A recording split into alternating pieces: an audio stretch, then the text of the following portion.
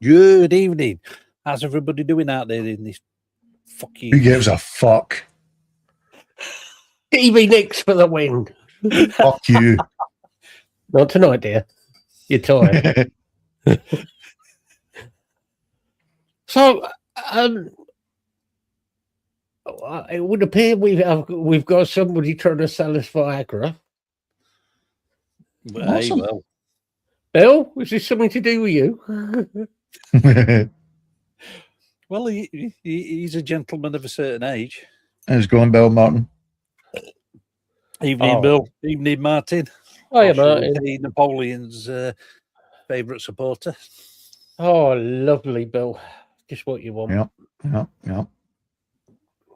If it makes you feel any better, I am teetering on the edge of like half awake, half asleep. Been up since 1 a.m. Yeah, been there, done that before. It's great fun. It's not fun, is it? Well, we've had a pretty good day. Like I told you guys, went through to... I was literally about to say, it's been a couple of days. Let's put it that way. Yeah. Eventually, you get to the point where the tiredness turns to insanity. And then you just I've had that before. Absolutely. You turn into Ren from Ren and Stimpy on one of his absolute fucking rage benders. Fucking hell, that's one for teenagers. Yep. Ren and Stimpy. Yeah. Yep. I've got Ren and Stimpy pajamas. Fuck you, Martin.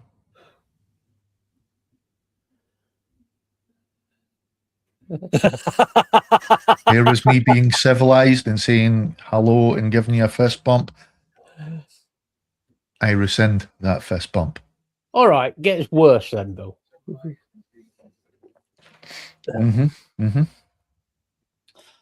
Yeah, we've had a good day. We went across to the dark side. We went to Lancashire. To Bury.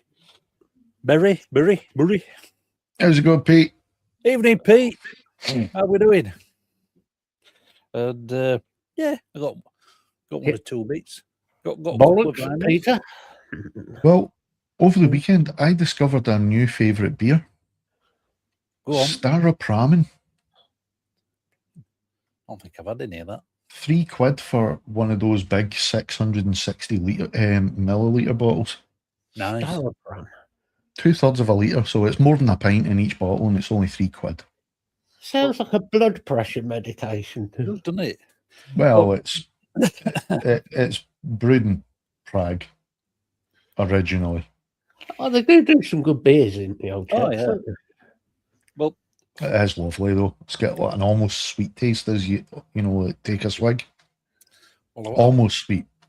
I've got a couple of new signs for the wall. Nice. One may trigger some lefties, shall we say? So. You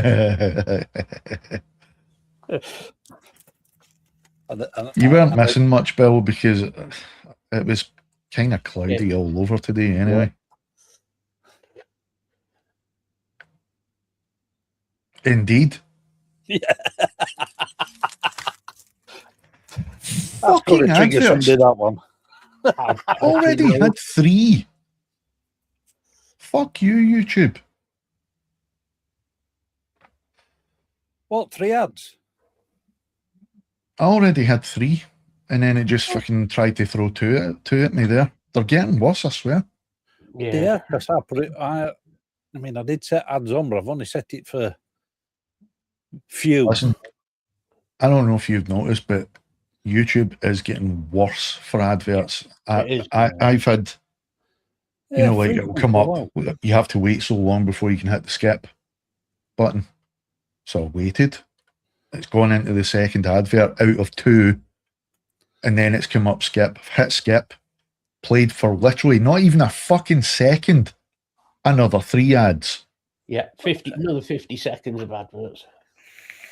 Right. Oh no, this was a good minute and a half to 2 minutes worth of ads. They are getting worse. Only for so long, Bill, because ad blockers are going to be a thing of the past fairly soon. The companies are basically finding ways around them now. Don't worry, Pete. I'm sure he'll find somebody to bitch about. How about himself?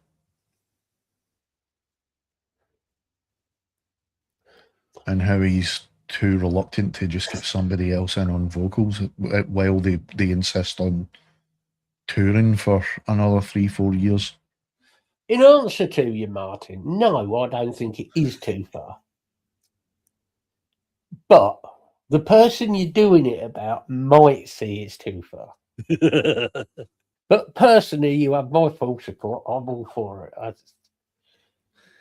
it. Not going to hear any arguments from me. Just don't go through DistroKid, because fuck DistroKid. And the person in question does leave himself open to these jokes. Well, yeah. This is what you get playing with raccoon boners. Just don't tell them about the black pudding. I don't even want to get that thought in my head. Yeah.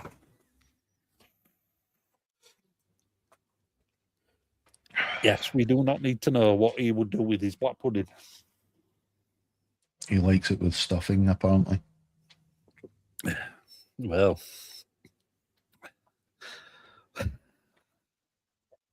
that's what I heard, at least. And there's a lot worse that I could say, but I won't.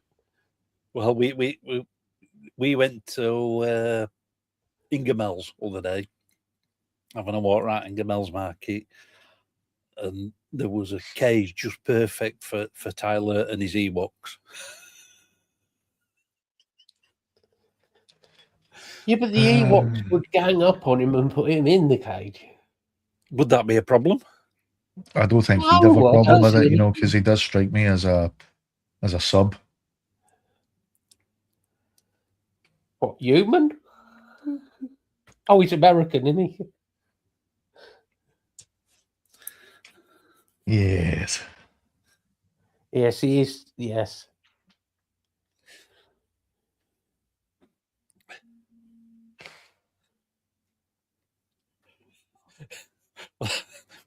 For that this week's shopping list. Bollocks. I wholeheartedly agree.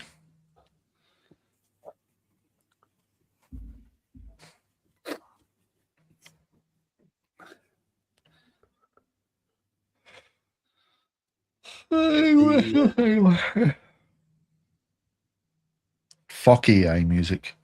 I'm sick of seeing Suno fucking pushing their shite on YouTube. Hell, yeah. Doesn't matter. You know, you can like on YouTube, it's getting pushed all over Facebook and all at minute. Well, I don't know if you know when it comes up saying down the bottom 1 of 2 and it's got the little eye. You can click that. If you don't like an advert, you can click it and you can block that advert. Right?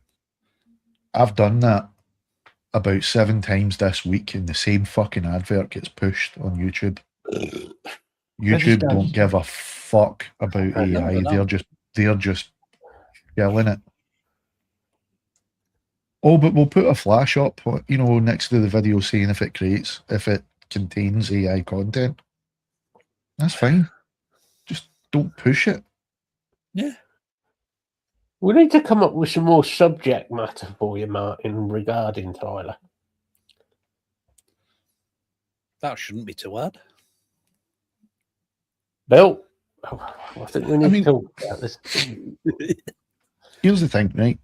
If you use it creatively, that's fine. But if you're using it, putting it out there, and not letting people know that it's AI, because it's getting that good now that sometimes it's really hard to tell the difference unless you've got the diagnostics to be able to check. But if you're pushing that as your own fucking creation, you made it, you sang it, you played it. It's taking fucking money away from somebody else that could maybe that's Anthrax's plan, mate. We're going to get an AI version of Joey. Judging from the 2 out of the 3 singles we've had so far, yeah. I've still not listened to that new one. I'm It's, after what you said the other day, I'm a bit. Do I really want to listen to this? It's kind of mid. It's all right. At a push. It's not the worst. But I mean, considering they're saying that this is some of the best stuff, the album as a whole is amazing. That's 2 of the first 3 singles they put out, and I'm worried. Anyway, I'm not going to go on about that again. Well, their words were, "This is the heaviest album we've ever done." Yeah. One of them was like a midlife crisis. Yes. For pensioners. Yeah. The other one's just, I don't know what the fuck it is. It's just paint by numbers. Yeah. Oh, I did see something. Which again is for pensioners. Yes. Deep Purple are getting the original lineup back together. Oh, fucking hell, that should be fun. Yeah. Hold on. How can they get the original lineup back together? This is what they put. John Lord. John Lord. They use AI? Yeah, unless they're going to dig John up. But a certain guitarist is coming back. That I know that, not going to end well. There's going to be arguments. Yeah, because they've all hated his guts. It's his Perfect Street Rangers. Perfect Street Rangers. Yeah. It was a good album, though.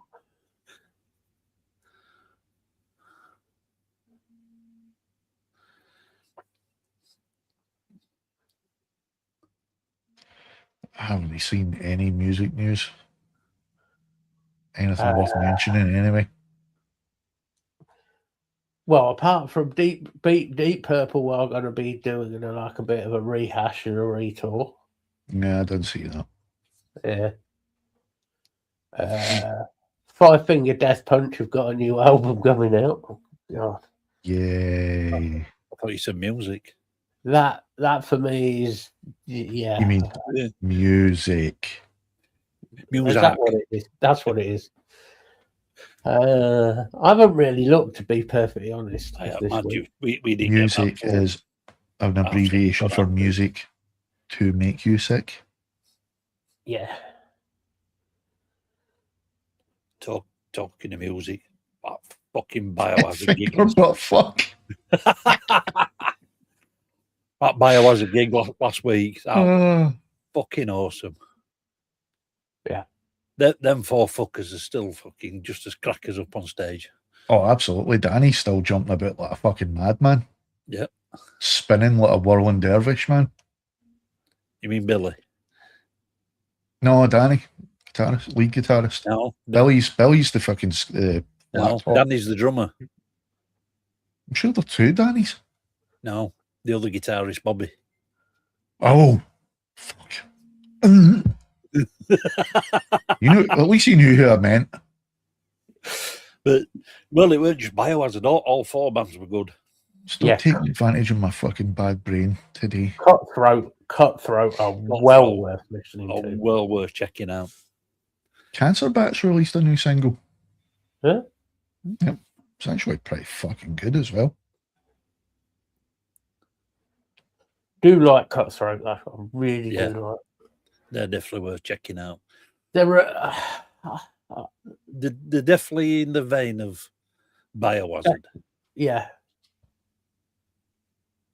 To say they're from LA as well, they've definitely got that East Coast edge to them. To say they're from West Coast. Yeah, but they've got that sort of New York sound as well, which is really strong. Oh, yeah.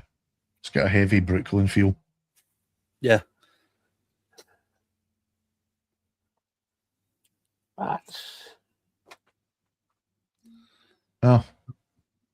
Dave Lombardo and Lustmord are joining forces.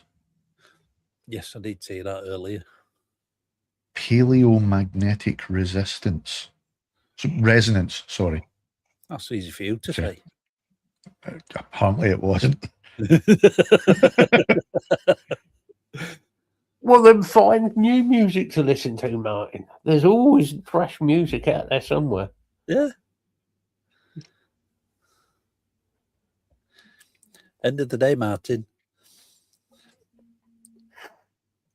Tony Iommi and Motörhead have already written the coolest riffs.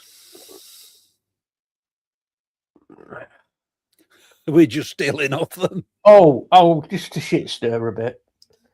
I did something stupid the other day. I joined the Blackie Lawless Appreciation Society, in other words, the WASP, on Facebook. You're living up to your fucking name, Matt. And Blackie put a post out, okay, a video, saying how much he loves Chris and how much he wants Chris to get better, and he wants him to join WASP again and do more gigs with him. I was like, mate, that ain't gonna fucking happen in a million years. And everybody was going, "Oh, it's so nice. It's so good to see him back together." And I just thought, not gonna fucking happen. Never. Not a chance would Chris rejoin. Maybe after Chris gets paid, eh? Yep. You pay him the money you owe him. Or the money that he stole off him. Yeah. Oh yeah, that's right. I forgot about that. Sid Wilson is still promoting himself as a member of Slipknot.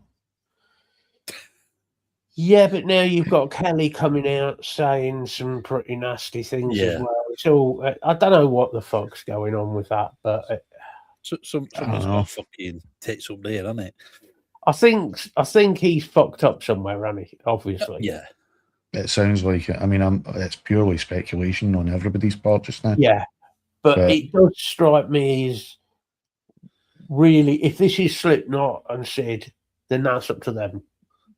But that's literally only four original members left. If.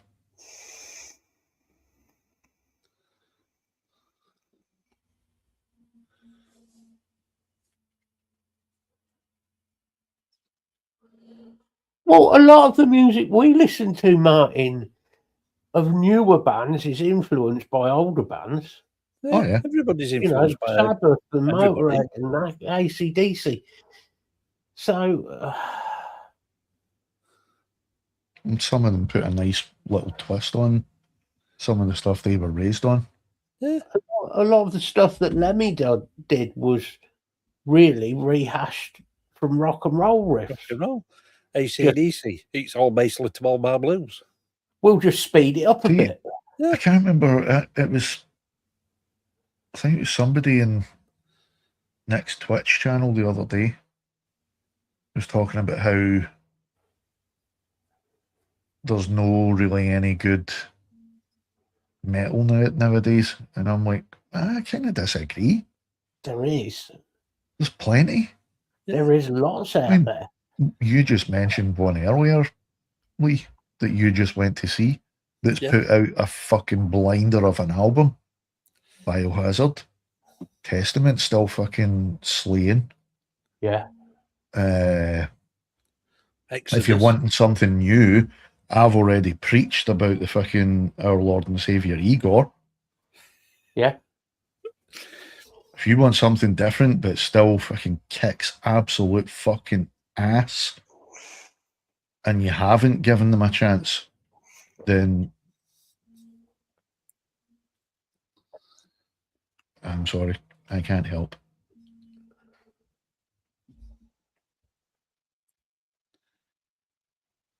Loads of good bands though. It is. There's that it's just sadly none of the Polynesian band from New Zealand. I was just about to say you've got the likes of them, and then you've got Alien Weaponry, New Zealand. Black Shepherd. Yep, that's the one about Shepherd's Reign. Shepherd's Reign. Yep, Shepherd's Reign.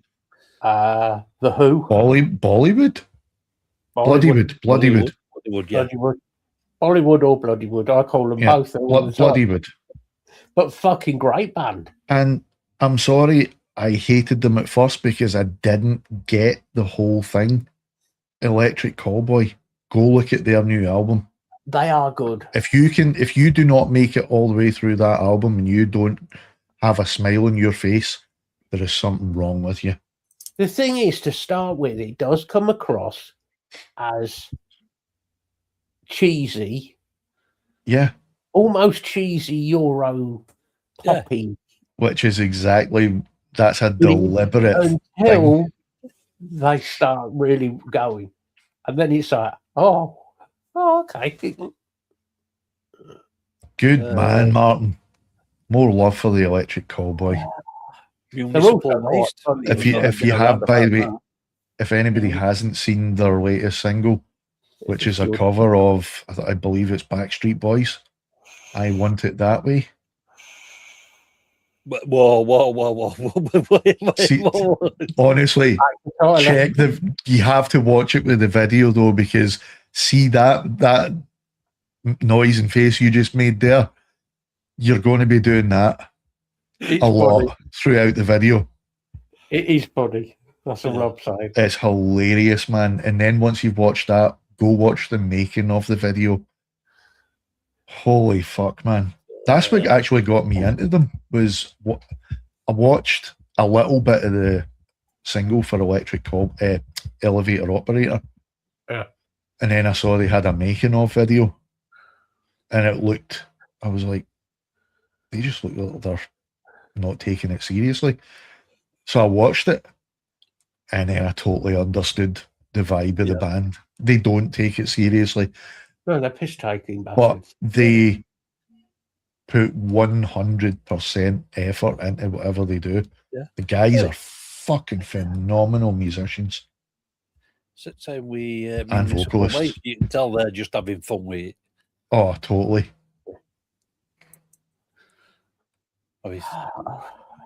Not last year, year before, when we saw Cannibal Corpse. They were fucking good that night. They're good night. Oh, and for fans of 12-Foot Ninja, Nick, the vocalist that left back in 2022, has recently resurfaced. He's joined up with two guys from England in a band called Ashen Skies. Quite. It doesn't have the kind of really amazing silliness of 12-Foot Ninja. You know, it doesn't have its moments where it doesn't take itself seriously. It's 100% serious, but it's still got, because it's Nick singing, it's still got that vibe.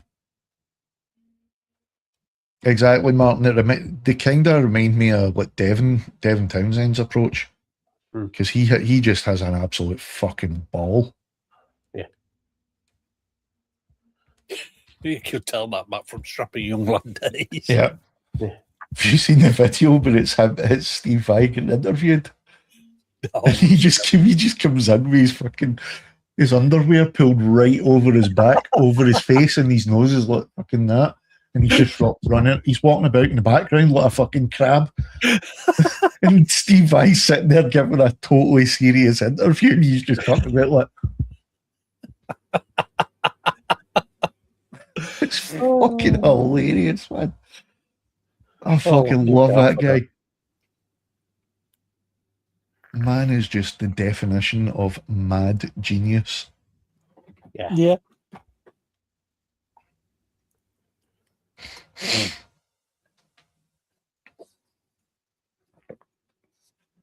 Yeah, I'll find the link and I'll need to put it up because it's fucking hilarious, man.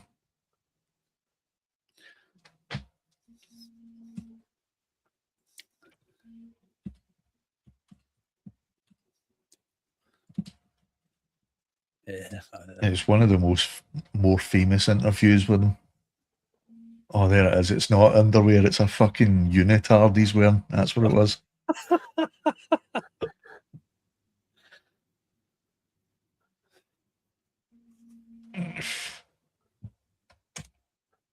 I strongly recommend watching that. The other thing, Martin, is you will always go back to the music that got you into music. Exactly. You'll always go back to that. We all resonate right around what we grew up as teenagers with. Yeah. I've been doing a bit of that recently. I started listening to a lot of punk again. Yeah. I'm fucking loving it. I know what you're saying, Bill, because it's worse over here, dude, for bands playing. And a lot of the time that's not down to the artists, that's their promotion team. Yeah. Well, you're either going to up management. You're either going to Belfast or you're going to Dublin. Yeah. Well, same for us.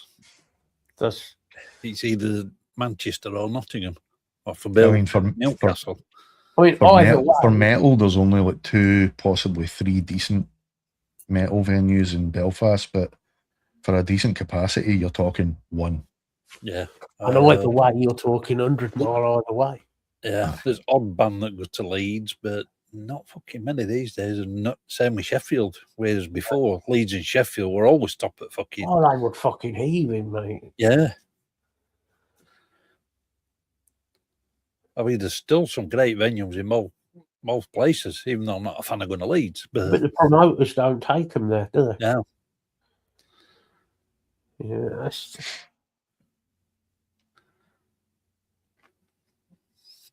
Because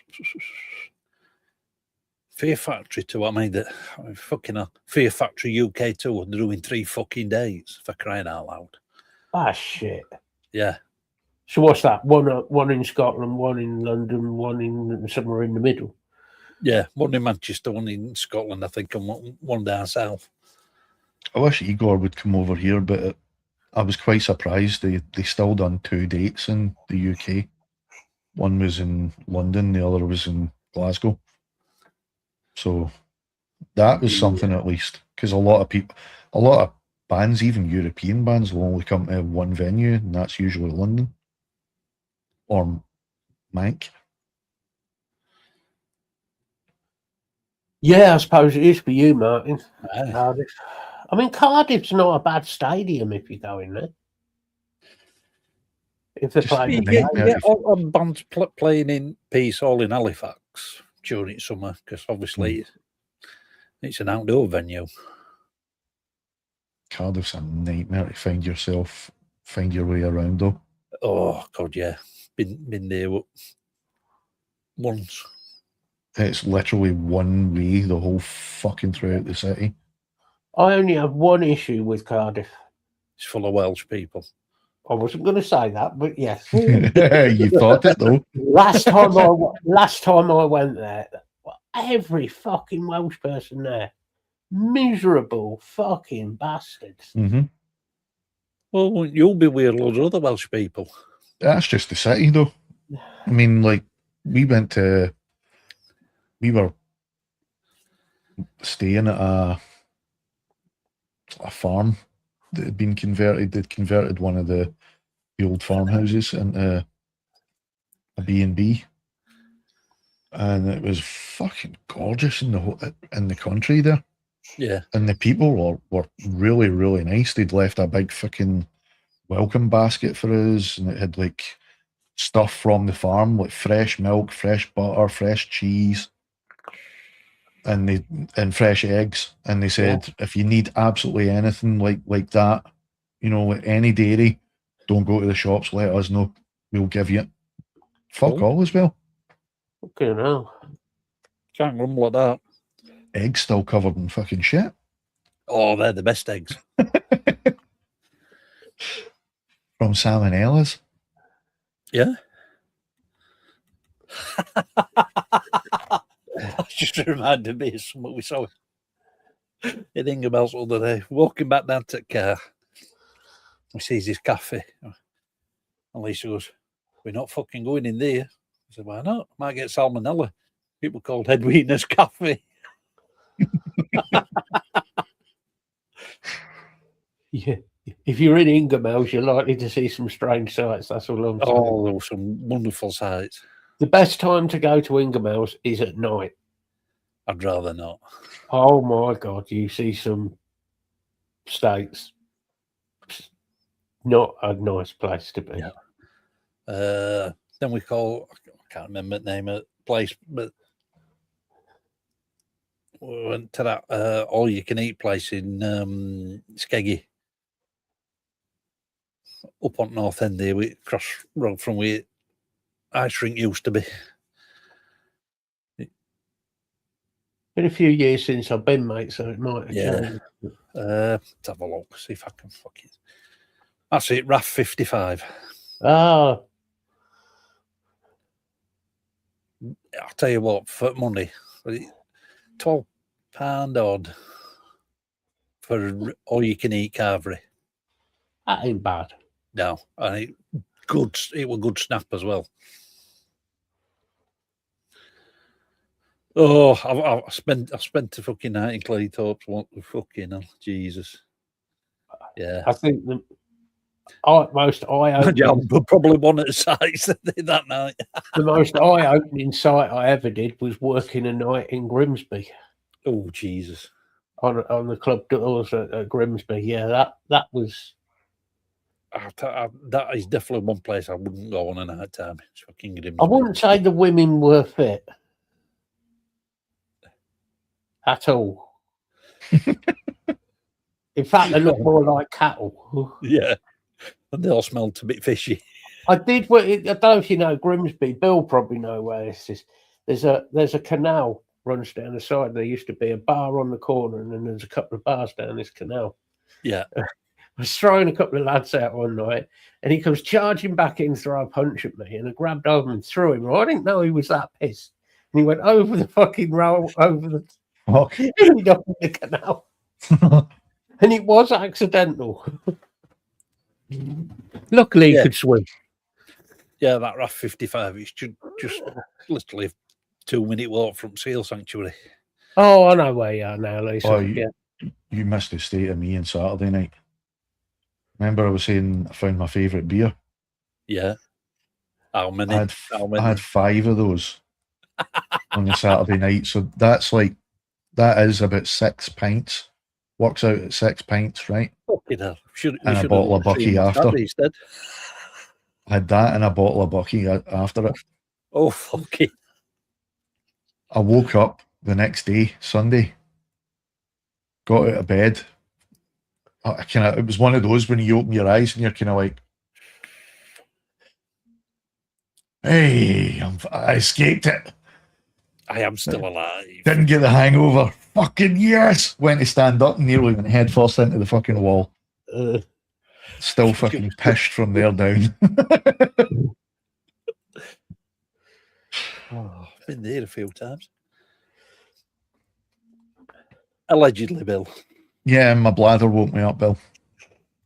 The joys. I'm not surprised with all that ale and Buckies. Worth it though, man. It was fucking lovely, that stuff. No wrong with that. If you enjoy it, that's all that matters. Yep. I've ordered 10 of them in my shop. Oh, lad. As soon as I got home, and I was like straight on to Tesco, and I'm like, any offers on Star of Pramin? 4 bottles for 5? 5 bottles for 4? I'm like, give me 10.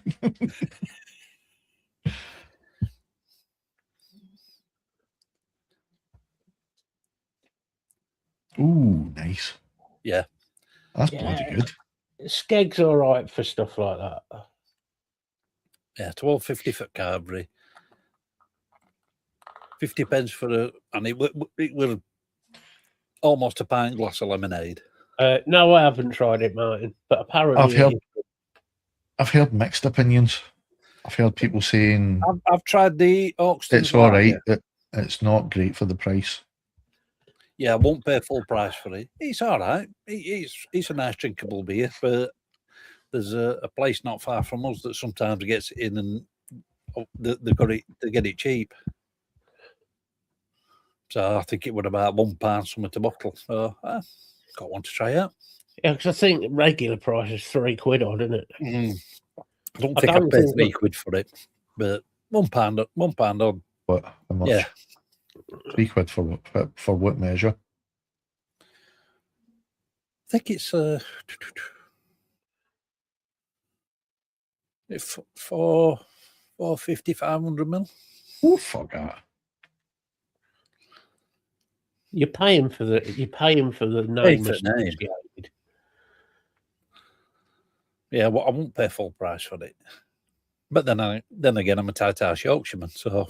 Well, I'm a tight ass Scotsman. Hence why I like the Bucky and I like cheap beer. Yeah. As long as it tastes nice, I don't care. Why do you think I got all that beer when it were on offer at Morrison's during World Cup?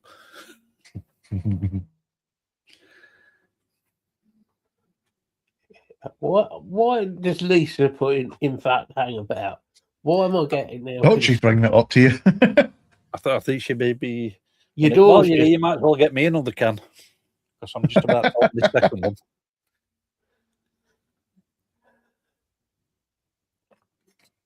Can, bottle, whatever. Why don't you stop going down, any? Why don't you just buy the keg? Yeah. You could order it on Amazon and get delivered to you, so you're not having to lug it. We did you sang about did try and fucking get me to buy one of them fucking stupid PD machines. Nah, fuck off. I didn't mean one of those. I mean a proper keg. Aye, but it's already got the fucking tap on it. Yeah. I've had a few of the mini kegs, especially when they get it in Trooper.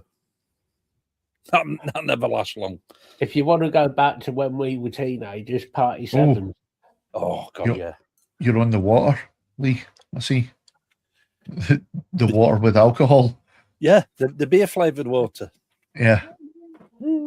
It's still nice, right enough, but it's just compared to what I was used to with San Miguel all the time. Alex. I have actually found locally there's a shut down pub where they've left some of the stainless kegs outside. So I'm thinking about maybe taking one away. So I have an idea for something. I've had worse ciders. Diamond White for one. Oh, fucking hell, yeah. White Lightning. Ice Dragon. Woodpecker. They were the days. Yeah. All right. Fucking $1.99 for 3 litres. Yeah, there's a reason it was that cheap. Yeah. Fucking battery acid tasted better. He's never seen an apple in his life. Yeah. Literally, if you've got anything in your mouth at the time, it starts leaking out your cheeks because it's burning a hole. It's not bad. Would I go mad over it? Not so much. Is it a dry, medium dry, sweet? It's definitely not dry because I wouldn't be drinking it if it were. It's got a sweeter edge to it, but it's not over sweet. I don't like a dry or even a medium dry. But yeah, you're paying the price because it's Clarkson contribution. Yeah. But I won't go mad. I won't go mad over it. Nah. I like my fruity ciders. I know it's made of apples. Technically, it is fruity. Me too. Well, we know you like it a bit fruity, dear. Papa Berg recorder leg. Yeah. Ooh. Pear cider and like berry ciders and stuff like that. I prefer. So I'm sorry, people. I can't reply to it if you're saying anything because I can't read any of that. He said Bay's Windfall is a nice still cider. It's made with red apples and it's like juicy West Country style. No. That stuff is dangerous, Martin. If it's proper, So it's too nice, is what you're saying. I'm saying your feet get pissed and then your legs and then you fall Oh, over. right. Stand up. We also Apparently, have the problem that cider causes my blood sugars. Blood sugars. So I can't drink too much of it anymore, which is a shame because I don't I like used to like cider, but Does sulfur or sulfides affect that? because it might be that. Other than the sugar content. I haven't got a clue. I haven't done that scientifically. It's just try something. Am I okay? Do I stay well? Then yes, we continue having that thing. The only reason I'm asking is because I know Recorder League and Copperberg are high in sulfides. So is Buckfast. I can't remember what it was, the last one that I had. I just know it were a Christmas special one. It was like a mulled. You could have either of it. It was spiced cider, and it was lovely. It had been in, obviously it were a Christmas one, so it had been in fridge for a while. But good God, did it make me poor? Yeah. So we're just, well, that's that out at window then. Can't have that anymore. So yeah, not too bad today. I had to eat. I thought I'd have been. I might be. It's good because we had Papa Wizard, so we weren't exactly walking fast anyway, were we? I can't walk now anyway. I had my biddy trolley. Take my biddy trolley with me around Bury Market. I were absolutely fine. Especially when we found tool section in gas generator. Even though he's got 3 sheds and a garage full of fucking tools. Massive drill. I think it were an impact drill, weren't it? Yeah. Massive impact My drill. face. In a hard case, everything with it, battery charger, all working, and he said it were working. 20 quid. Fuck's sake. And he's clearly been living in Yorkshire too long because he walked away. Well, to be fair, it's probably a good idea because they couldn't tell him the health of the battery. Right. So because they couldn't tell him how long the battery stays charged for. Plus, risk of injury to oneself. No, well, he's got a car. Anyway. He's got a car for that. Yeah, that's what I mean, though. His own car runs him over. If you can't trust the car, what good's he going to be with an impact drill in his hands? He went for a Burton other day painting shed. Paint all over the place, cut all his arm. And he can't be trusted to do old. Like, why didn't you phone us up and tell us you were painting shed? We were going to help. Please, off work a minute. Like, we'd have gone round and helped him. No, we'd have gone round and laughed at him on floor covered in bed. We could have gone round and helped him out. Just paint shed. It wouldn't have taken long with 3 of us at it. No. I couldn't do Scrumpy, Bill. Too chunky textures, man. Chunky with the pineapple balls. Never had that. Scrumpy's fucking dangerous. Yeah. I'm sure it is. If you can't, I'll tell you the one to get then. If you can't drink Scrumpy, get yourself a bottle of French Calvados. It's apple brandy. Oh, no, that would be dangerous. Well, it is for me and Bill. Do it. I'm telling you. Calvados, the proper French stuff, is about 90% proof. Oof. And it tastes verdict you know the Jameson's thing? Yeah. All too well. It's the same. It's so smooth. It's definitely drinkable. I've had a lot worse ciders over the years. Oh, Executioners, Bill. Oh, there's a drink. Oh. I've had, what's the Greek one? Stavros. No. No, he was Barry Sheen's mate. Begins with an O. Fucking hell. But he had a few Ouzo in his time. Oh, Ouzo, yeah. That's lethal. That's lethal. Rocky, which is basically the same as Ouzo.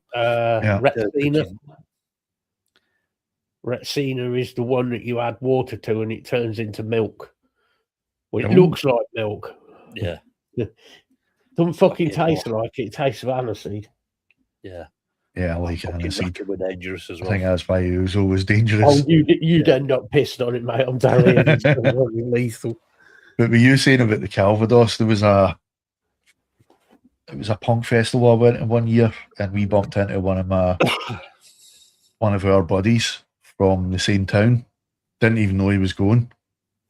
We're like, Monty, fucking hell, fancy meeting you here. And he's like, you up to, lads? And we're like, we're playing. And he's like, you playing here? And we're like, aye, we're playing. And this was the night before we were due to play. And he's like, he's drinking it. And I was like, nah, maybe have one or two when I get back to the tent.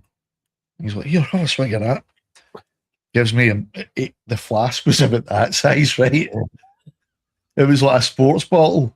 Oh, fuck you know. And he says, take a swig of that. Took a swig, and I'm like, oh, gorgeous though, man. I'm like, what the fuck is that? He said it was some sort of forest berry brandy. Something like that anyway. And it was fucking dynamite. I didn't want to give him it back. But if it wasn't for the fact that he was taller than me and they kicked my ass. I'm not keen on sake. I've tried sake. I don't. Nah.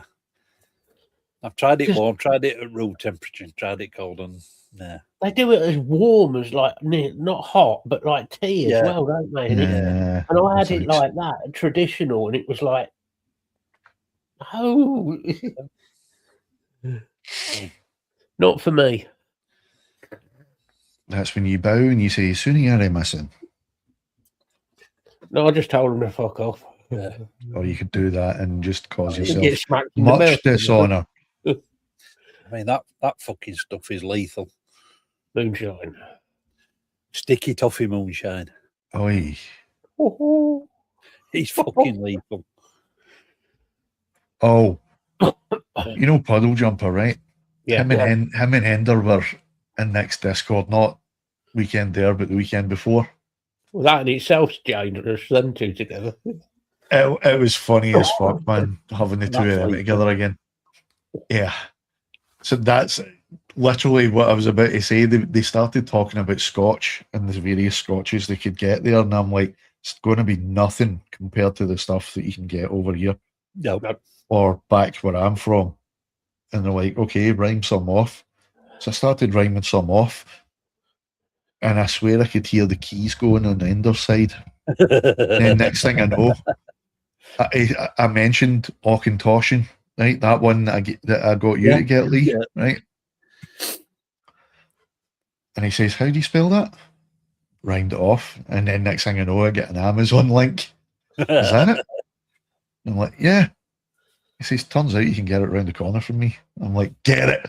Get it. I was like, the only thing is it might be quite dear where you are. And he went, it's about 65 to 70 Canadian. And I went, what's that? Our money? That's Seems like real money. about £30. I'm like, fucking buy that shit, man. Yeah. Because in Enders, he's got Irish in his family somewhere as well, hasn't he? Probably. I'm sure. I remember talking when he's not saying too much, but when his daughter had some. Aye. But then I said about the Singleton, that one that I swore that I was going to take my time with, and ended up finishing in about 2 or 3 days. Yeah. So I said to Puddle, now warning, because I said, right, get this. If you can get it over there, get it. And he says, oh, you can get that here. He says, you can get it in my local. I'm like, fucking get it. Yeah. He says, I've ordered one. I'm like, brilliant.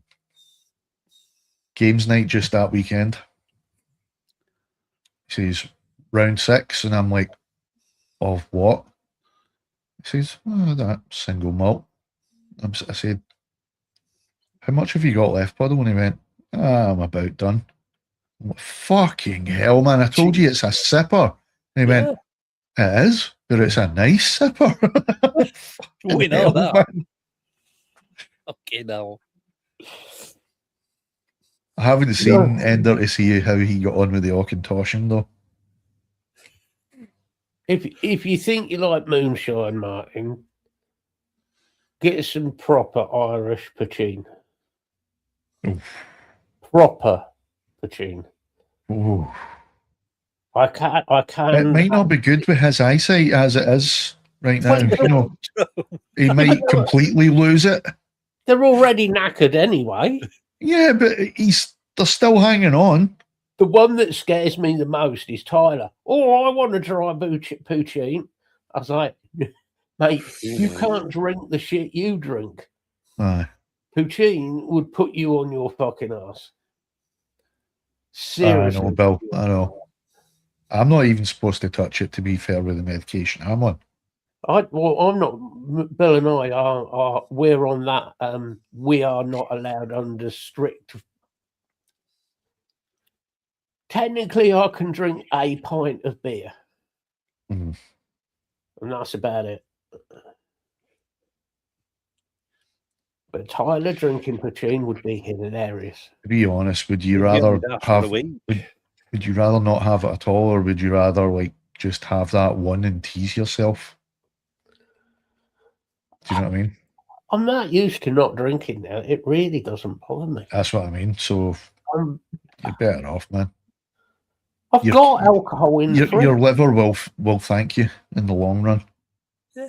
That went years ago. Yeah, but it's the only organ that can heal itself. No, I killed it 20 years ago. Me and Bill had a competition. Yes, Martin, you're absolutely right. Well, yeah. As Eric Idle said, it's like, what was it? Drinking, having sex in a canoe. Yes, it's fucking close to water.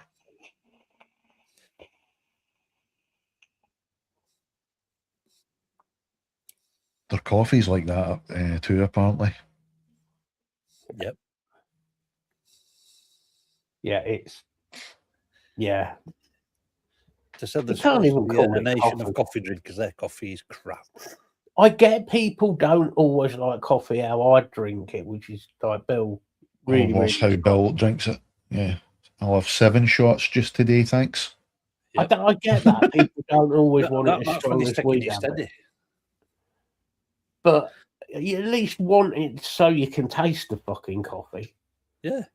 Yeah. And then Americano just tastes. It's piss water. Yeah. Nothing. Piss water. If I get a coffee at a barista, I'll always have at least 3 shots. Yeah. There's 3 extra, I mean. Yeah, there's coffee shop in town. They do really nice coffee. It's strong, but it's not bitter. You should never be bitter, mate. No. Because that's what I'm saying. Because even like if I'm getting a mocha, the whole point of a mocha is it's sweet. It should be sweet. It should be smooth. Yep. It should be. But I will always get if I get it at a barista, I'll always have 4 shots in my mocha. Yeah, and it's never bitter, like Murphy's. The one. Do like a Murphy's. Oh, fucking damn right. Might go and get one when I finish these 2. No idea, Bill. We've discussed this before, William. Yeah, I think that is actually the point, is because they can't handle that. They can't handle the coffee. That creamer stuff, I don't know about anybody else, but you put that in coffee. I'd sooner have like an OG joking apart as like the almond milk. I'd sooner have almond milk in my coffee than I would. That's pretty much just coffee, mate. But that does taste nice. I'm not your fucking mate.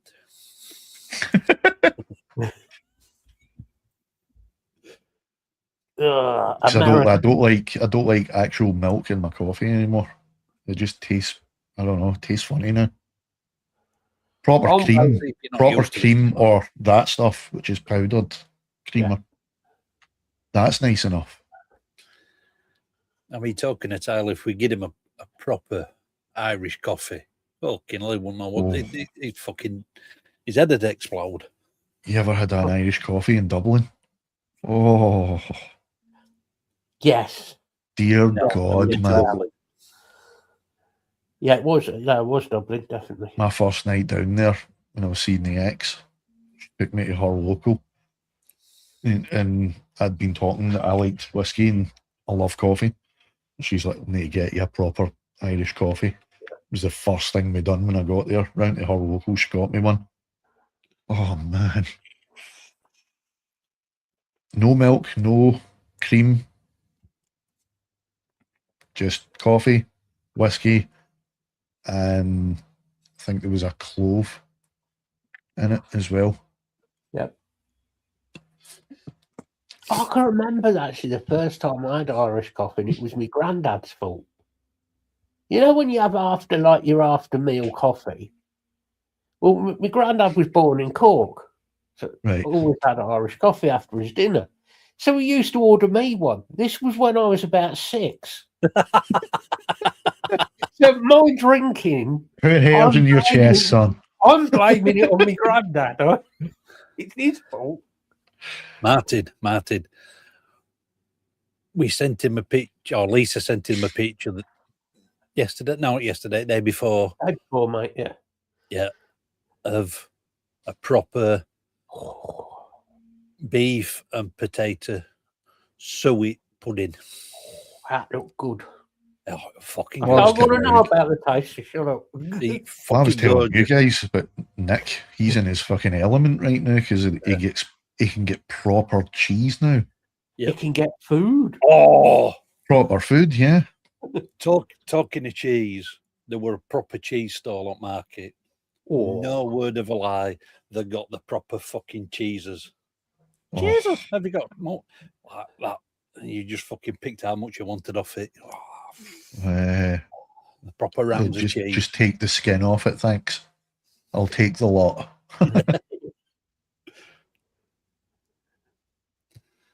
But you'll see it on video because I thought, fuck it.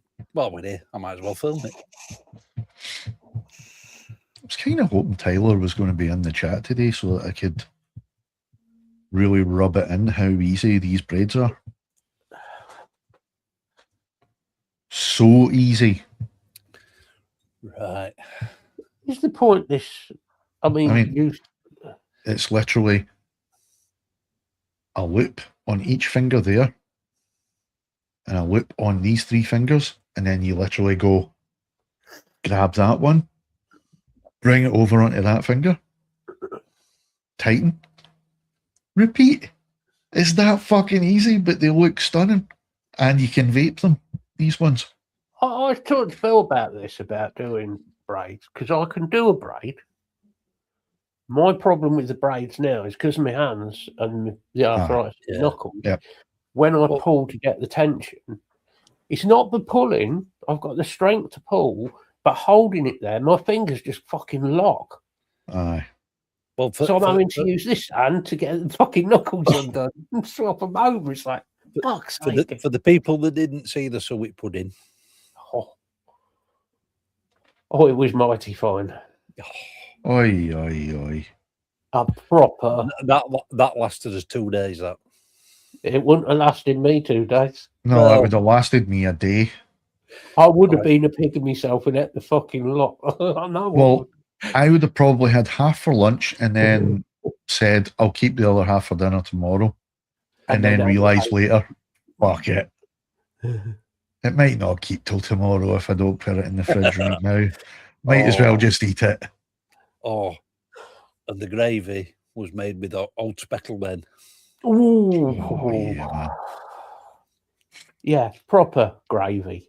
Yeah, proper gravy, not that fucking white sauce shit that Americans have. Yeah. I just don't know how you could eat food with that on it. That stuff sounds to me like it's basically a bechamel that's been threatened with a meat juice.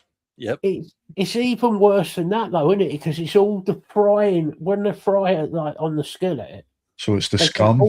It's all the scum and all the burnt bits, and then they put that in a sauce and reduce it down for a gravy.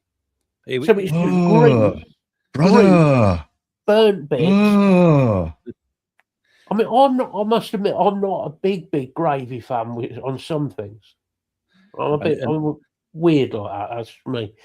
This is the inside of the suet pudding. Oh yeah, pure porn. Good porn. Oh my God, look at that. Just look at that. Tender. It just fell apart, man. That's how it should be. Oh, that's making me emotional. The way that's just falling apart, man. Yeah. Proper braising steak as well. I never knew you could get a hard on from watching beef porn. Well, we've all learned something today. Anyway. At least the males have. Yeah.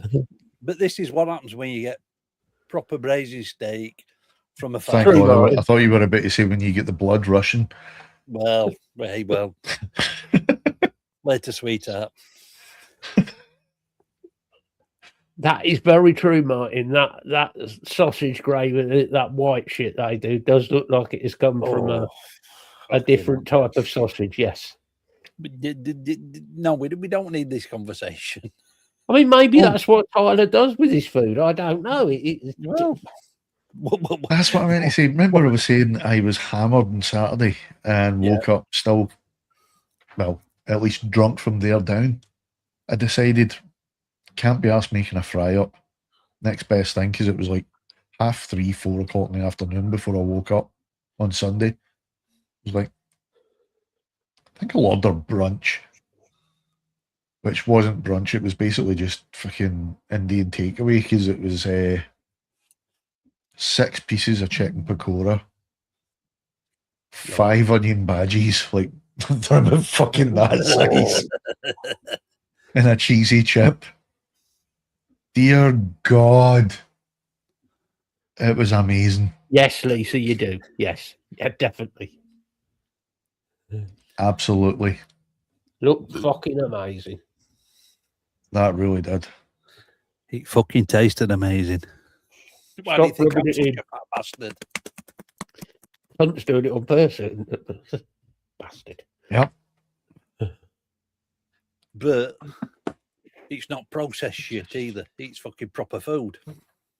That's what I love about living over here now. Yeah, get some good food over here. The meat over here is, I would have said Scottish. Scottish produce is really nice. Over here, the meat produce though, holy fuck. Yeah. And if you go to one of like the butchers over here, like local, it's on a different level, man. Yeah. We need to get some more chicken Kievs, and I'll get some pictures of them. You won't think it's a chicken breast Kiev. The fucking honestly, I like that. Aye. From the same farm shop we got that braising steak from. That braising steak were about 22, 23 quid, and it were a fucking tray full of braising steak. Put it this way, it's gone into 3 fucking bags. Jesus Christ. That's how much there is of it. Lisa, I had a friend of mine who used to be a professional chef, and cooked at good restaurants. But when he needed things like how to make a peppercorn sauce, he had to ask me how to fucking make one. So all these chefs ain't fucking shit. Yeah. Beef and peppercorn sauce, man. Holy fuck. And not only did we get that braising steak, we got 3 kilos of chicken breast. Fucking breasts are like that. Aye. I'm not hydrogenized as well. Yeah. I do prefer larger breasts. Because that always annoyed me. You'd go into the supermarkets and you'd see like the trays of the chicken breast, and they're about that size, and then you put them in the oven and they just go. It's because they're all fucking water content. That's what I mean, because they're totally hydrogenized. Yeah. You end up with chicken nuggets. Yeah. Oh yeah, the saw some homemade chicken Kievs on market today, but it weren't the ones with the breadcrumbs. Nice chicken breast, nice piece of cheese on top, wrapped in bacon. Yeah. Oh, like, if it weren't so fucking warm as it was today, it'd have been worth getting a couple of them. You told us that before, Lisa. You need to You get did a tell us that. in the car for emergency food supplies. Yeah. And even though we you better took be careful about that pronunciation, just in case he who shall not be named is watching. I know it's a British thing. We have always pronounced it chicken Kiev. It's actually Kiev. Just in case. What would he know? He's fucking American. Just because he's got hair on his head. Do we want to risk pissing them off any more than we already do? No, well, deliberately. Yeah, but deliberately. I actually don't give a shit. He threatened to fucking kick me from his Discord, the prick. Yeah. So I put up one of the punk covers, and I said, sorry, it's not metal. I said, so please delete if not appropriate. It says, because it's punk. And he went, as long as it's not Anthrax. I was like, you cheeky bastard. I was like, do you know what? My next cover is actually, that I'm working on, actually, right now, is actually an Anthrax cover. And he put up @ mods, jail him. I'm like, you fucking prick. But nah, to be honest, post whatever the fuck you like. I don't give a fuck. Yeah, because we ended up one at Farm Shop. Cause last lot of chicken thighs we got, they were just shit. It was just full of water. That's what. The time chick cooked them, like I said, they just come out like fucking chicken nuggets. I mean, I remember when my mum and I first moved over here. She was over first the year before me, and it was her first year here. I'd visited once or twice, and we went into Lurgan, it's like the next town over. Yeah. Into the local butcher over there, because we had a local butcher here in Guildford. They were amazing, but they were a bit pricey. This one in Lurgan, though, holy fuck. 24 quid, and you come out with about 8 different fucking 8 sausages, like of either just beef or just pork, or you can mix and match where you get pork and beef. So you'd get 16 in a tray, and then you get like about 3 or 4 chicken breasts, and then you get your black pudding, your white pudding, your fucking veggie roll, your mince, your steaks, your bacon. And this was all in this big one fucking tray. It was about that fucking size, and it was piled about that high. And the thing is, when she cooked it, it came out almost the same fucking size as it went in the oven. Well, one at store. In fact, I think it was actually the Berry Black Pudding Company store. They got some Cumberland sausage on there, but it weren't the curly one. It was straight. Oh, it doesn't matter. It's still Cumberland. Yeah, we did. It comes out the same shape anyway, so it doesn't really matter. Yeah, we might have had a Cumberland sausage from Farm Shop as well. Oh, that was fucking gorgeous. It's one thing I miss about having an Asda right next to me, because we used to have an Asda right next to me in Clydebank. Yeah. It was 5 minutes to walk from my house to the Asda. And you could go in, and they always, didn't matter what time of day, they always had the Cumberland sausage. Yep. Ready to take out, and it was still hot. And it was like £1 for a thing about that fucking size. And on Berry Market, they've actually got a proper meat and fish market as well. Aye. That one at stalls, one at butcher stalls have got steak and black pepper sausages. Yeah, they did look nice. I mean, I will say over here, they do a pretty decent black pudding. Still not a patch on the Scottish, but no, it's not. Ours are slightly spicier in a good way. Apparently, Barnsley black pudding used to be the best, but the guy that used to do it passed the recipe on to his children, and they didn't want to continue making it. So apparently, berry black pudding is the next best. I used to be able to get Stornoway black pudding for free,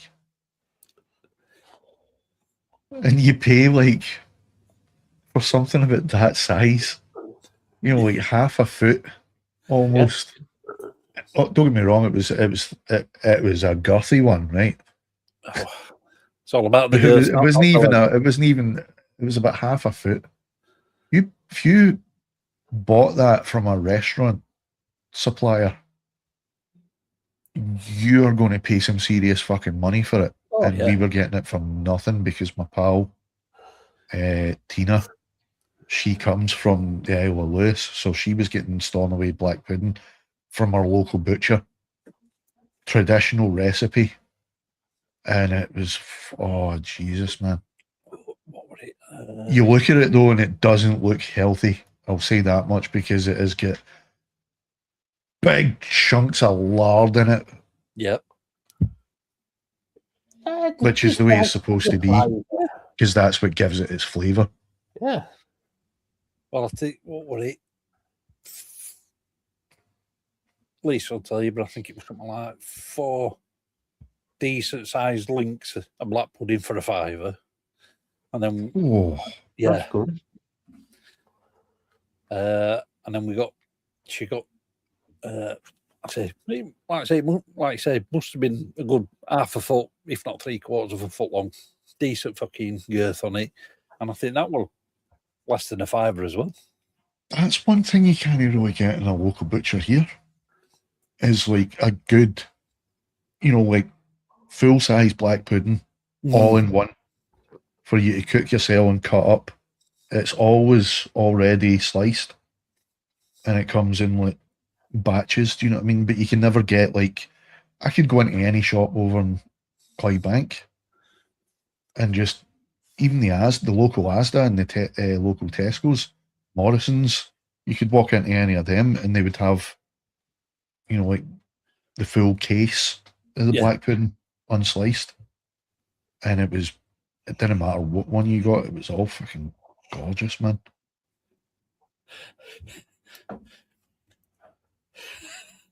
And Jesus. Lisa got a black pudding balm. So I thought, I'll wind them up here. Says it's not a balm, a bap, or a bun. It's a fucking bread cake. Oh, yeah. All right, well, it's 6 links for a £5. You've not had decent haggis yet, though, Martin, because I don't like the idea of it. It's got to be proper. Again, my pal Tina, she brought some back from Lewis, and she insisted on me trying it. And poor little animals. She made it with like fresh spuds mashed, and peas, carrots, onions. My God, it is awful. It's how it's cooked and prepared. It doesn't matter. It is stunning, Martin. If you get a good one. That poor little haggis getting cut up and eaten just for your pleasure. Haggis is beautiful. Put it this way, Martin. See the haggis that she brought. It was more tender. It was more tender than like your 5% fucking steak mince. Are you ready for this big black one? Oh Jesus, we're going to summon Taylor now. 6 pieces of that for a £5. So oh my God. Which is cheap, but £4.80 for this. Oh. Don't be putting that. Don't be putting that in the group. Tyler will come over all unnecessary. Oh, do. Please do. Yeah, but you want it for a different reason to what Tyler might. Tell him it's not about the length, it's the girth. It's dated until January. Wouldn't last that long. No, it won't. It's Because not- it's my dad. So Yeah, it'll it'll not last. a couple of days, if I'm that. say it's not going to last till end of week. No. Lisa, I was just about to say that wouldn't last even a week in my house. And it's just keeping one me of those for myself. on my own. People eat it. I'm keeping one of those for myself. Everything else is going to my mum and dad's. That would get demolished probably shorter than a week on my own. I saw that for £4.80. I'd already bought them. I was like, holy shit, I'm having one of them. Too fucking right. £4.80. I got one half the size of that other day from Farm Shop, and it was $2.99, and I thought that was good value. I don't like that either, Martin. I don't know.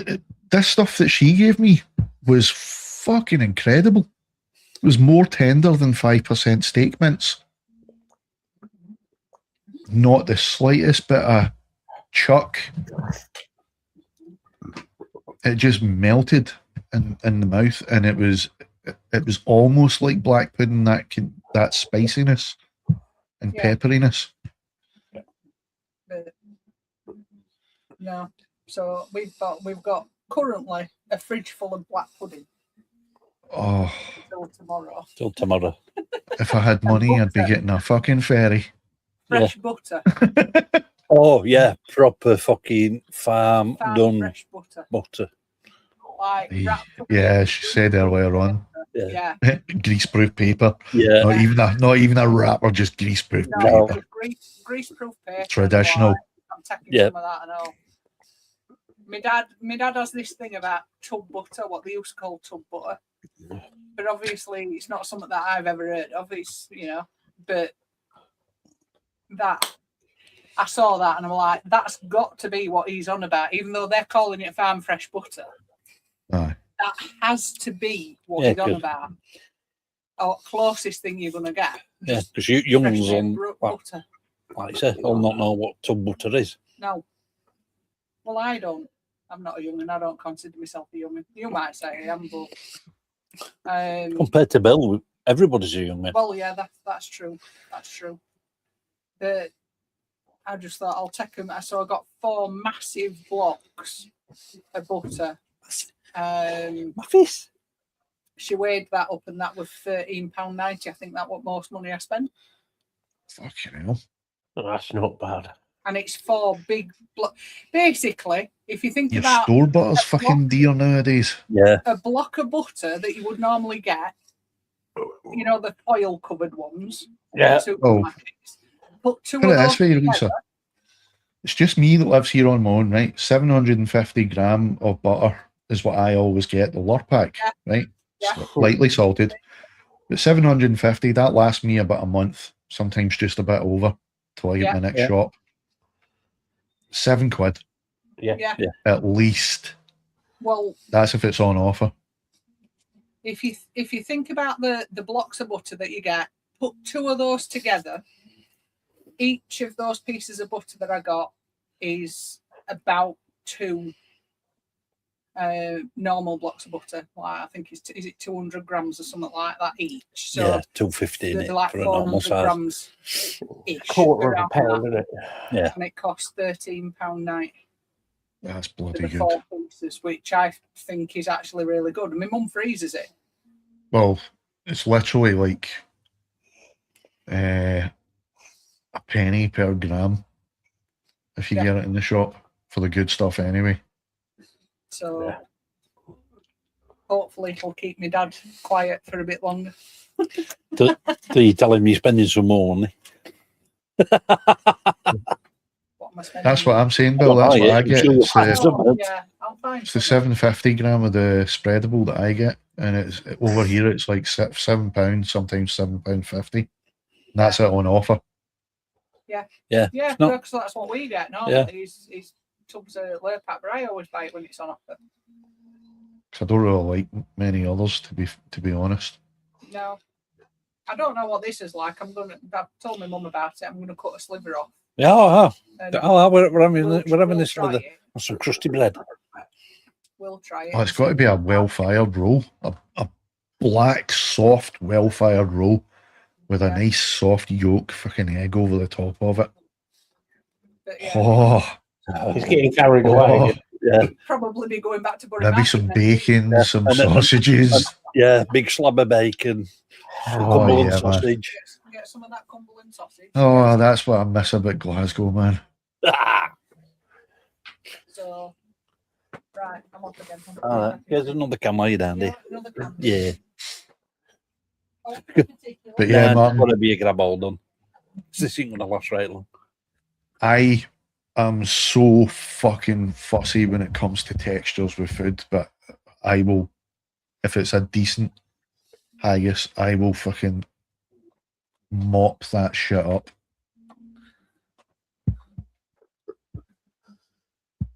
I love haggis. Got to be at least butcher's one. Nothing from a supermarket though. Yeah. Never. Fuck that. Because then you're risking getting some chuck. That's what you get listening to Matt, though, Bill. An headache every night.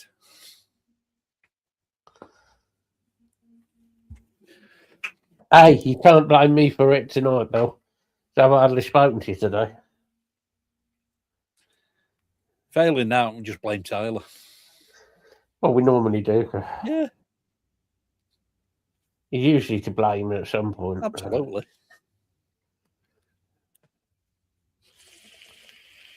I don't know where he is tonight. He's not meeting somebody in the car park again, is he?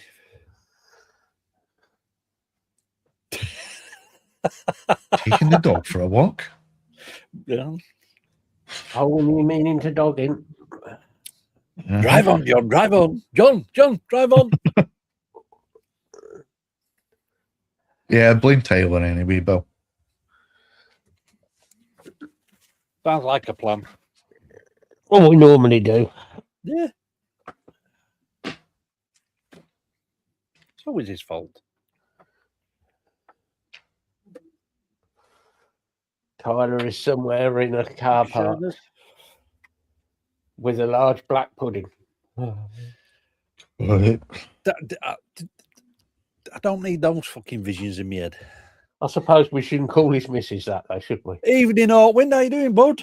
Not seen you for a while. Hey! I've just put myself off black pudding, calling his missus black pudding. Hey, you've just come in time for Maltread beer. Well, when I finish this one.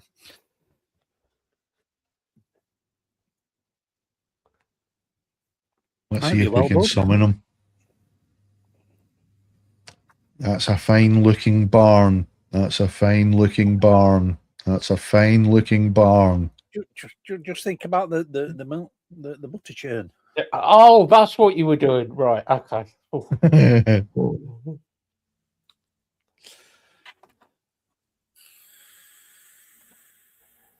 I agree, Bill. I agree.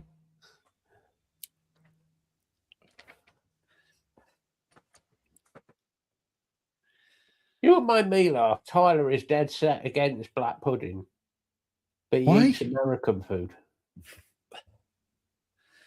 Why is he against black pudding? He said it's disgusting. I'm not keen on black pudding, but I'd rather have black pudding than American food. I fine, get but like black pudding or haggis. I get that, but I don't care what it's made of. It's how it fucking tastes. Yeah. It's incredible. It's an incredible. I don't need to know that it's blood sausage. I don't care. I don't care. It tastes fucking incredible. Well, it's not blood anymore these days. They're not allowed to use it. And it ain't a proper fry up if it doesn't have fucking black pudding. Exactly.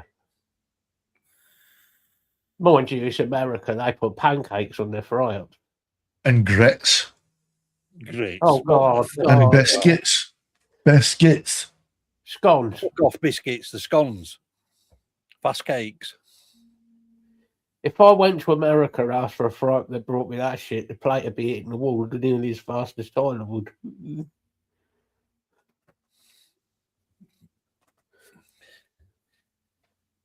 This is it. It hasn't been made with blood for fucking donkeys.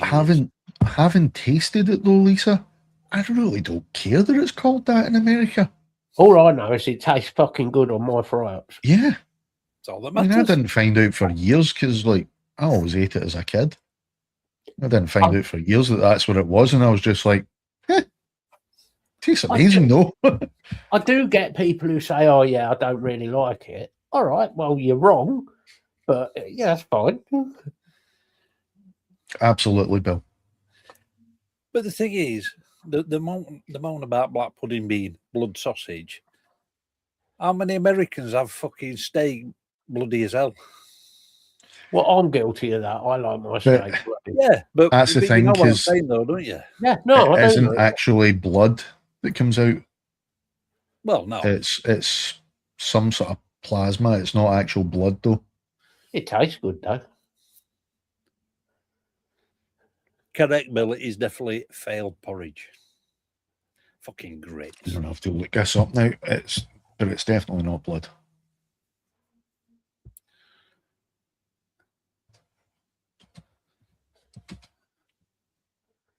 Steak should be done so it's just pink. There we go. It's basically just water and myoglobin, which is protein. Yeah. But you know what I'm saying, though, don't you? Oh, absolutely. I used to hate I hated the idea of a rare steak until someone actually put it down in front of me, and I wasn't arguing because I was that hungry. And then I tasted it. Get why people don't like it like that. Some people prefer it a bit more done. Mm-hmm. Just don't fucking cremate the bastard thing. Oh, yeah. No. That's how I used to like it until I tried it medium rare to rare. And it was I used to have mine incredible, man. medium these days. I used to have it cremated, but now these days I have it medium. Yeah, everybody's different way you like the food, and that's fine. Oh, Martin, they're fucking biscuits. Biscuits, me ass. The fast cakes, scones. Biscuits pastry. are like custard creams and bourbons. That's a biscuit. Well, is it not just failed fucking short pastry? Well, I'm presuming so. Don't know how tall it is.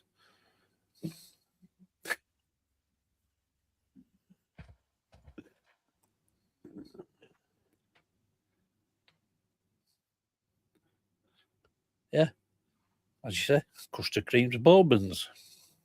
Custard Biscuits. creams. Not a better biscuit on the face of this earth than a custard cream. Not dunked in a really hot cup of coffee or tea. Yeah, that or a bourbon. Any of you guys tried the... No fucking time. If you haven't, prepare for a revelation. If you haven't had the Tesco's chocolate-covered custard creams, whoa! Imagine each one's about. You're talking about 2 to 2.5 inches. They're bigger than your normal custard cream. Ooh. Slightly thicker, but it's not just a thin coat of chocolate. It's like it might as well be a chocolate bar melted over it. That sounds good. It's almost like a penguin, but it's a custard cream inside. Talking of penguins, I'll tell you what we did see at market today. Strawberry milkshake penguin cake bars, but it were proper chocolate that were on the outer, not this fucking chocolate fucking substitute covering. Because Lisa checked ingredients. I should just said there.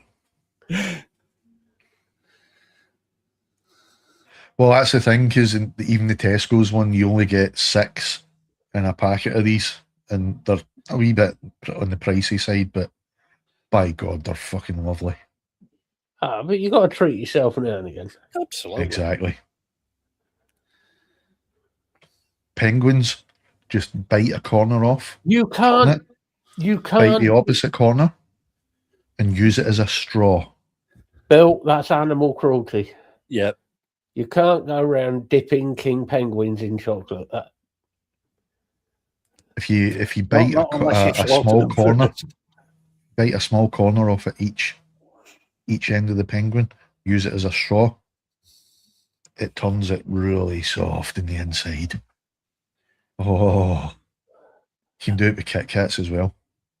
I'd do it with shortbread. Mm-hmm. Especially when I'm working night shifts. Oh, chocolate chip shortbread. Oh, yeah. Have you ever tried the triple chocolate Tesco shortbread? Yes. It's like big fuck off squares like that. I used to sit with that's how I ended up big over at Lawrence, because I would get like one bag of them to myself like every 2 nights. I've got some shortbread downstairs and I'm on nights this weekend.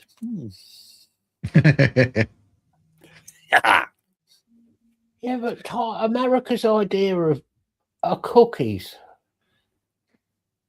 Mm-hmm. Just no. No.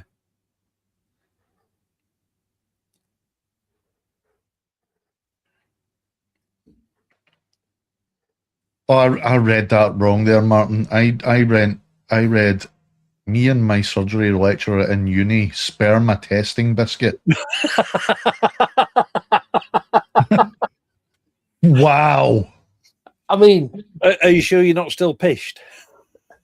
I'm questioning it now after that fucking. What Martin got after up that to. mess up. What you got up to in uni is between you and your. I mean, I was just talking about soggy penguins, and then I read that as a soggy biscuit test. I wonder if Tyler's ever heard of soggy biscuit.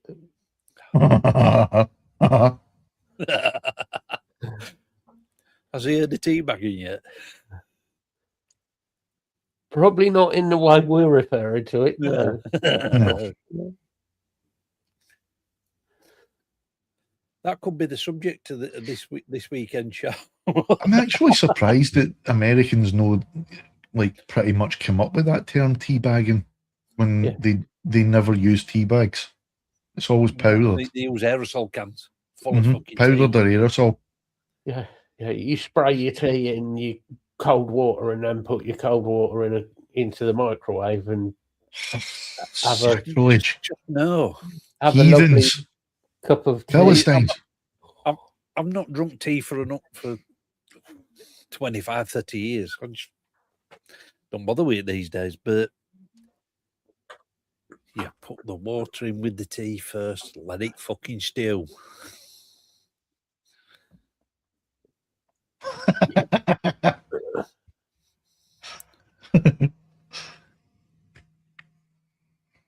I've heard that as well. That's Martin. what we've been having lately, Martin. Yes, they are rather Moorish.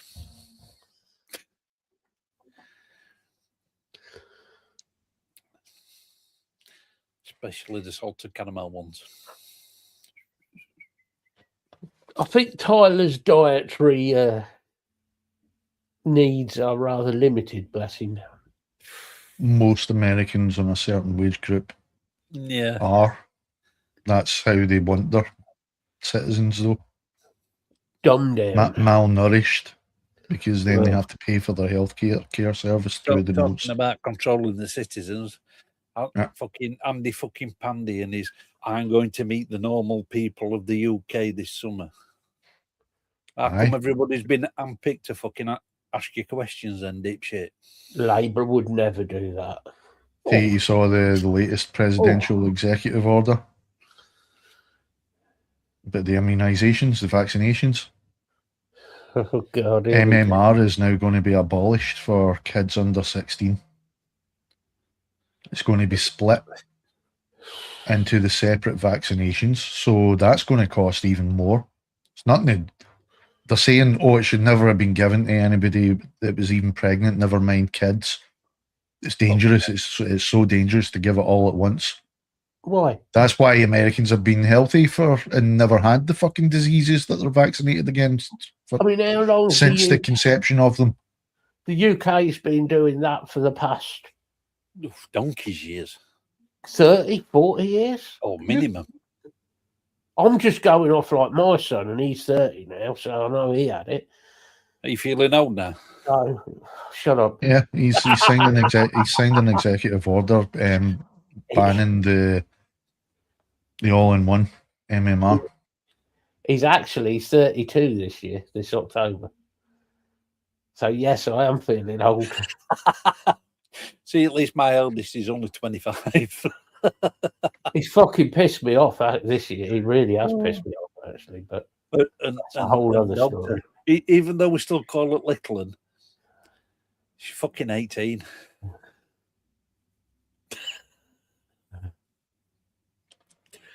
Bless It's her. when they get to 18 that's when it gets worrying, mate. I feel old because, like, my niece that was born when I was 20 years old just turned 30. Yeah. So it's all downhill from now, son. Yep. Just ask Bill. My nephew, who's just about to hit 20, is taller than me. Still has a year or two of growing left. Yep. Oh, fucking hell. I mean, Matt, like I said, he's 25. Yeah, that was another one of his reasons, taller Bill. than me. Mind you saying that, I was taller than both my parents by the time I left school. Mind you, my mum were only a short ass. But Bill, let's disregard that autism has been a known condition since before these were even, widely used by populations, before these vaccines were used.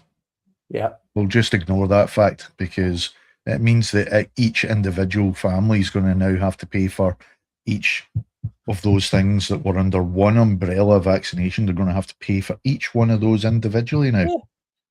And over a certain space of time, because he's part of the executive order is the big MMR jab that you get when you're a kid, right? Uh-huh.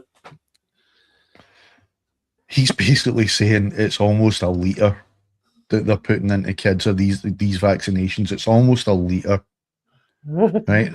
He says, I've seen them, they reel it out and it's like a bottle of soda. It's just terrible, it's terrible. Yeah, a bottle of soda's injected into them. Are we back to his idea of using bleach to cure things? But yeah, that was one of his reasonings, was that they're now going to not only split it into individual vaccinations for each of those diseases, measles, mumps, rubella. It'll be a smaller dose over a length of time. So that's going to cost even more. Well, again, as we always say, follow the fucking money. Nothing to do with a health point of view. It's all money.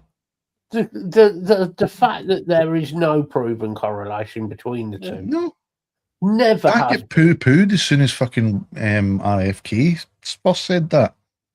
I think that there is some possibility with the MRM of there is a certain risk of some things. It can cause certain things, but it's such a low percentage. I was about to say there's a very low percentage where it was causing learning difficulties at least, not autism. No, there's a fucking risk of it. Exactly. Out your front door. I reckon the percentage is probably something like 0.0. Yeah, you're talking a very small percentage, but any time you take an injection of any kind, these guys hear that and they just think, oh well, we're going to make more money if we split that and over a length of time. Then I mean, you could go to the doctors to have any injection, be it a cold flu injection. Well, all of There's them. a possibility the needle might not be 100% clean or something. Oh, and I saw recently in an interview, he also implied that he's trying to look into ways of getting a third term.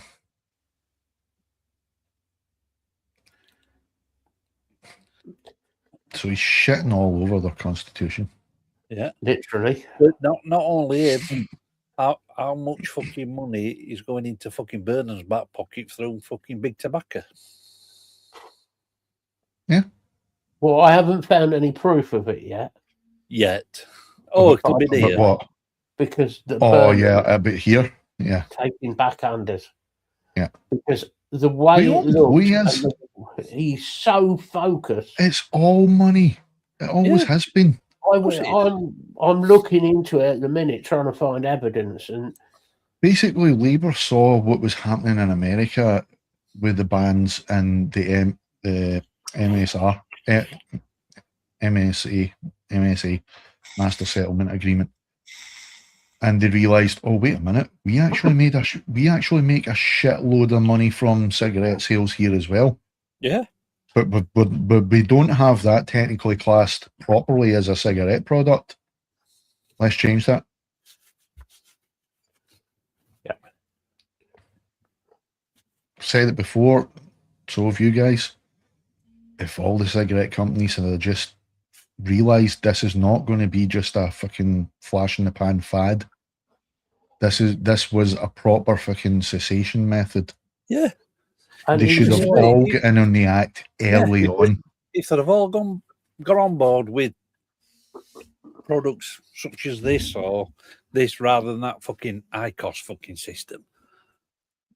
Which they're trying to wheel out again. Yeah. That, I mean, I've noticed that. That ICOS was a lot of shite because that was, I mean, the cartridges were cigarettes. Yeah.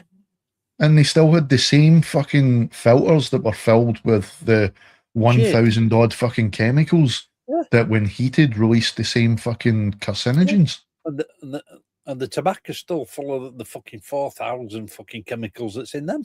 Yep. Exact same but shit. You still got all these fucking idiots on both fucking Facebook and Twitter. I'm going to call it Twitter. Oh, exactly, Bill. Vaping's worse than fucking smoking. The thing is, though, have you ever tried to report that as false information on either YouTube, Instagram, or Facebook? No. I have constantly. I still do it. Because I still get all these fucking daft fucking posts randomly popping up on my Facebook or vaping's, and a lot of them are newspapers, which disappoints me. Most of the newspapers are they're fucking pushing this agenda now that vaping's worse. Yeah, well, they're all taking backhanders from. But what's their evidence for it? Well, because little Timmy, who's only 13, was buying illegal vapes. Well, there's your fucking problem. Yeah. Yeah. If he didn't go to that fucking daft fucking corner shop, which if we had proper licenses, like for alcohol and tobacconists, if we had proper licenses, that would never have been an issue. But I've tried reporting all these articles, right, for false information. I've quoted the Royal College of Physicians and the NHS's own evidence that, yes, it's not 100% safe, but it's at the very least 95% safer, and you would have to be doing it for... Is 100% you would have to be literally vaping, breathing only vape for well over 100 years, and we're not going to live that long before it starts having a detrimental effect on your fucking system. So long as you're an adult when you start. Exactly. The proof is there. I mean, Bill's over 1,000 years old. Yeah. And he's still vaping all that time. Exactly. There you go. There's our proof. We need to dissect. Well, we know that, Martin. Yeah. The only thing that should be going in your lungs is air. Yeah, we all know that. But we still fucking go and stupidly pick up cigarettes. We still go and stupidly fucking have a tug on a bong or smoke a spliff. We've all done it in our lifetime. I just wind them all up. That was our fucking choice. Yeah. Exactly. I just wind them up by going, oh, so you're not going to any buildings with air conditioning then, or to a concert or a stage show that have smoke machines. That's exactly what I was going to say. I said that in the last show. Why, if you're having to put all these warnings on vape products saying that it is dangerous to your health, Why aren't pubs and clubs and venues having to put warning signs up at their doors? You're now breathing in the same shit that's produced from vapes. Here's another one for you then. Nobody's ever said this. What we need to survive is clean oxygen. The only way we get clean oxygen is from plants and trees. Yeah. Correct. So why is our government so fucking wanting to cut every tree and piece of green land down, which takes away what is purifying the oxygen for us? Because they don't give a shit. Here's a fun one, right? You'll probably remember this one, Matt. Grim Green found an interesting fact that was done from one of the many studies that was peer reviewed and published, and it was saying if you wanted to have completely healthy healthy lungs, you would have to be living on the fucking Swiss Alps. Yeah. Right? As it is right now, we are never going to have healthy lungs anyway, because we don't live on the Swiss Alps, which has the cleanest oxygen in the world, apparently. But even at that, the air we're breathing, and the study basically implied that the air we're breathing is more dangerous than what's produced in a vape. Yeah. Yep. Okay, these people could argue, but you're putting those two and two together, so you're doubling the risk. Yeah, but it was my fucking choice. I still take a drink. That's more dangerous. Yeah. Well, this is you allow that. That's more dangerous than out. And it's fucking legal. It basically does just boil down to, I mean, you remember, oh, God, Jennifer. She was on the That's What She Said show with Michelle and Ruby. Fucking hell. And Jen. She done the best fucking mini documentary that I have ever seen, like, about any of these so-called fads. And it was, also did quite a bit of work. The links that she found were, I guarantee you it's still on YouTube. You could probably find it. Just go look in, just type in vaping master settlement agreement, and I guarantee you it will come up. And it basically found that there was links not only to Philip Morris Group trying to push for bans on the vapes, but it was you had all these like advocating for kids groups. Yep. Who were they funded by? Or they were funded by this group. Well, who was that group funded by? It was funded by... Yeah, that's Jen Higgins. Yep. That group who was basically two above the advocation for kids groups, Philip Morris Group. Yeah. It's like Bloomberg and all those fucking... If you want to know the truth, follow the money. Yeah. And she basically found that the US government is in crippling debt and will be forever in crippling debt because of the bonds they took out from that master settlement agreement. Yeah, they did. And as a result, our country is now seeing the amount of money that they're losing from tobacco revenue and the tax. Because it's something ridiculous over here. It's like something like 3/4 of the money you pay on tobacco here in the UK is tax. And if those cigarette sales numbers are going down, the UK budget is severely suffering as a result. Lo and behold, we're now getting fucking all that. Governments were advocating it at one point. NHS was literally already piloting having vape shops in hospitals for patients. Yeah. To save them having to go outside for a cigarette. They could go downstairs, buy a vape, and some of the hospitals, there's only a few ever tried it, were allowing patients to vape on the fucking ward. Yeah. And it was working. It was working. NHS was fucking doing it. and advocating for it. Rotherham Hospital were one of them. That's right, yeah. But it's like we've always said, if you've never smoked, you shouldn't be vaping in first place. No. There was a boy in my mate, Dave, right? He does YouTube lives now. It's just him learning how to play piano and shooting the shit with everyone. And he was... What was it you just said there, Lee? My brain's done a fucking... My brain's just if put you've never itself... smoked, you shouldn't be vaping Yes. anyway. There was a guy in his chat, and we've always just assumed that this was an adult because he talks. He's not like... He doesn't talk and chat like a teen. Yeah. And he's always talking about mental health issues, and he's in and out of hospital. Exactly, Lisa. Yeah. And yeah, absolutely, education's key. But it turns out it's a kid. He's only like 15, 16 years old, and he was talking about like, is it a good idea that I've started vaping? And I said no. No. I said, because your body hasn't finished changing.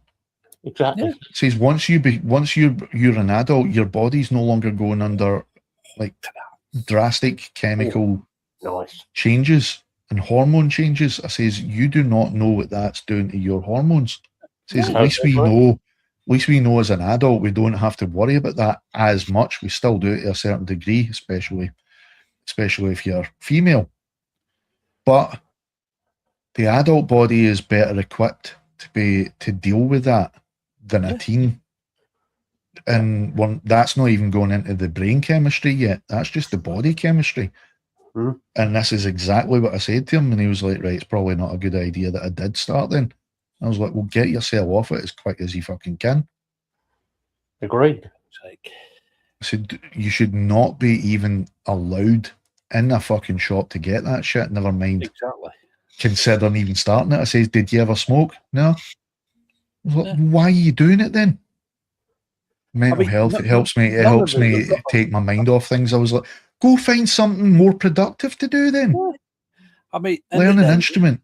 None of us have got a problem play a game. with him shutting down these fucking money laundering and these fucking corner shops that are selling vapes to kids. Not a problem. But leave the fucking genuine vape shops alone. Yeah. I mean, there was talk. It's been poo-pooed now, thanks to fucking Andy Pandy. Because he seems dead set on just doing away with it altogether now. But there was talk before fucking Bawjaws fucked off and he took seat that they were talking about introducing licenses. Yeah. But they should have introduced licenses. They should have. They should have. Yeah. Yep. They absolutely should have. Rather than having a literal chemically dependent society that is now going to suffer, not just physically, mentally, but fucking monetarily as well now. And like I've been saying in some of these fucking posts, do you think these dodgy fucking vape shops are going to be paying this tax? Of course they're not. No. It's going to, more and more are going to turn up now. Of course they are. The black market is going to be worse than it ever was. What? The black market had been pretty much done away with because vape shops were getting some really good deals on genuine products. Correct. And they were all supporting the idea of not having flashy labels as well. Yeah. The issue is nobody cares if it has a flashy label. We just want to know, does it... Exactly. You only need a fucking label like that. Yeah. Oh, nice. Yeah. The issue is that the government are now saying, we could end up with a black market. Oh, well, a black market. You don't be bastards. We've had a black market going back 6-7 years. At least. Right? And I could name certain areas of the other side of the Pennines. I could even tell you the exact fucking owners of that particular business. I won't. But they are a certain ethnic minority, shall we say? And every time, and I know they have been raided because I know somebody has a flat that looks over them. This is right? Dingle, And Matt. he's seen them raid it. They raid it, take the stuff out the front door. Within half an hour, the rest of the family turn up and bring it in the back door and restock. Yeah, totally. But the thing is, though, right? Could this bloke have soggy slippers? Apparently so. The thing is, though, you can't always blame certain ethnic groups because no, you can't. I agree. You need to remember they were already doing that with other things, other products before vape was even a thing. Yeah, they're just taking advantage of the fact that there's no proper policing on these types of shops, because the very same shops are actually marketing themselves as head shops. Why? You couldn't even fucking have a head shop in Glasgow fucking 20 years ago, and yet all of a sudden they're everywhere, and they're not even careful about it now. They're blasé to the point where they've got big fucking bongs on the fucking window, hookahs and fucking pipes galore, crack pipes even. Oh yeah. What the fuck? To Redcar last year, there were a vape shop that I got a couple of bits from, but it were a genuine vape shop. But in the fucking back of the vape shop, they got fucking big bongs. Do you want to buy a bong while you're here? No, you're all right, pal. You go to Banbridge, right, and Glasgow, but I mean, this is the next town that way, right? There's a shop across from the cafe that me and my mum go to, right? This guy has full size, and I mean, I'm not just talking about like wee bongs like that. I'm talking big fucking 3-foot bongs in the fucking shop window. Yeah. He has a picture of a fucking Rasta with the fucking joint hanging out his mouth, but it's a vape shop directly across from the best fucking vape shop in and around the whole fucking town. Yeah. There was no need for another one. Shops in town. What I call shit shops, you know, that basically sell, like mini marts, basically sell fucking everything. Basically like what Poundland do. And the same fucking big fuck off bongs. Yeah. But they're just exploiting a fucking a hole in the market that is they're not policed properly. The issue you've now got is that these vape shops, the dodgy ones, who are now doing their own e-liquids, God help us. They're not just doing dodgy bathtub e-liquids.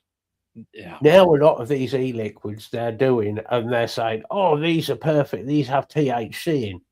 Aye. The problem is they haven't just got THC in. No, they haven't.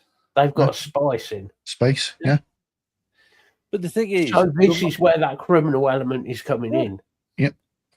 If they shut all these dodgy vape shops down, all they'll do is they'll move it to fucking Turkish barbers and sell them on the counter and fucking Turkish barbers.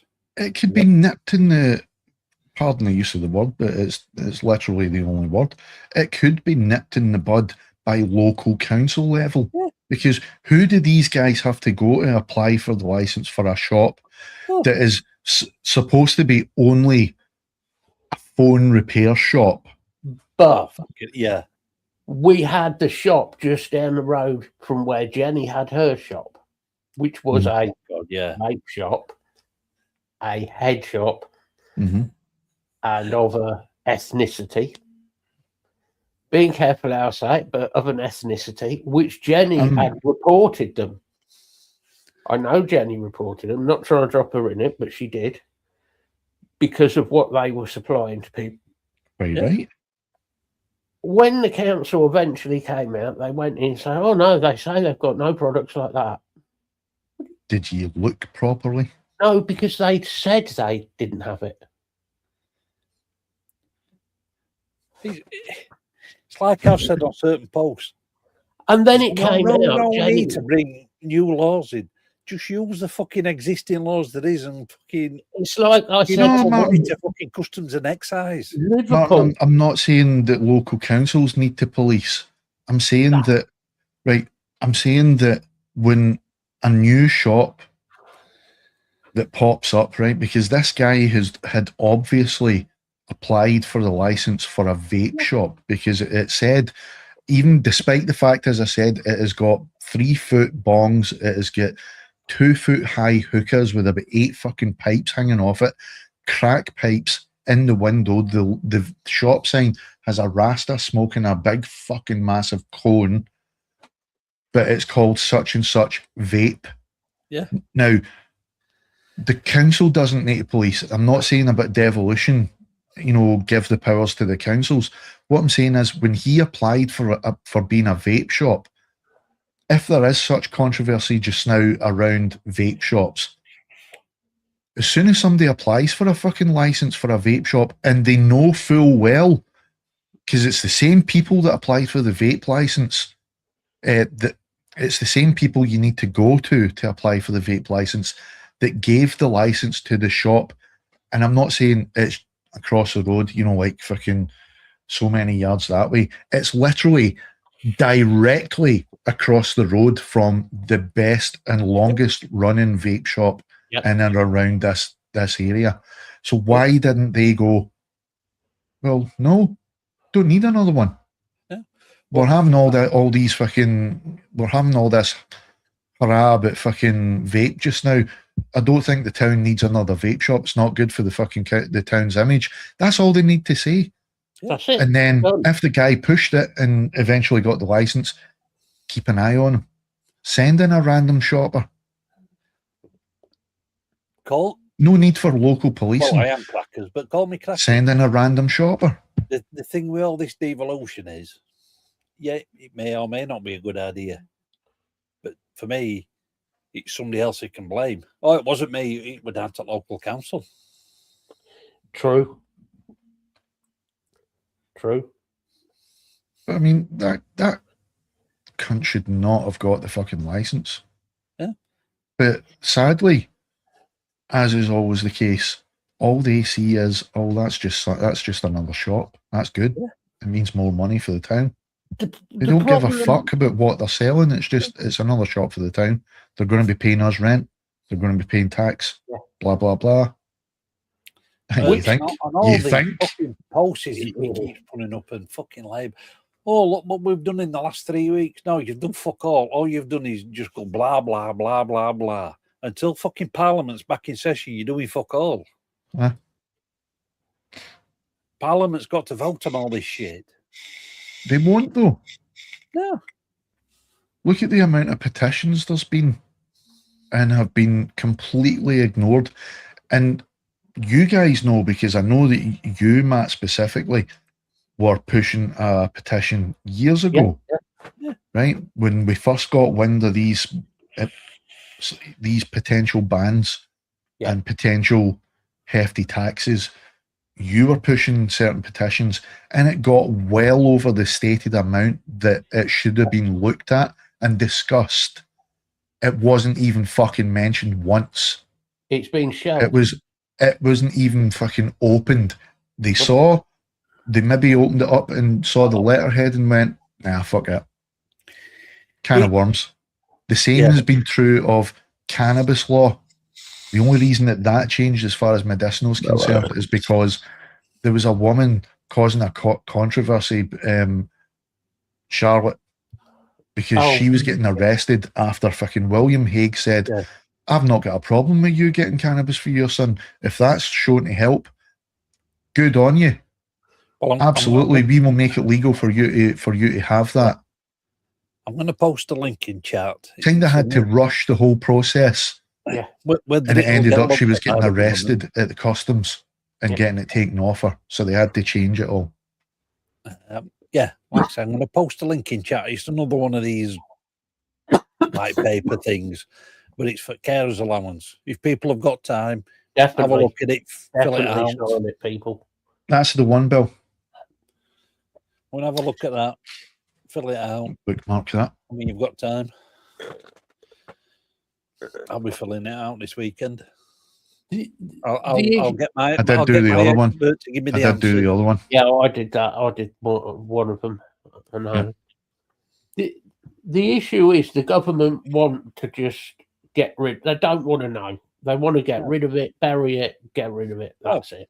It's the same as every fucking Labour government. They just want the big nanny state.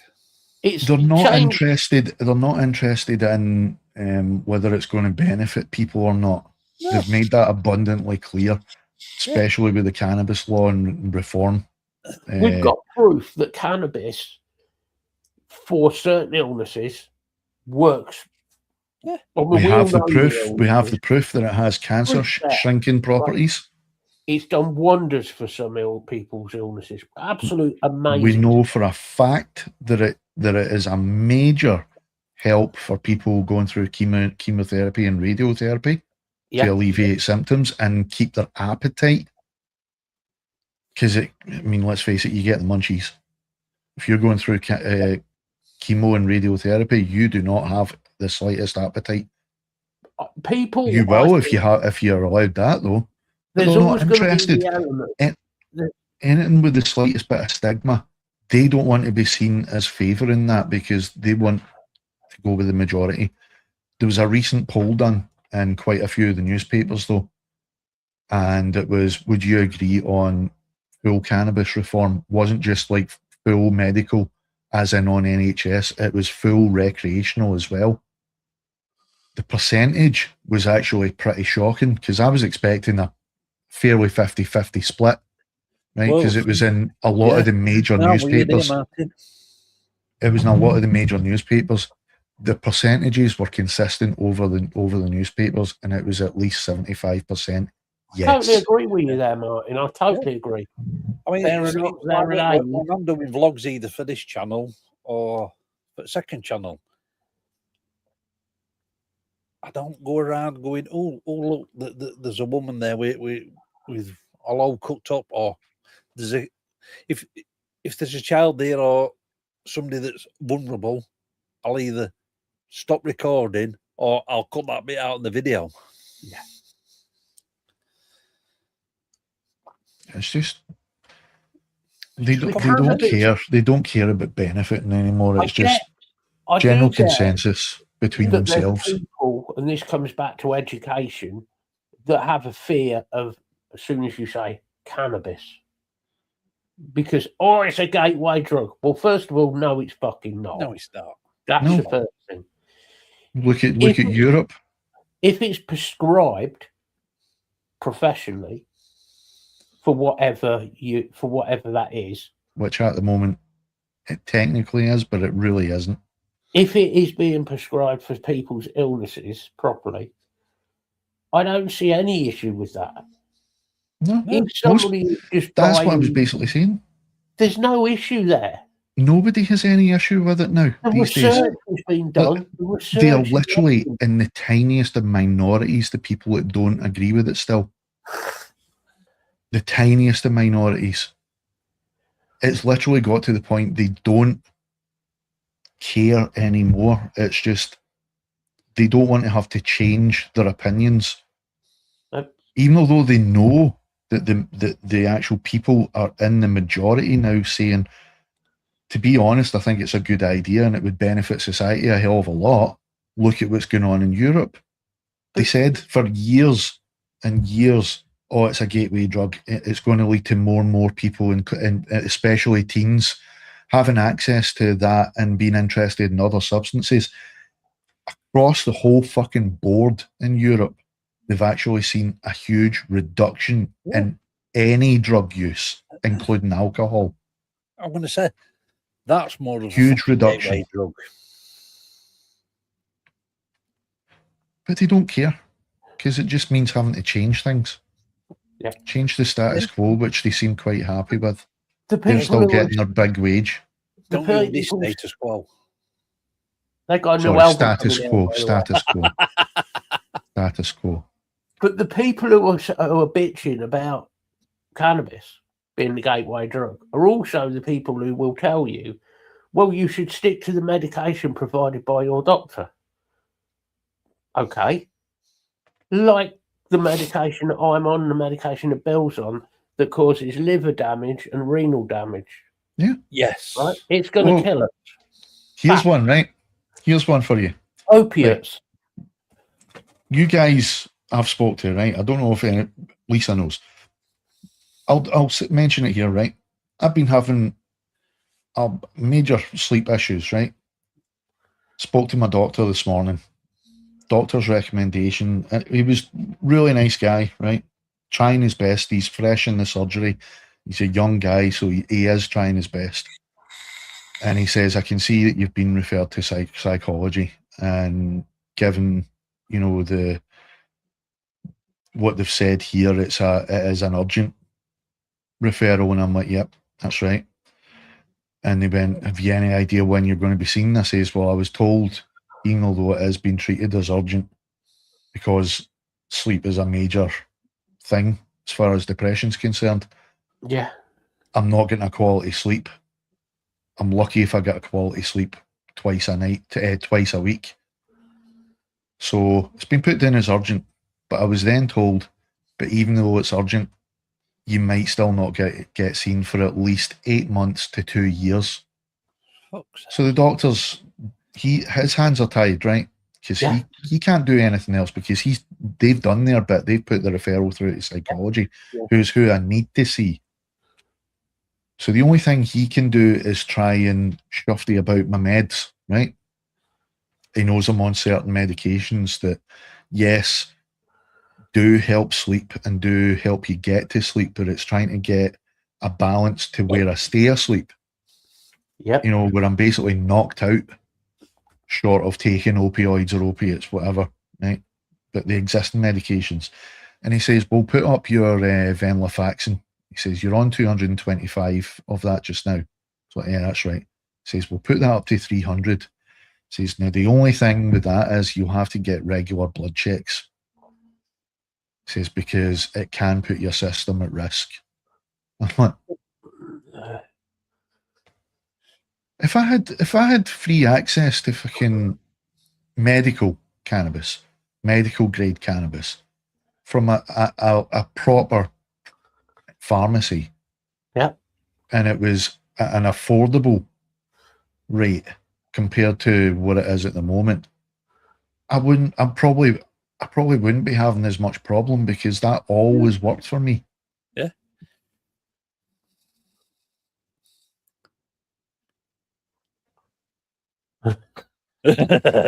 No, that's dangerous, Martin. No. I do have another cure for sleep. It will hurt a little bit. And Bill, I was in 2 different lots of morphine. Took myself off it because yes, it worked. Yeah, I felt no pain. Morphine. I felt no pain, but I felt nothing whatsoever. I don't care what anybody says. I know. He's on it for 6 months. He's on it for 6 months. You did some recreational drug. I did. Didn't feel pain, but I also couldn't interact. Once you get on morphine, like my dad. Like my dad. He's on patches for painkillers. Yep. And doctor told him, as soon as you get on these, you're addicted for life. You're not coming off them. You know, and I'm sure he needs that for the pain that he's suffering with. Yeah. You know, and I'm not belittling somebody who needs them. No. I'm not. No, if it was there for a reason. He can tell when patches are wearing out. Yeah. But that's the problem. Eventually you reach a level where they don't work, and then you go, tolerance is built up so much, and that's when they have to bounce you onto something even worse. Because we all know, fentanyl's available here. 25 years now. Fentanyl's available here. They just use it very sparingly because of the shit that's going on. You can get fentanyl patches. Yep, but they still will give it in very, very extreme cases. Although it will reach a point for a lot of people that are on that kind of the morphine patches and that. That's their only alternative. 28-day supply of fentanyl patches. I took 2. And threw them in the bin. Honest to God. I was without 100 times stronger than heroin. Is it at least 100 times? At least 100 times stronger. I was without pain. Could you just imagine me dad on fentanyl? I was gone. See, that's the way I was even just in the morphine, Matt. That's why I took myself off it. Because, like I said, yes, it worked, but I couldn't do anything. Nah. I swear I couldn't hold a conversation. I couldn't interact. I wasn't a partner. I wasn't a parent. Nope. Because I wasn't there. Do you know what I mean? No. Took myself off that. Started self-medicating. This is before I even knew that it was legal. Because I was still over there in 2019. Yeah. And I was self-medicating, buying from a local supplier. But I was dosing it. I wasn't just going overboard. I was deliberately waiting till last thing at night, and it was purely to help me stay asleep, and it worked. It's the only thing short of morphine that has worked, and that's why I totally agree with Bill there. All I will say with anybody who's going to do, and I'll never say anything against cannabis because it works, but if you've got any sort of psychological or mental problems and you're on medication for those, don't just use any old fucking weed. Try and find out if they're affected by cannabinoids. Yes. Because certain medications are affected and can send you fucking off the It is stage. no different, Matt. Exactly what you said. It is no different to any other medication. It will work for one person. One particular type of cannabis might work for one person, but it might make that other person a bit dopey.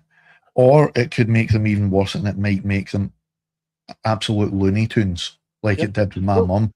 Certain strains would make her go really, really fucking weird, like scary weird.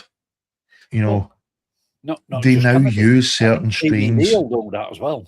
Yep, but they now use certain strains to treat particular psychological illnesses as well. Thanks to it being legal in certain places and proper research being done. Yeah. So it's no different to another medication. It's not. Just not well. One of the times that Lisa did get some CBD cartridges from Expo when we met you, it was the time before that. They were brilliant. Jenny told me about that. Yeah, they were brilliant. Her anxiety just went like that. And then that year we went and met you there. Yep. She got some more, but we think it was one of these dodgy Chinese brands. More than likely. Nah. There was obviously There was something not right with that. What were in them fucking vapes? Yeah, I don't know. She obviously got something dodgy, especially because it affected her breathing as well, didn't it? Yeah. You know, which is fucking scary. Things like a carrier liquid then wasn't the proper stuff. You know, it affected tightness of the chest and things like that. She weren't good on that second batch. Them first batches were fucking bob on.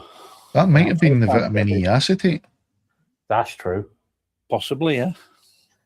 It might not have even been vegetable glycerol or propylene glycol, which is what it's supposed to be.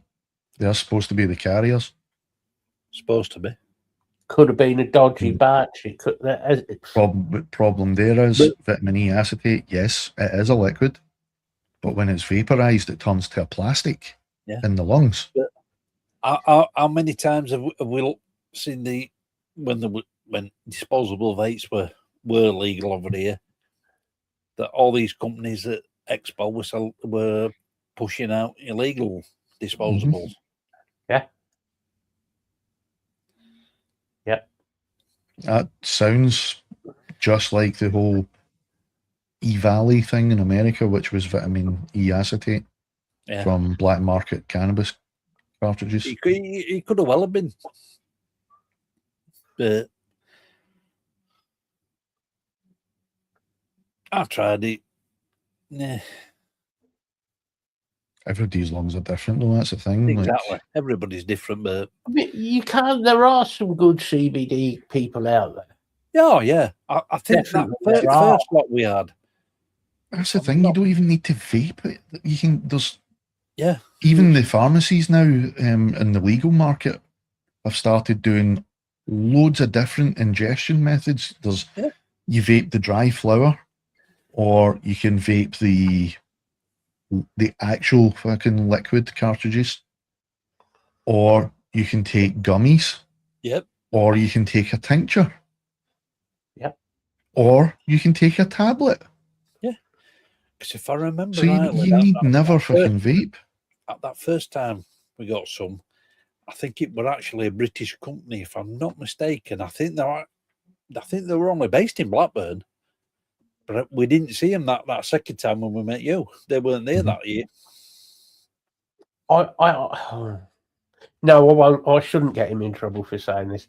I used to get my CBD through a certain Mr. Linton. Yeah. Because Mr. Linton used to make his own isolate. He was actually buying it in crystal form. Jesus. And then he was making it up. So he was sending it through to me. It was about 3,000 milligram. Jesus, went. And then mix it up with normally liquid. Mm-hmm. That's what I had to first start doing. Worked well. Yeah.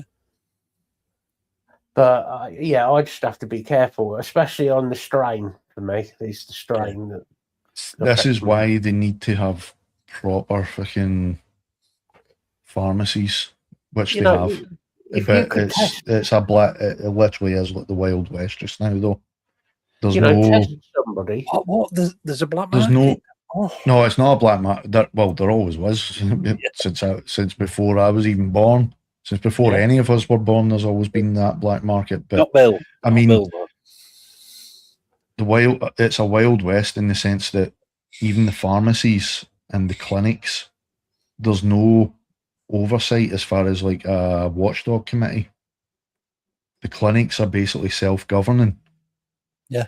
And that goes for pricing and availability of certain strains. So all they need to do is, it's almost like, it literally was like, I remember being a late teen, going to a dealer's house and him going to one of my mates, we've got this really good weed in. We've also got this really good fucking, what was it, fucking... We know that, Mill. Coke, instead, other shit, pills, Coke, right? We've also got this, and that's pretty much still what the pharmacies are doing, because they do, but they're doing it with cannabis only. They're saying, right, here's this strain, which the doctor recommended. Yeah, we agree, that's good. It starts at this price. We reckon you need about this much to last you a certain length of time before your next order. That's fine. It works. It's at a decent price. But then you need to reorder the month later, and they go, oh, we don't have that strain anymore. But we do have this in. And this one's like, it's only £2 per gram more.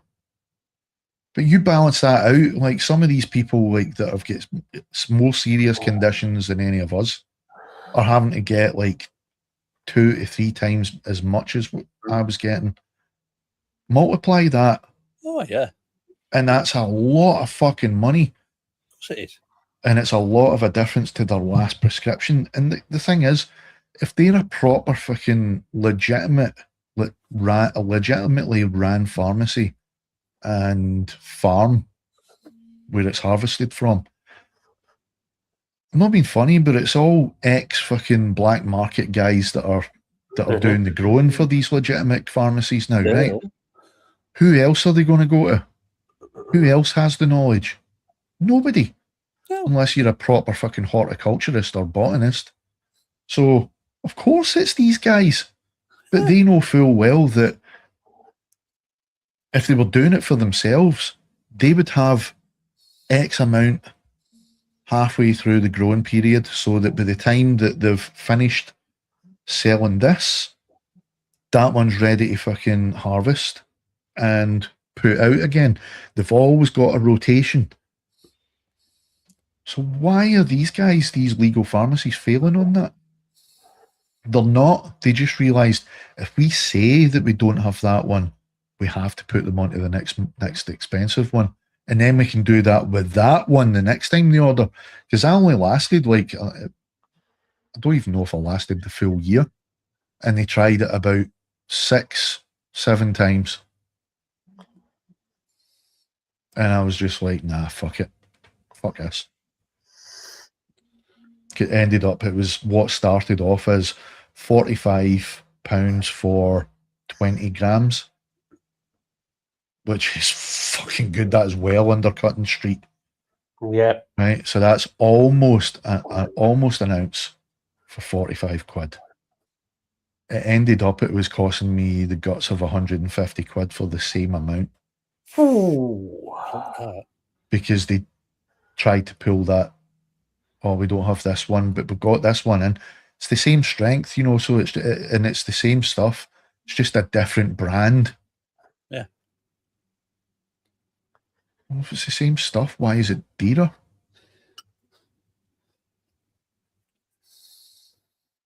Exactly. Follow the money, son. But that's what happens. That's basically what's happening just now. There's no oversight for the farms and the pharmacies. Literally self-governing. So it's because they rushed through the legislation to get it out on the legal market. They done it so quick that they never even thought about, well, we need to have proper guidelines to protect the patient.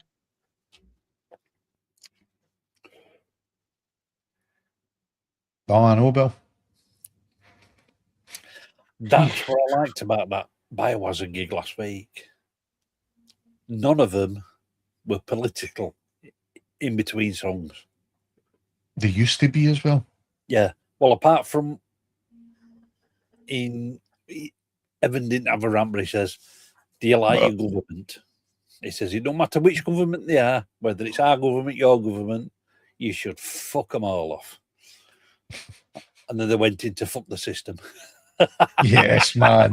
I can't fault him on that one. Yeah. Yes, man. Fucking love that song.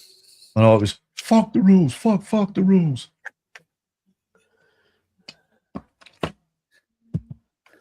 It's like we've been to other gigs. You'll get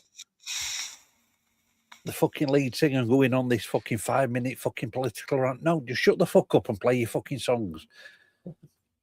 Whether your song's got a political message or not, we've come here to hear your fucking music. Have you noticed? Sadly, that's where Rage went wrong. Yeah, they did. Definitely, mate. Yeah. You get that a lot with a lot of bands now regarding like politics, regarding like the left wing stuff and vegetarianism, vegans, all that. And yeah, I remember going to see like Extreme Noise Terror. And when you think about who's in that band and all of them lot, you think, oh, fuck me, this is going to be like a left-wing political movement smacking you over the head with stuff. Yet the gig actually wasn't. Yeah. Some of the song lyrics I know are obviously based in that. Yeah. But it wasn't like it was smashing you in the face between every song, it was like Zach De La Rocca always loved to do. Yeah, same with Barney. Yeah, he may have a bit of a quip or say a comment, but he don't fucking shove it down your throat. 5 minutes, it's like this is a song about blah blah blah. Bosh, they're into it. Well, and look at goes into the full Tom Morello. Full down dancing with his braces. Tom Morello, huge fucking political activist, but he rarely does it live. All he does is he has a message on the back of his guitar that he'll flash, and he'll do that every so often. Zach, he spent about fucking 20 minutes sometimes in between songs. Yeah. Sitting telling you fucking the history of fucking Mexico and South American countries, and you're like, just play Killing the Name off, for fuck's sake. You see, I get somebody having an opinion, and that's fine. Yeah. You're allowed an opinion. Exactly. Yeah. Right? But it's your opinion. You can say, my opinion about Mexico or whatever is this. And do it with the music. Do it with the music and the lyrics, like you said. Use But your for song fuck's for your sake. message. Yeah. Oh, I mean, you know, they're only going to be a captive audience so long as you're playing the stuff that folk like listening to. eventually, If your message is in there, you know, like Holiday in Cambodia, Too Drunk to Fuck, Police Truck, it's all there in the lyrics, and you can take it or leave it. Even Bad Religion, right? One of the most political fucking punk bands since, I would say, since Dead Kennedys. And they weren't even covert about the lyrics. They were just blatant sometimes. But you didn't mind because it was still a banger of a tune. So you got the message, but you were still like, still fucking love this. Yep. And they didn't have to spend like a whole half the fucking gig telling stories. You don't want that when you're going to see a gig. It's like Stiff little fingers. Blah. Just fucking play it next song, dipshit. But that's who you were going to say, wasn't it?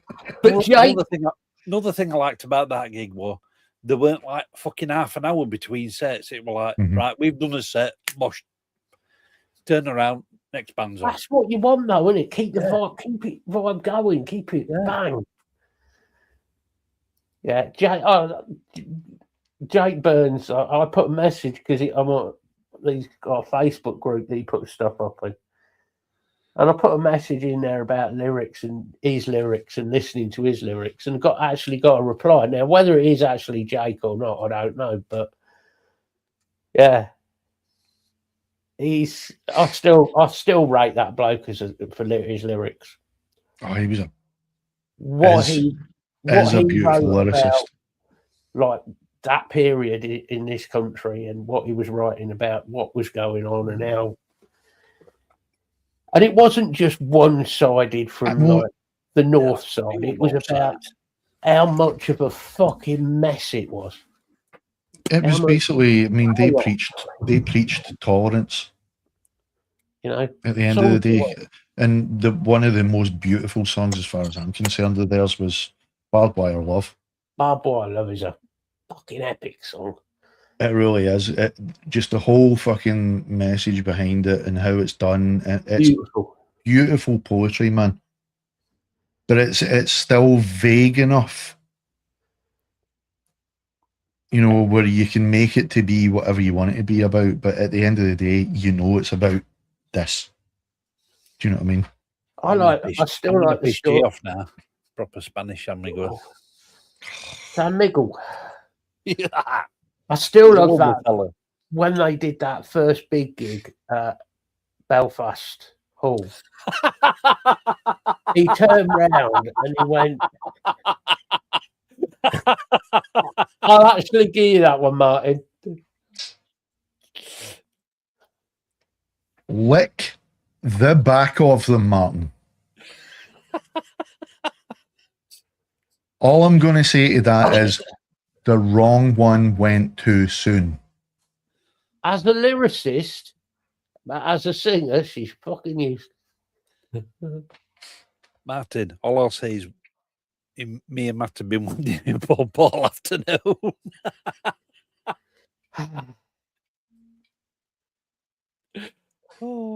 I'm not angry.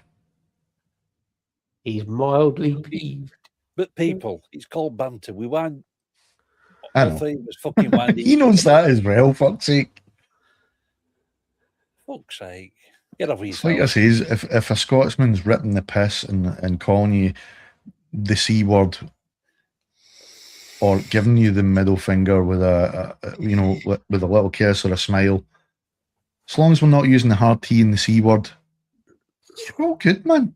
Exactly. Well, it's like I said, when I used to work at Tesco warehouse, everybody shout, "Oi, no bed!" and every fucker would turn round. Yep.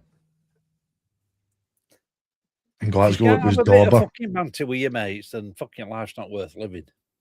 In Glasgow, it was either the C word or Dauber.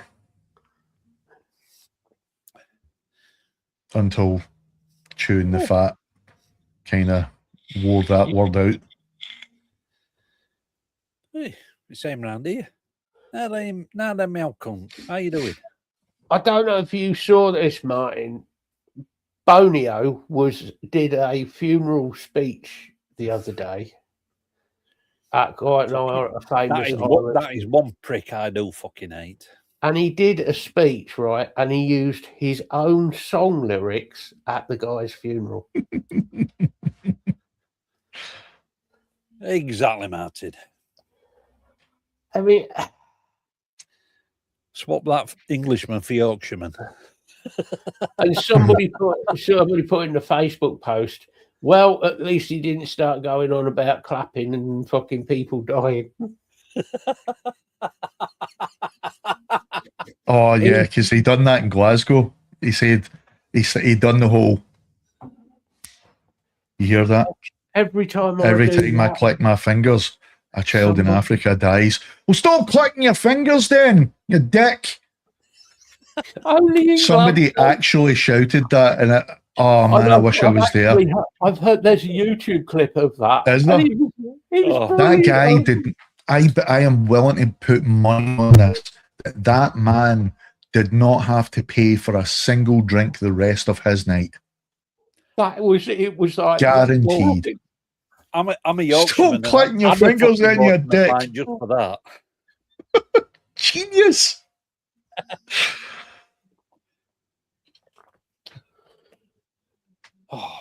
Billy Connolly's whole thing about Sting cutting about with the guys with the CDs in their mouth.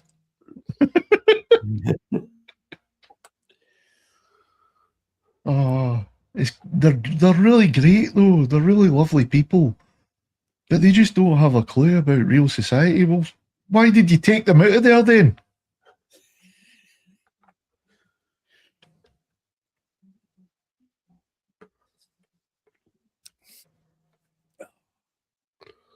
We'll never get fucking comedians back like that. No. And it's a fucking it's what I said to you. Bill. See you later. Hey, Bill, hope you feel better, man. It's like when you put that post up about George Carlin, I watched the whole fucking thing, and that guy was a literal Socrates of our time. Yeah. I just can't help it with that, but every time it comes up, I've got to reshare it. It's one of them, you just look and think. George Carlin, Billy Connolly, Dave Allen. Yep.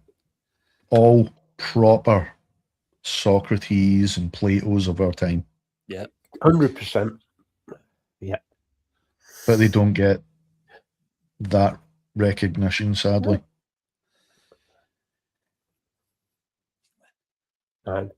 Bill, George Carlin's whole outlook on religion so fucking true. It's yeah. Yep. We were watching a reaction video the other day. Dave Allen on religion. And one of the sketches I watched was the funeral one. Oh, fucking stuff. I haven't actually watched anything Dave Allen since like early teens at least. I need to go and revisit. It's every time, because just down the road from us is like Slaven Church, like the local village church. Yeah. And every time there's a funeral there, and so they're walking in with I just think it's Dave Allen.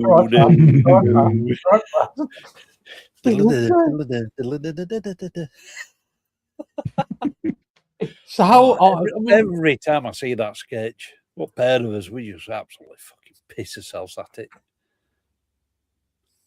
I would agree there, Martin. I do like Ricky Gervais. I don't mind some of Ricky Gervais. Because the thing I like about him, is the back in the day.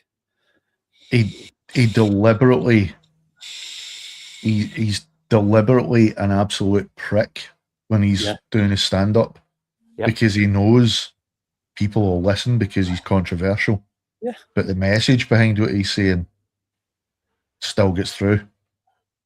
But I 100% agree with Ricky Gervais on a lot of what he says. Whoa. There's no need for that language. It's because I've read Martin's name. Fuck's sake.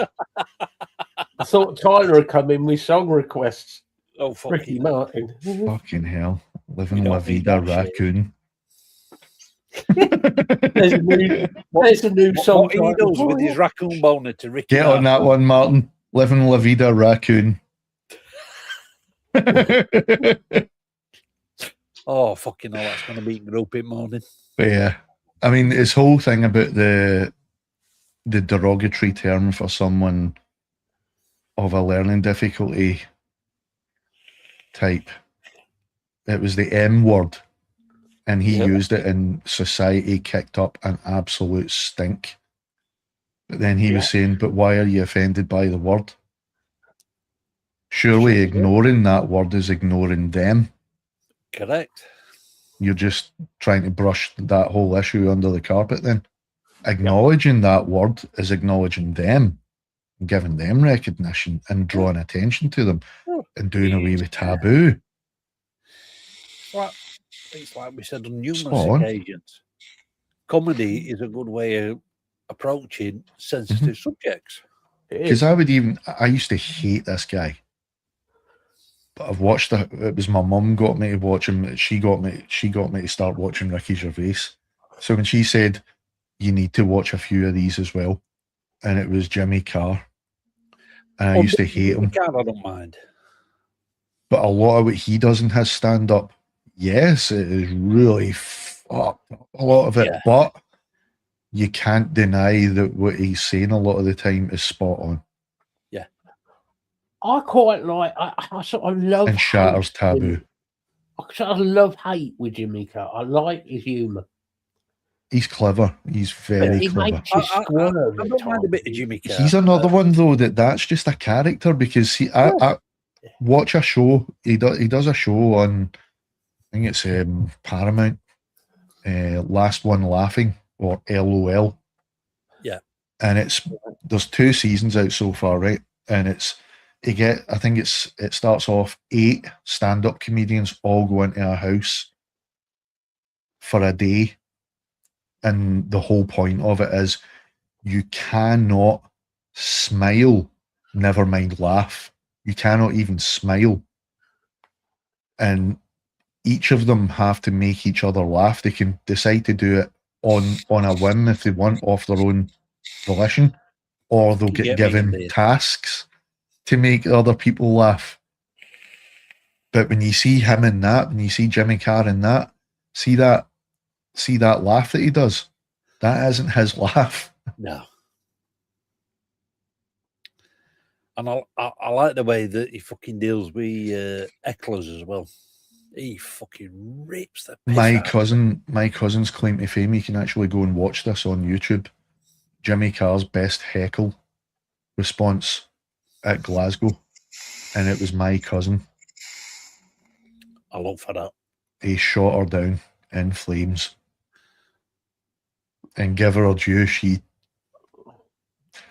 laughed it up. Well, this is it. People from Glasgow, Scotland, Northerners, will fucking laugh that shit off. Yeah. It's all these fucking dipshits down south. Ooh, you fucking offended me. Yeah, well, don't go and see an offensive comedian then. One of my favourite jokes, right, has been branded as racist. It isn't. It is quite the opposite, actually. And I've said it before, so it's not going to cause controversy. Yeah. What do you call a black astronaut? Somebody replies, I don't know. An astronaut, you racist bastard. That is one of my favourite jokes. And yeah, it's been branded as being racist for some reason, even though, yeah, it's absolutely the opposite. It's just pointing out someone else's. Yeah. Well, it's like we said, shows like Love Thy Neighbour, Alf Garnett. Mm-hmm. Alf Garnett, Warren Mitchell, fucking genius, man. He fucking played that part to a T. Yep. He was. It was always the racist guy.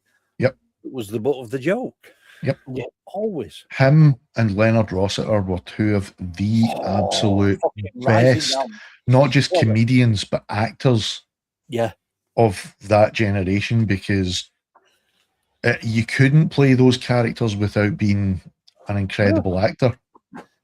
Well, even can't remember actor's name, but the guy that played Philip in Rising Damp, he says, "Is that the West Indian student?" Yeah, aye. He is fantastic. Him as well, man. I saw him in quite a lot of TV back then. Yeah, he made a big comment about the races and black things. Yeah, he was the first one to defend Leonard Rossiter on the whole show, and said, "Why would I be offended?" That me and Leonard Rossiter got on like an house on fire.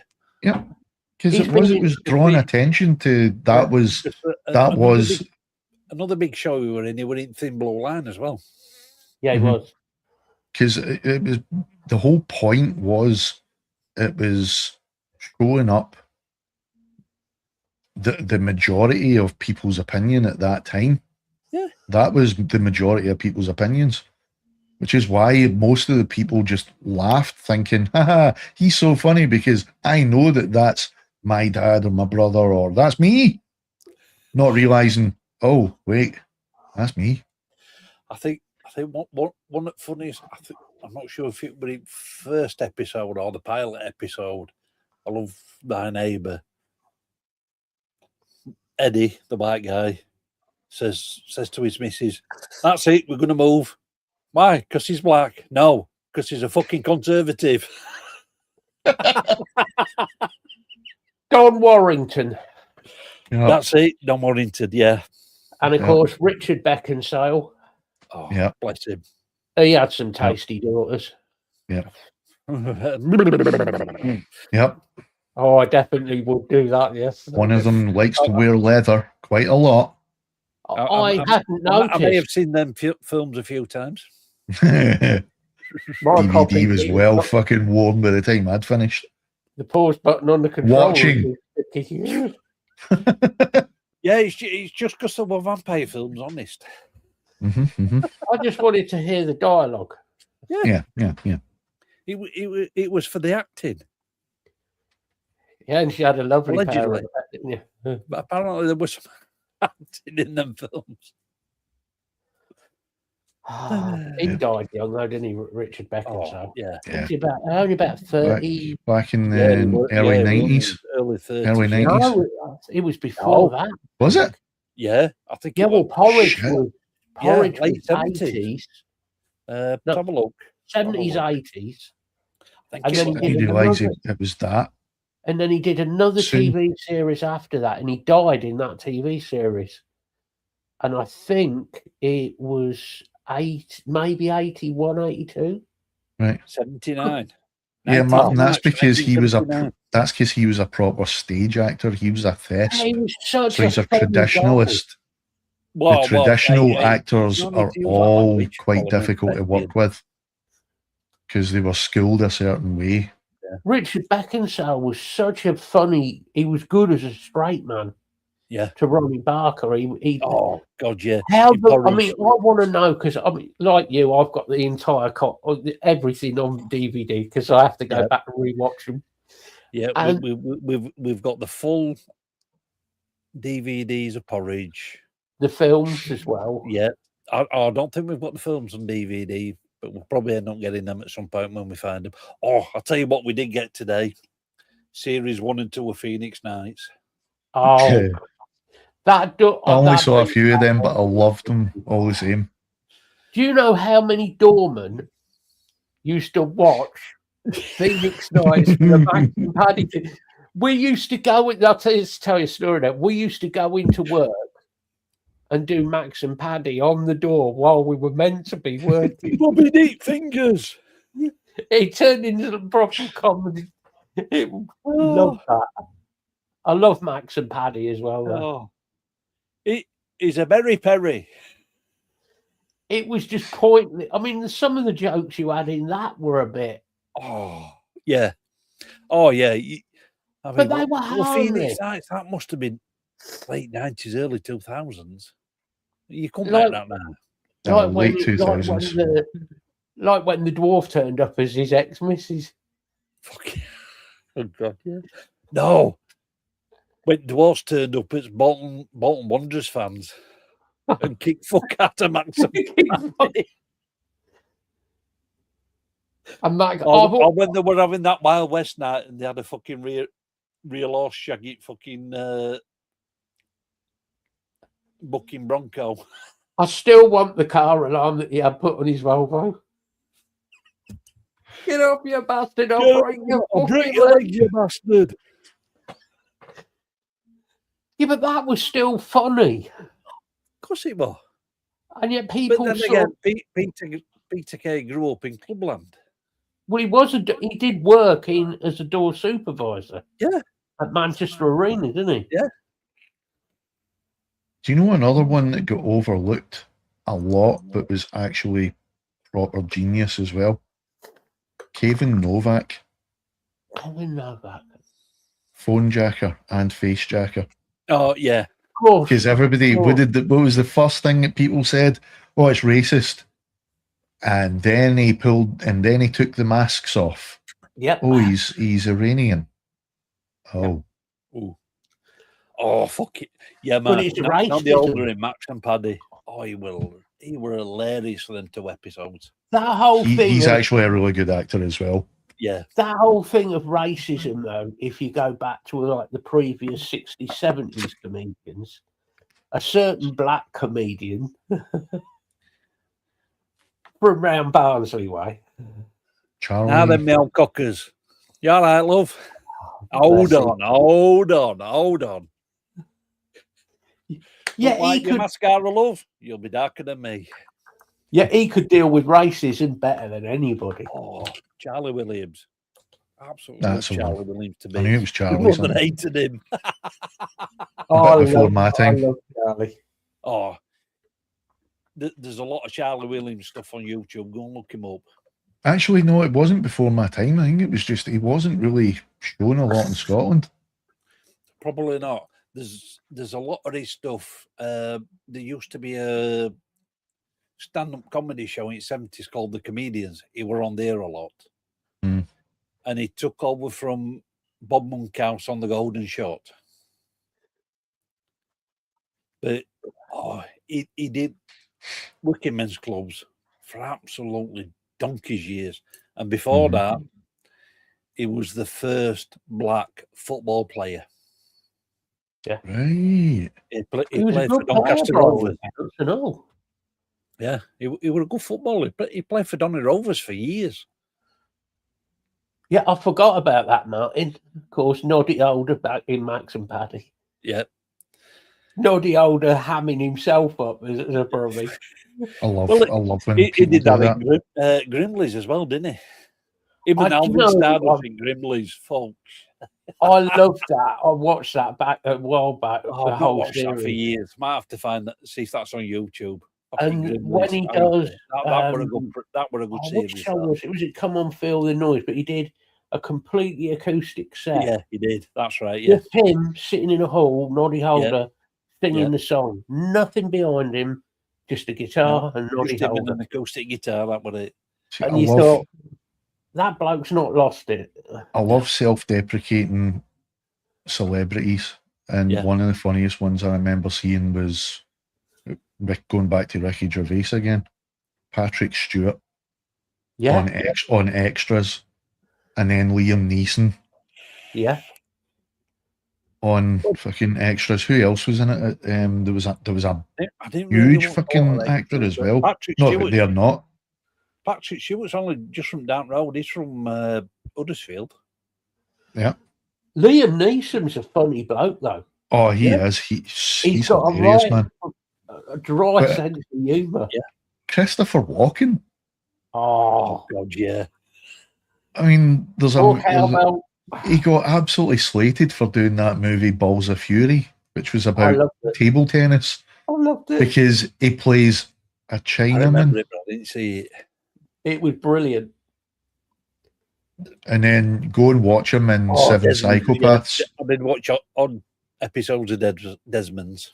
Seven Psychopaths, one of my favourite movies of his, because he's hilarious the whole way through it, and then it just flips it, and he's wrenching your fucking heart out. That bit at the end, you know, when they're stopped in the middle of the road and the bloke... And he put your hands up. No. And he went, Well, Yeah, why? There's no extra there's no extra words. No, it's just so matter of fact. Yeah. No. It's that like, perfect portrayal. put your fucking hands up. No. Who is a psychopath? Why are you not putting your hands up? I don't want to. And they're like, well, what do we do? It's like that scene with Christopher Walken and Dennis Hopper in True Romance. Oh, fuck. I don't think Couldn't watch that movie, man. I don't think any other two actors could have done that scene apart from I them don't. two. They're both nuts. Yeah. Yeah, they are. Dennis Hopper definitely was certifiable. Fucking hell, yeah.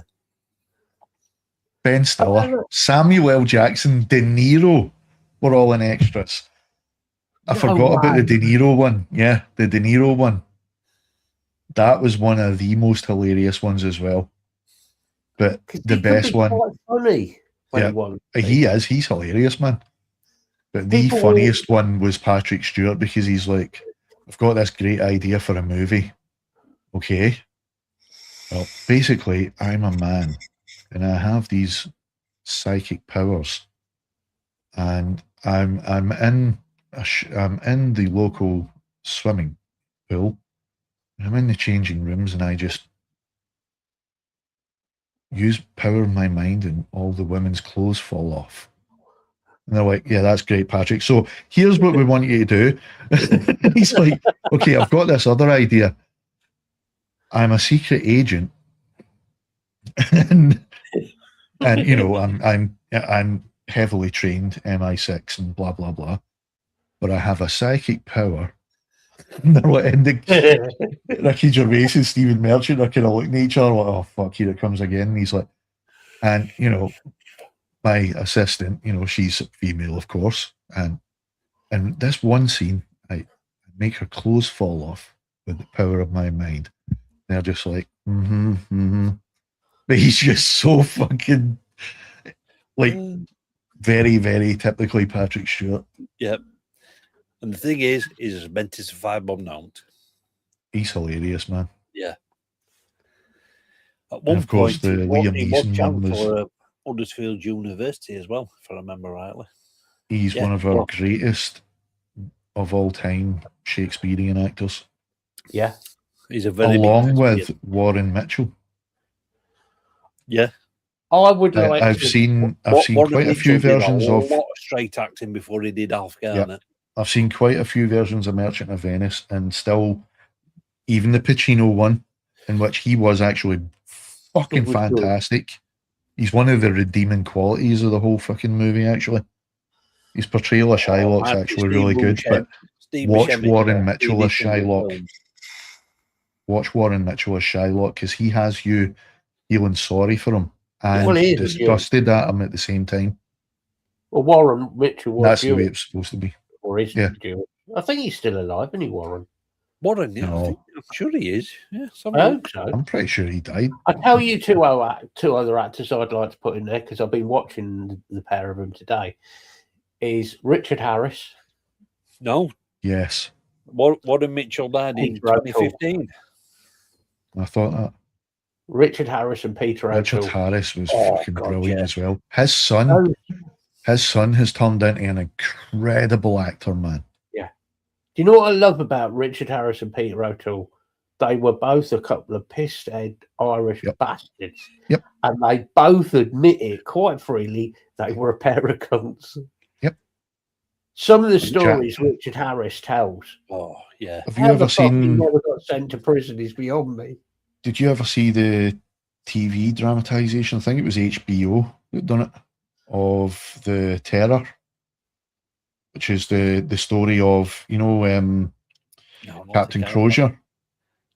Yes. Who was from Banbridge.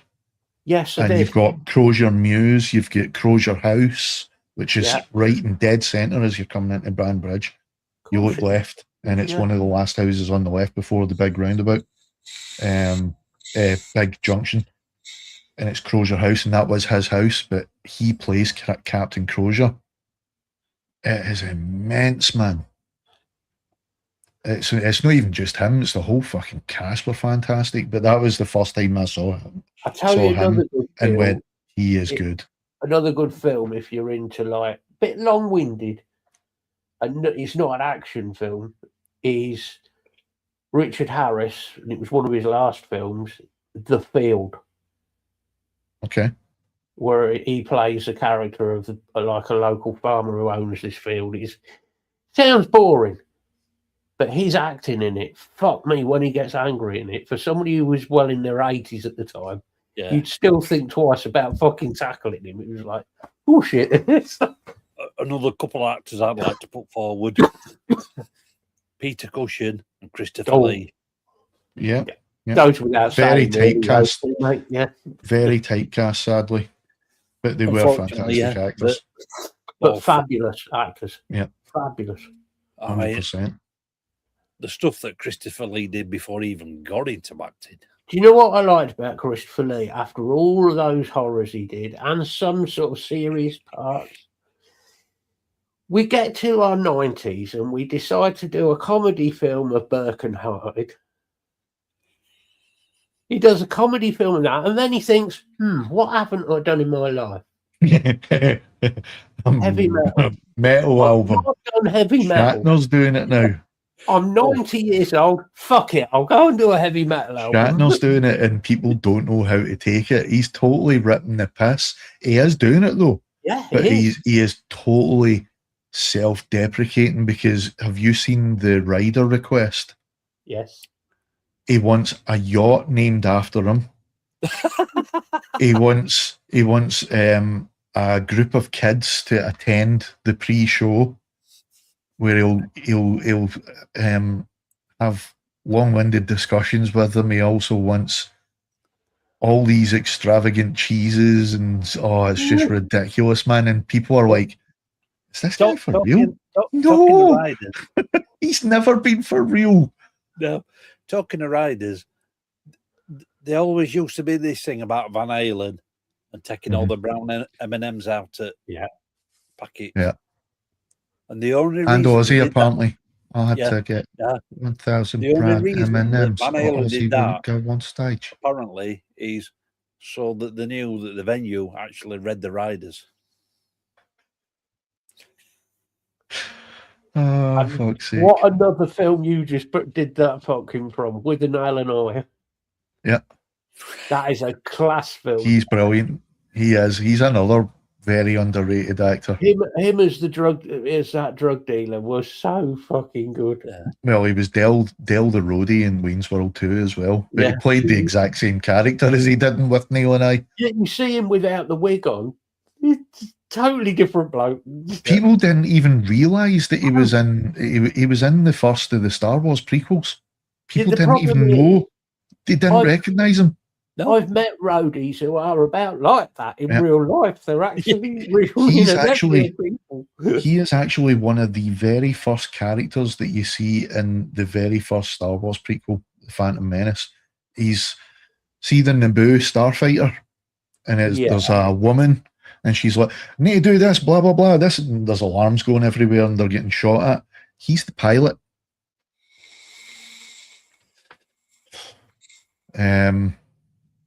But another movie with incredible performances, if you have never watched it, and I defy you to have a dry eye by the end of it, is Warrior with is it Joel Edgerton, Tom Hardy, and Nick Nolte. I have seen it, yes. It's about it's about two brothers who've became really estranged because they were in too much competition with each other. It's the story of Mickey Ward. Right. But it's the dad. Boxer. It kind of revolves around the relationship with the dad, who was a pro boxer, whose career fell apart because he turned alcoholic.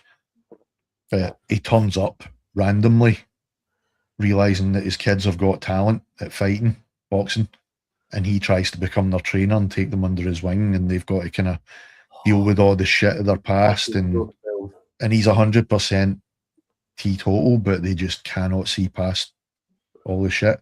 But the thing that makes it all the more hard to watch is because you know everything that Nick Nolte had done beforehand. He lost a lot of shit because of his alcoholism and other substances. Hell of an actor as well. He is. And I think that was one of his first major roles, actually, since he cleaned himself up. But when you see him in this movie, you're like, that's not him playing a character. Have you seen? It is, but it isn't. The TV series, The Old Man. Yes, Nick Jeff Bridges. No, yes, Jeff, isn't it? Jeff Bridges. Jeff Bridges.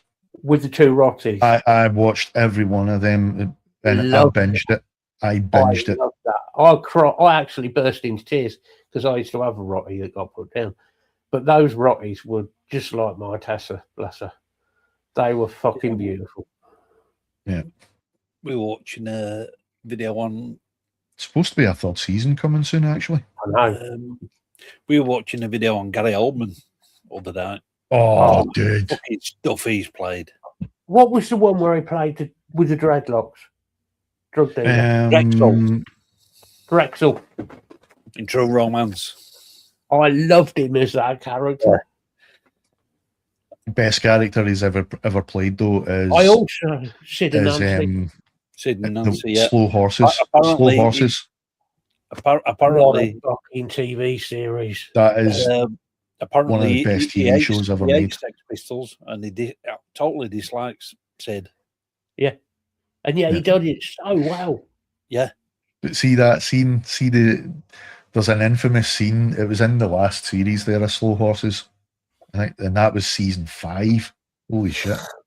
But there's an infamous scene where he's sitting, it's just him, everyone's sitting quiet because they're waiting on word back from one of the agents who's out on the field, right? So they're waiting on word coming back from this agent. And Jackson Lamb, the character Gary Oldman plays, absolute fucking lout. Yeah. You can almost smell him through the TV. But he's sitting in his office and his superiors are sitting in the office with him, waiting on him slipping up, and he's just sitting there. Everyone's just sitting really quiet, waiting on word. Nobody's saying a word. His underling is sitting behind him, and he's sitting with no shoes on, with the feet up on the desk, one sock with a big massive hole in his big toe poking through. And the young guy, his underling, just goes, "Oh, Jesus!" And then everybody else catches a whiff of it. Gary Oldman is so method. Yeah. That wasn't fake. Apparently, he actually let one rip. Yeah. Apparently, in his early acting career, he used to really get into character. From what they were saying in this video. Alan Rickman. Alan Rickman, yeah. Another British actor that's made it big-ish in Hollywood, Tim Roth. I've been watching him recently again. He's in one of my favourite shows just now, Silo. Yeah. Yeah. Oh, man. He is brilliant in that because you don't know how to take him. No. He's made out to be the big villain, but there's times where you see him on his own. You can see where he's coming from some of the time. No, I like Tim Roth. Yeah, he is good. Not Tim Roth, I'm thinking Tim Robbins. Tim Roth is incredible as well, though. Tim Robbins is good. Oh, Tim Robbins. Yeah, it's Tim Robbins, it's in Silo. I think one of my favourite films with Tim Robbins is, and I've mentioned this before, Jacob's Ladder. Yeah. Fucking love that film. Yeah. Not beautiful. It's a beautiful film. He gets run over by a fucking truck. Yep. Beautiful film. Yeah. For all the wrong reasons, but it's beautiful. Yeah. But if nobody's ever seen Jacob's Ladder, you definitely need a couple of beers at least to go and watch that film. As far as I remember, it's pretty much a retelling of Dante's Inferno, isn't it? Yeah, basically, yeah. Yeah, it's so fucked up, that film. Oh, yeah, shit, Stephen Graham's very good, Martin. Yeah. Yeah, very, very good actor. Of the recent ones. But yeah, if nobody's watched that Slow Horses, go watch that his shit. character in This Is England films and TV series, that were good. Yeah, he was really good in that. Yeah. He's always going to be Turkish to me.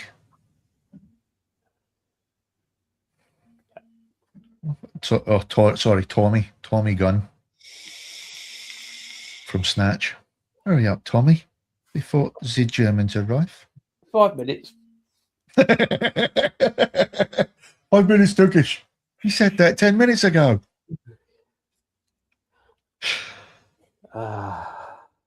Fucking Alan Ford. Bless him. Yeah. Alan Ford's a quality guy. Apparently he was the nicest guy on the fucking planet, and yet somehow he made the most memorable villain since Darth Vader. Well, Alan Ford grew up around the East End of London, so he grew up with he had to have, man. Gangsters. So that was quite an easy part for him to play. Yeah. But yeah. Every time he's on screen, you can just feel yourself tensing up. Oh, God, yeah. Even something as simple as, Mike, is a cup of tea? And you're shitting yourself. Any sugars? No, I'm sweet enough. I'm sweet enough, Turkish. Do you know the definition of nemesis? Yeah. In this case, an horrible cunt. In this case, me. Oh, fucking hell. Talking about old British films, I think most of us remember this. Scum. Somebody were doing a reaction to Scum, and they got to the greenhouse scene. Oh, I can't watch that, man. It's too real, man. Because all my mates were like, you have to watch this movie, and I was like, that's too real, man. Sorry. Right. I have a crap film, but it's so crap. It's brilliant with Alan Ford. Alan Ford did a film called Cockneys versus Zombies. Right, this film, if ever I'm bored, that was one of my favourite movies, man. I had to get that in Blu-ray just for that chase scene. You know, when you get to that point where you're like, oh, fucking hell, fed up. I'll just bang that on because there's one bit in it. You know, when they come around the corner in the bus and it's West Ham and Millwall. Mm-hmm. And he just doesn't even say about them being zombies. He just goes, "Oh, nothing changes." That comment. But it's the what was the he was in Ever Decreasing Circles and Briars. Richard Briars. Richard Briars. The chase scene with him with the Zimmer frame. Holy fuck! And they're all shouting, egging him on. And he's like, "Oh, I'm going as fast as I can." But even the zombies are what fucking slow as a wheat in the jail. It's funny as hell. The other bit that they actually cut out of it when they put it on to stream it. You know the bit when he kicks the zombie, the baby, yeah. Like the film is just so wrong in so many places, but it was brilliant, though, man. Absolutely brilliant. Yeah, but I'll tell you another one. It's another one of those prison movies, and I believe it was Martin had said Mickey Rourke is a shit actor. I disagree because of this movie. Animal House. Oh, Animal House. Fucking classic. Edward Furlong, Willem Dafoe, and Mickey Rourke. John Belushi. Edward Furlong goes to a maximum security prison just for dealing a dime bag because of the way the laws were at the time. And it's got some of the most beautiful photography I've seen in a movie. And it all takes place at a maximum security prison. So you're like How can that be picturesque? But it is. But the whole way through the movie, he befriends. He's kind of Edward Furlong's character's taken under the wing of Willem Dafoe. The whole way through the movie, because it's Willem Dafoe and how he's playing this character, he's a nasty bit of work. Yeah. So you're questioning his motives the whole way through. Willem Dafoe, he plays some fucking hard characters. It was a genius bit of casting though, because obviously the producers and the director realised we need someone like that though, because we want people to feel he's just doing this for the wrong reasons, and it ends up that he genuinely just liked the kid and he saw himself and he wanted to help him, and he realised this system's fucked up, you should not be here, so I'm going to look after you.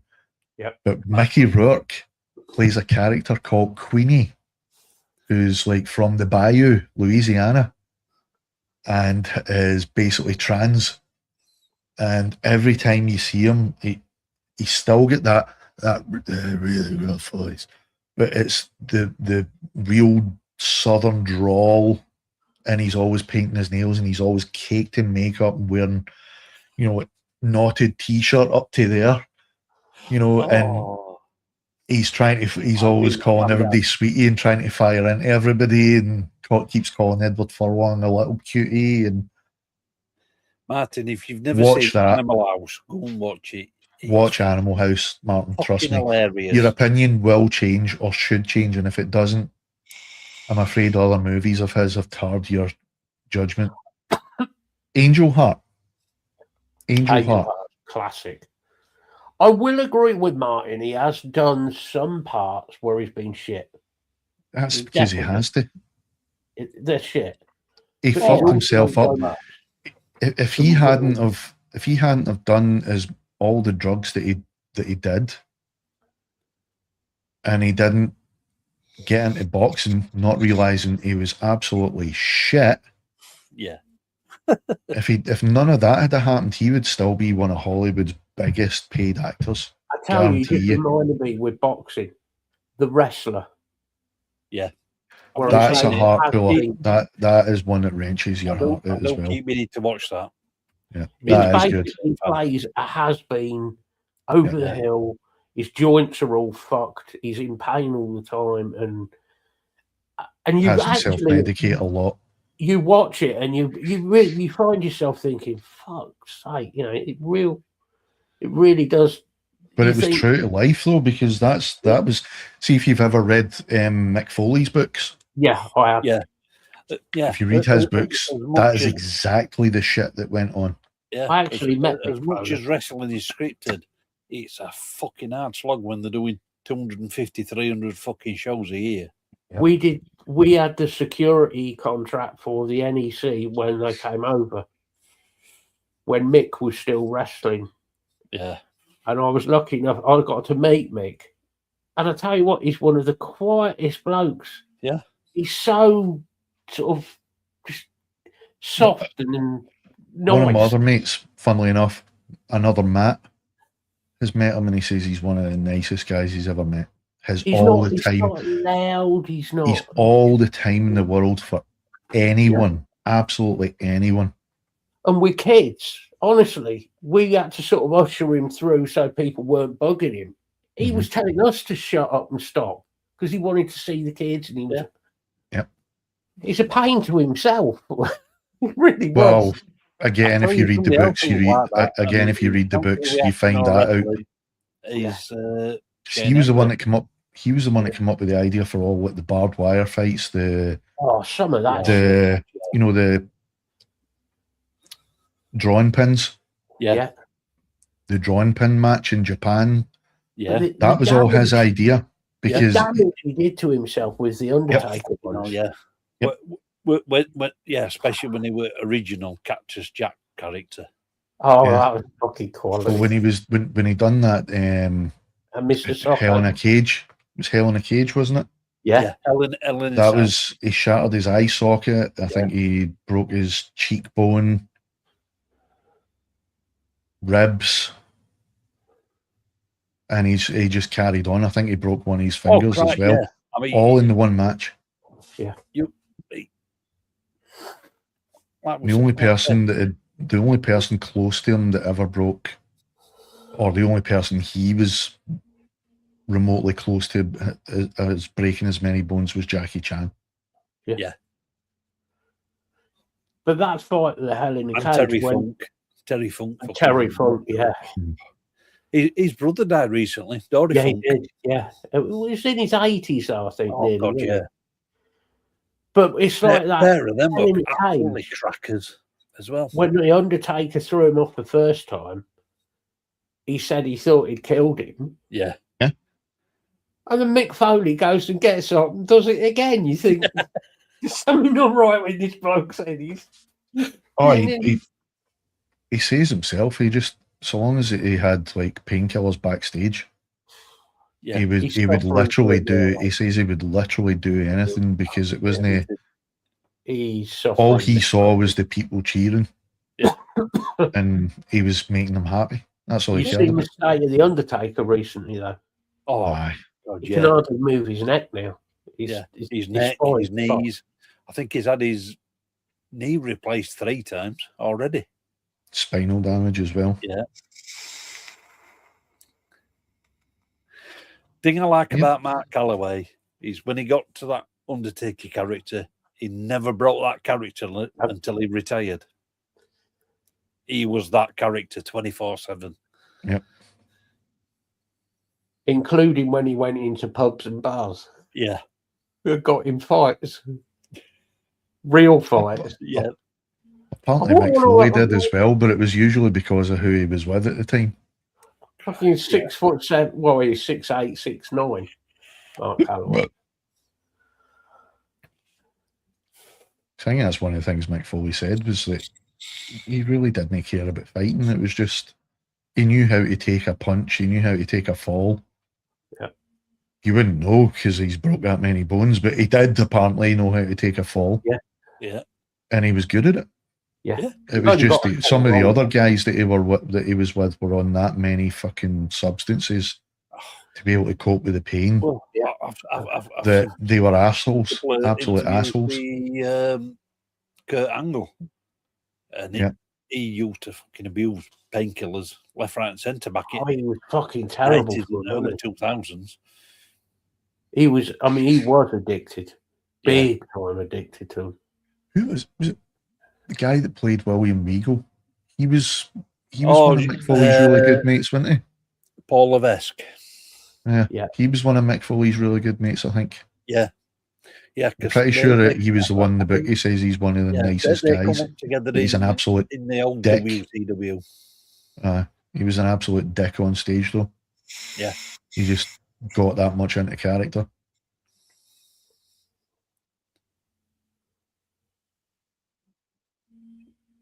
Yeah, they were some good wrestlers that period. Who was it died recently, actually? Samoan? Unfortunately, it's not The Rock. I don't like him. I think it was the Samoan. It might be, actually. Because there was the Rock family. Yeah. Aye, that was his page that I saw it on. I just don't like him.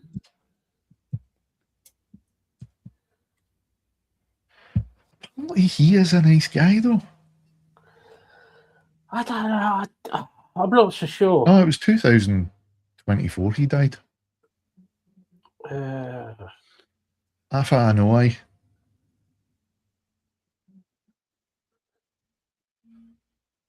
Oh, the Samoans, they were crackers. Especially when they had... Oh, no, it was Sika. Sika, I know why. Yeah, original Samoans when they had Captain Lou Albano. Gee. I didn't know that. He was Roman Reigns' dad.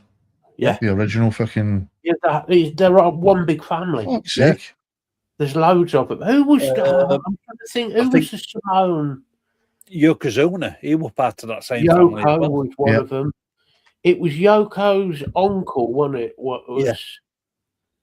He was the one who everybody in wrestling, everybody has said, if they went out to a bar, he was dangerous. Yeah. There was a few of them like that, according to Mick Foley as well. He was a nice bloke. He was a really nice bloke. He was supposed to be Just another people one. That testing, people pushing it. Men. Apparently, there's a story. There was a story that the Undertaker said, and the Undertaker was trying to get him off. They had a fight. They called the police. The police turned up with fucking guns, and he was still going at these coppers. Now, about 6 coppers, they pepper sprayed him, and he was picking the coppers up and throwing them. You've got somebody like that. That's that with that amount of power. Who's over 20 stone. Gosh, yeah. Just leave them, let them calm down on their own. There was a story I was reading a little while back when Bobby Heenan originally left. Oh, Bobby. When he originally left as a commentator from WWF as it was back then. Yeah. And him and Gorilla Monsoon were absolutely massive friends. Yeah. You could be right, Martin, to be fair. He was really good. He was a damn good wrestler, and he was hilarious. He would. And apparently, Gorilla Monsoon sent a bunch of bananas down to Bobby Heenan. Bobby Heenan calling up and says, "I've got some food for you." Just spent the rest of the time eating bananas and fucking drinking for the rest of the night. After Put it this way, Matt, right? Put it this way.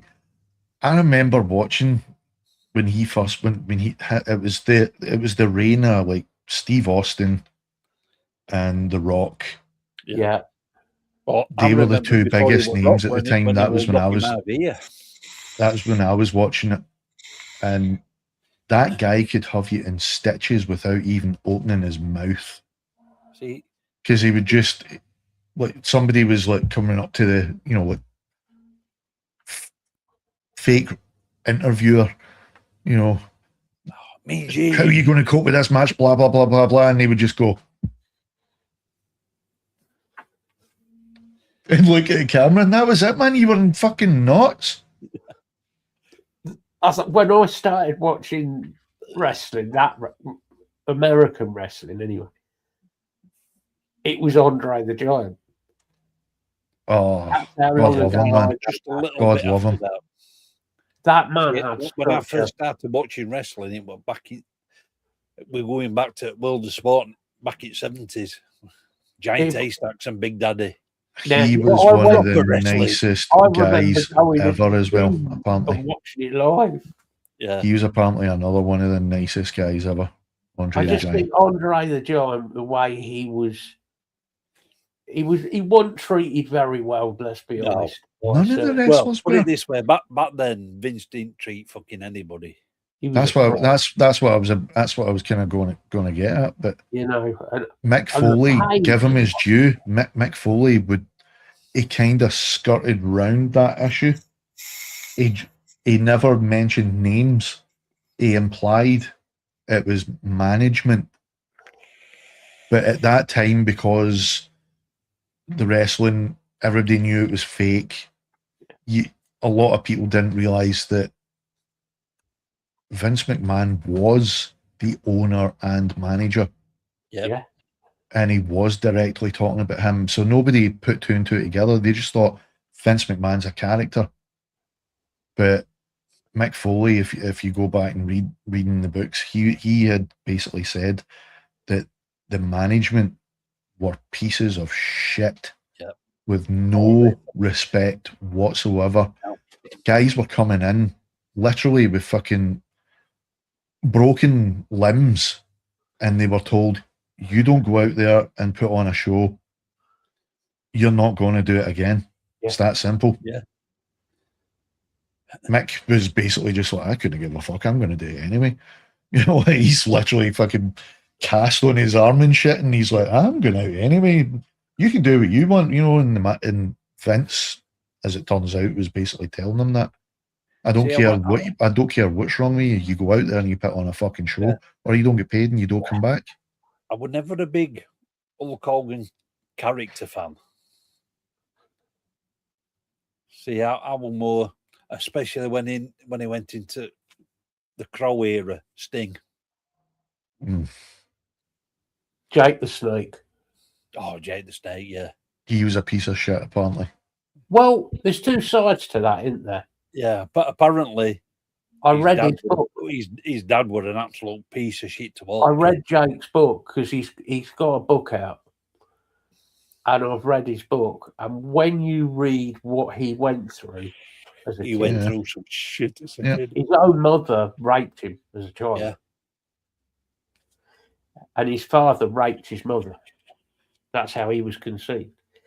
Now, that's some pretty fucked up shit to deal with in your life. Yep. It's a tough one, man. It is a tough one, but I mean, we've had our shit. We've had our shit. We're not pieces of shit. You're a troll, but we're not pieces of shit. Yeah. Oh, I'm definitely a troll. And that ain't going to change. I have been a piece of shit. I'm a piece of shit. Always will be. I'm too fucking out to change that. You know what bothers me about Hulk Hogan is when you look into Hulk Hogan and Hulk Hogan's apparently what he's done. He would into some dodgy shit. Now, I don't know how true all of this allegations are about child abuse, rape.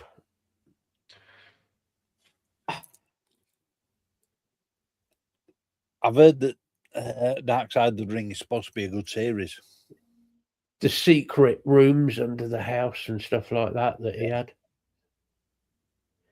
There's been a lot of people who've said about that, so including his own son. Yeah. And his ex-best Not going to find out for definite now, are we? Oh, Christ, no. Who else? Just trying to think. You got me thinking of other wrestlers now. Ric Flair. Woo! He was another one Mick Foley said was a bit of a piece of shit, but it was mainly because he was constantly fucked up, royally fucked up. He did a lot of fucking pharmaceuticals. Yeah. Pharmaceuticals, and he liked a drink or 10 million. The Heart Foundation. Yeah. He had a lot of respect for Bret. He had a lot of respect for him. Yep. I think all of them included, you know, his name's gone out of my head, Bret Hart's brother. Owen. Yes, Owen. Thank you. Shane I mean, was fucking Vince's son. You've really got to say that was Vince's fault. Yeah. That whole thing. You know, I think he took it upon himself, didn't he? Because he went kind of off the rails because of it. You know, you got to feel, all right, was it an accident? I suppose technically, yes. Should it have been checked better? Yes. I think it should, personally. But... Was that the ladder match?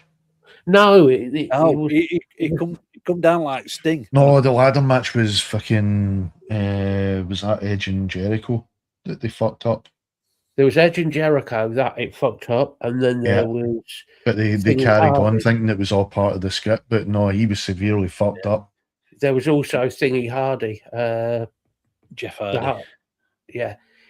He was at the top of the ladder, and when they kicked it, he came down on his side on the ladder. That's right, yep. Yeah. And the very first ladder match, Bret Hart against Razor Ramon. He was a fucked up guy, though. But apparently... Scott Hall. Well, Scott Hall and Kevin Nash. Both really, really fucked up at the time. Yeah. But Scott got off all the drugs and cleaned his act up eventually. Kevin. He still died early. Kevin's still going. Yeah, Kevin's still doing. I follow him on Instagram, and he's actually quite funny on there. Some of the shit. He's fucking hilarious. Oh yeah, I get that, Martin, but I just never got into that Hulk Hogan character at all. Nah, me either. Yeah, but the thing was, right, Martin, just one thing to say about Hulk Hogan Now, I don't know whether this was him. Hulk Hogan came Remember out. that one, Martin? Eat your vegetables and do this and do that and all of Take this. your vitamins. Meanwhile, he was jacking up on Sustanon and fucking Decker. Yeah. I remember So he that one, wasn't Martin. really much. That was brutal. Oh, that was Finn. He's from Ireland, isn't he, originally? Mm-hmm. Over in Finland, wasn't it? He did actually have a few years ago, because I think he's got a pub now or something.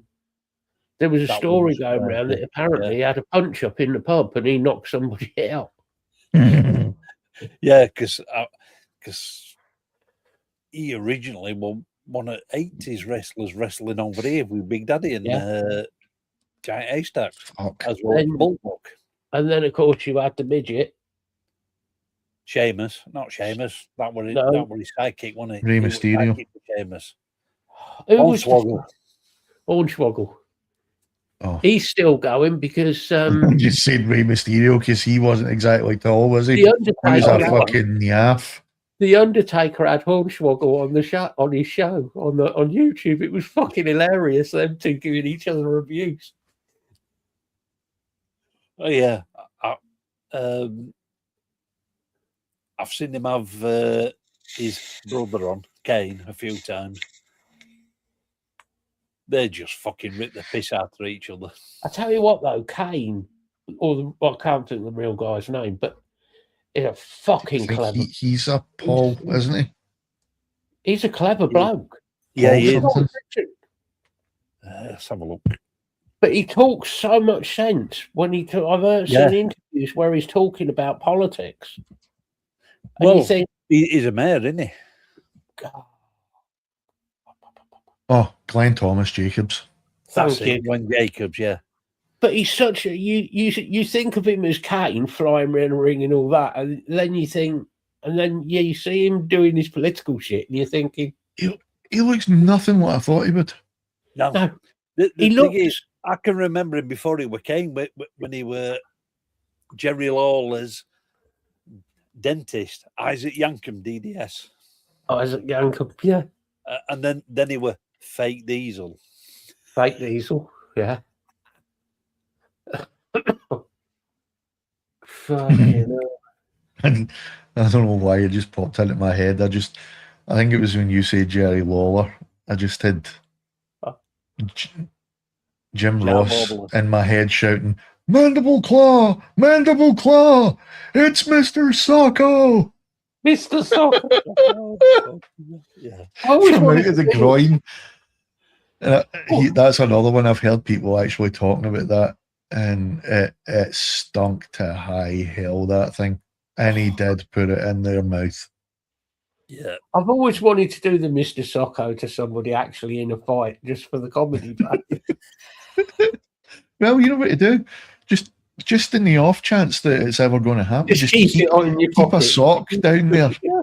Just have it tucked right into the fold between your thigh and your bollocks. Especially if you meet a little Scottish person from Irvine. You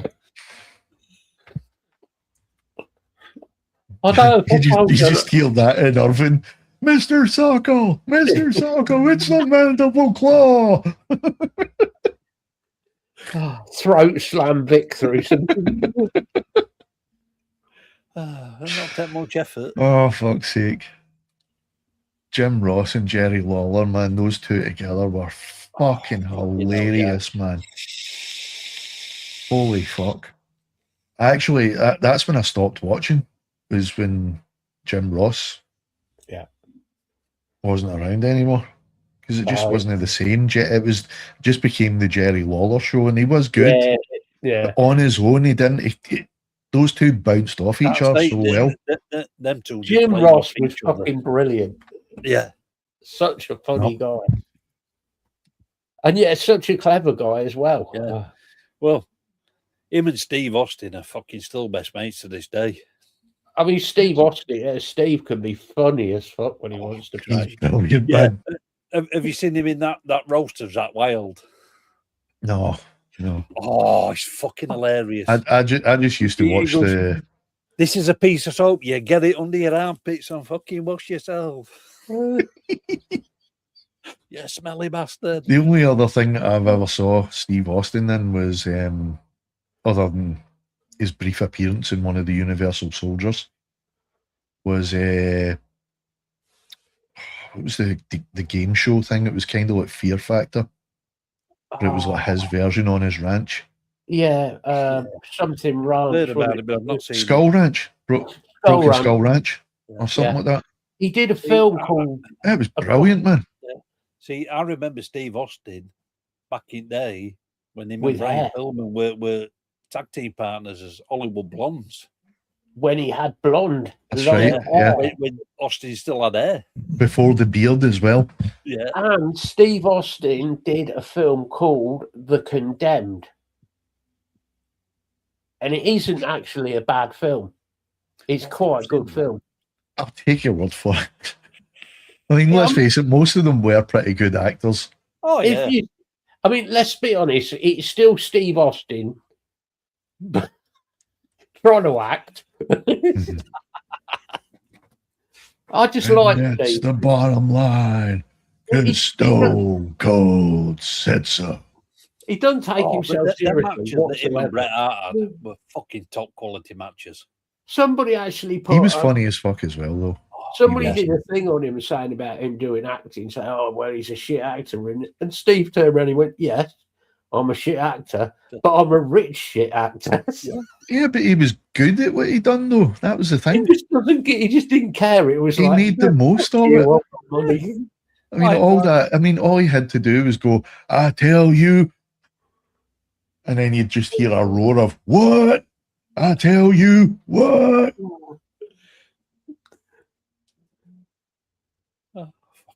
He knew how to get a crowd going. Of course Oh yeah. That's why The Rock was good.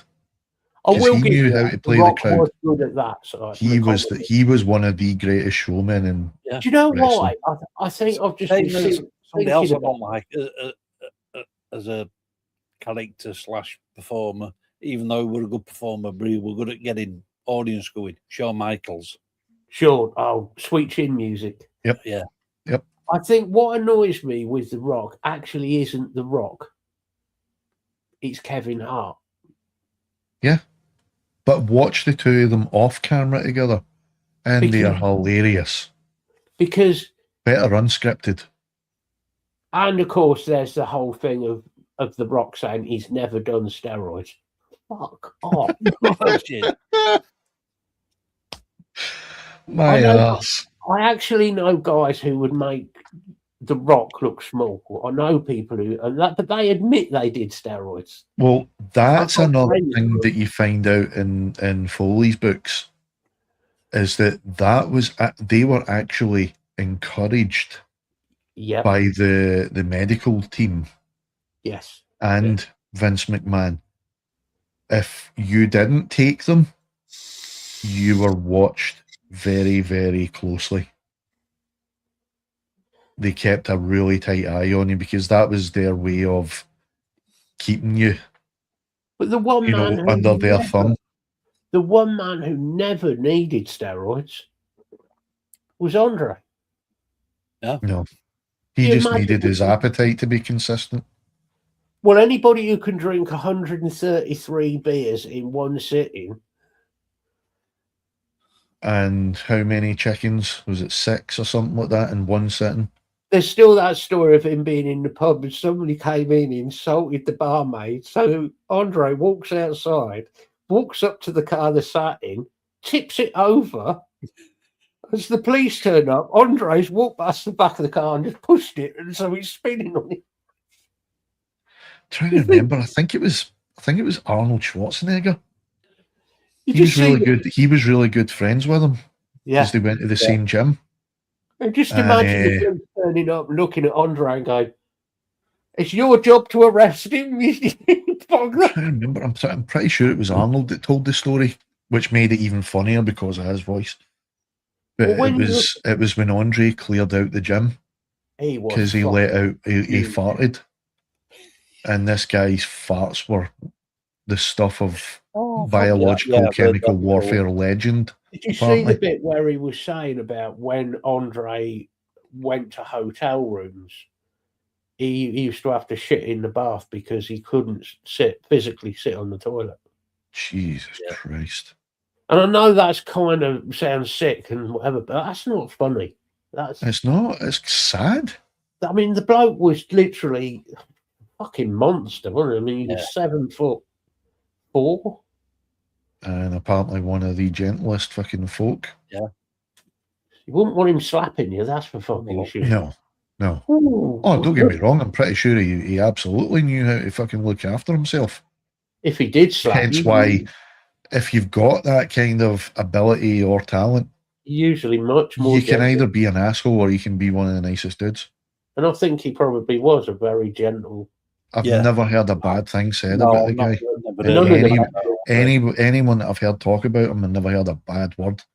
He's one of the most talked about actors in The Princess Bride. If you go watch the making of, everybody loved that guy.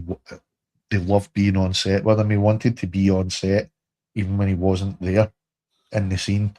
He just loved doing what he was doing, and he loved watching other people do it. Just a naturally brilliant man. Apparently, Andre was between 6'10" and 7'1". In real life, he was quite short. His hands were bigger than our heads. Yeah. Well, I don't want to get punched off one of a hand. No. His thighs were probably the size of our torsos. Yeah. You would know about it if he hit you after you'd woken up from the coma. If you woke up, somebody that size hitting you. If he put some fucking effort into that, if he wasn't holding back, you were not waking up. You would be lucky to wake up. He could kill somebody easily, barehanded. I would not doubt that. I just think he's sad the way his life. Yeah. With all the pain he went through. By all accounts, he seemed like he made the most of it and enjoyed his life, though. Yeah. Until the end, obviously. It's strange, though, because apparently I read his book, and apparently he spent a lot of time playing chess, a lot of time reading, and he was very intelligent. Yeah. He did. I'm not being funny, but that comes through. When he passed away, Andre. That comes through in his character, Vizier. Yeah. He's very intellectual, man. That's what I was saying. That comes through in his delivery in The Princess Bride.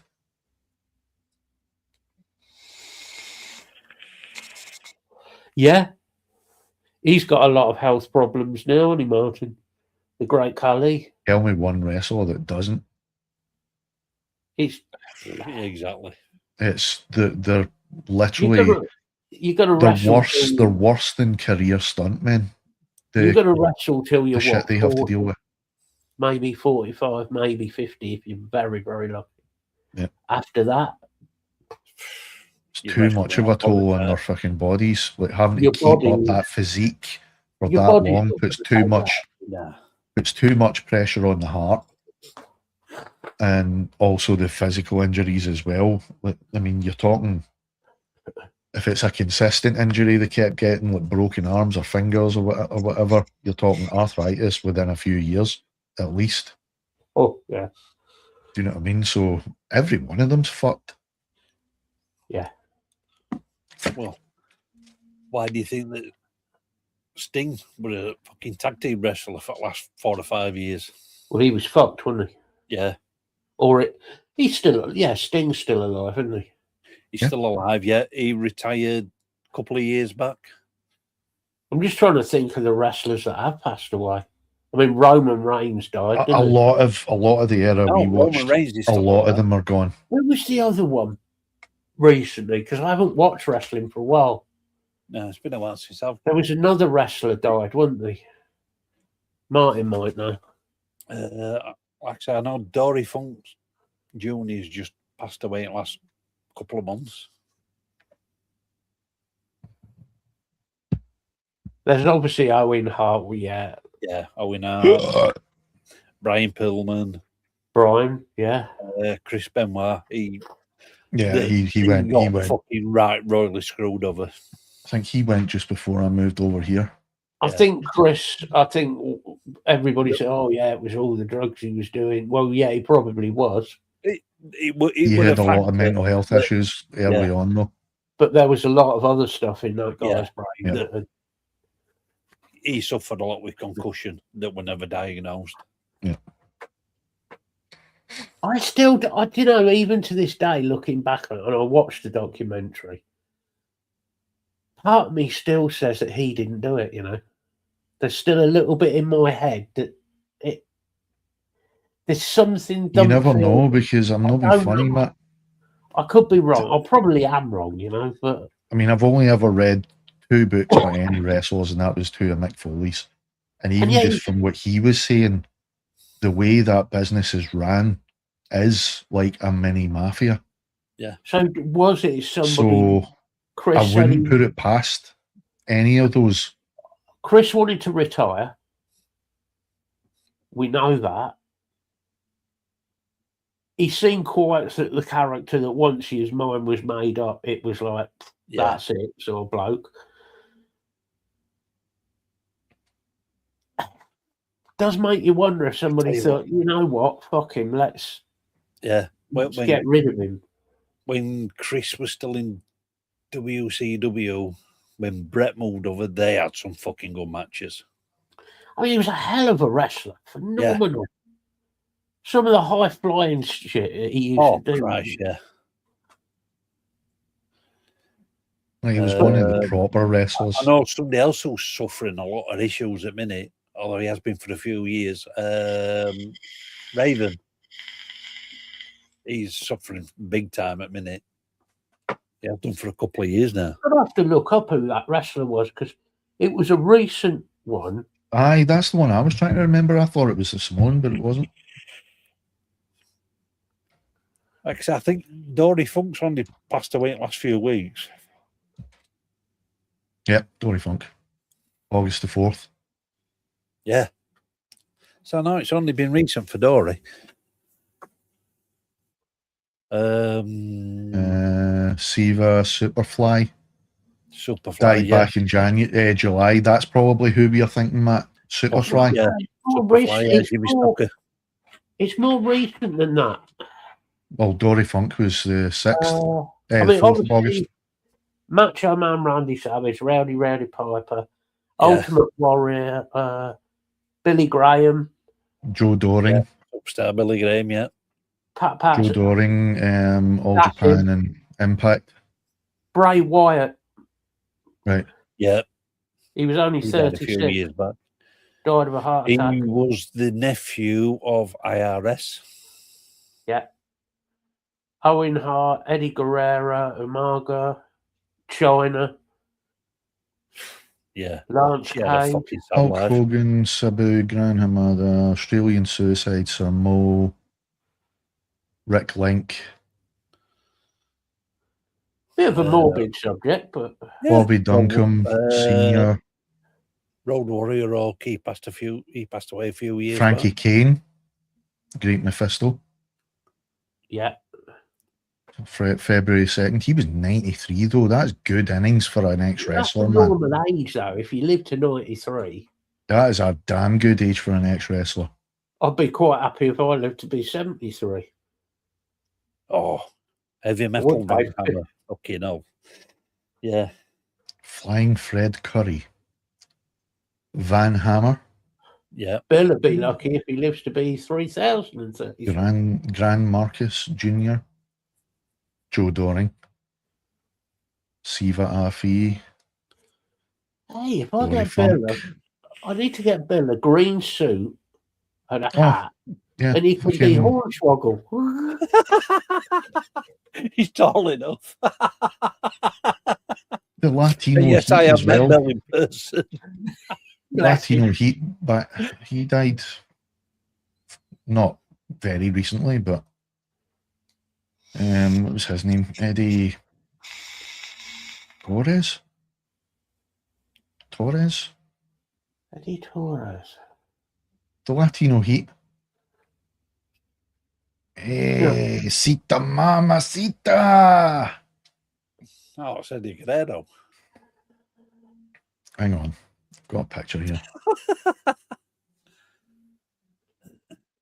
This music show's to the WWF. It's always fucking random. Woo! Oh, God, Ric Flair. I think it was Eddie Torres. I think that was his name. I could be wrong. I know, Bobby Torres. Yeah, but he's not a wrestler. Well, not that we know of. I mean, he might be. You never know. He's from New Jersey. Hey, that's it. We could get the Undertaker to go around and put Bobby not through a wall. Yeah, I think. I don't think you'd be very pleased. Eddie Guerrero. Yeah. Eddie Guerrero. Is that him? Yeah. Yeah. We said that 5 minutes ago. Sorry. Scottish communication, it's always been the problem. I was too busy in fucking Google land, okay? You remember who I'm talking about now, though? Yes. Aye. Fucking Scots.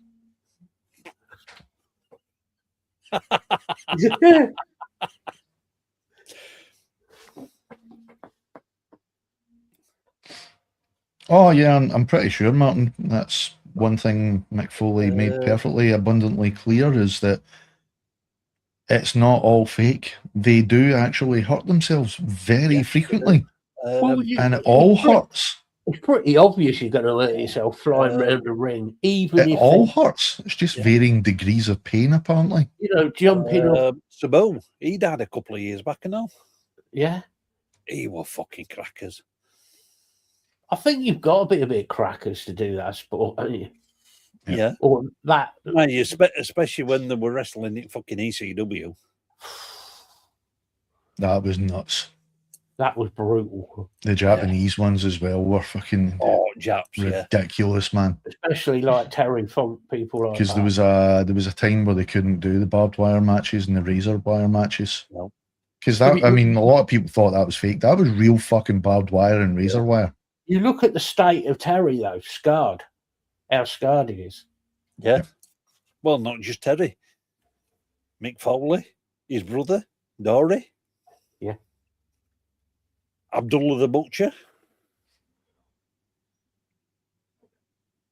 I think he passed away a few years back and all. Mad bastards. Oh, I thought of another wrestler that I used to like. The Iron Sheik. Oh, Iron Sheik. Fucking hell.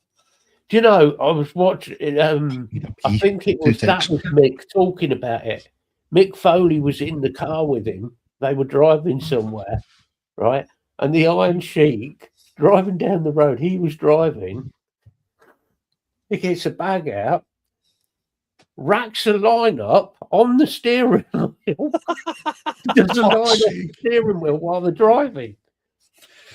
Oh, he was terrible. He was always fucking like high as fuck, the Iron Sheik. He got caught with firearms in the car. Yeah. He was a right fucking...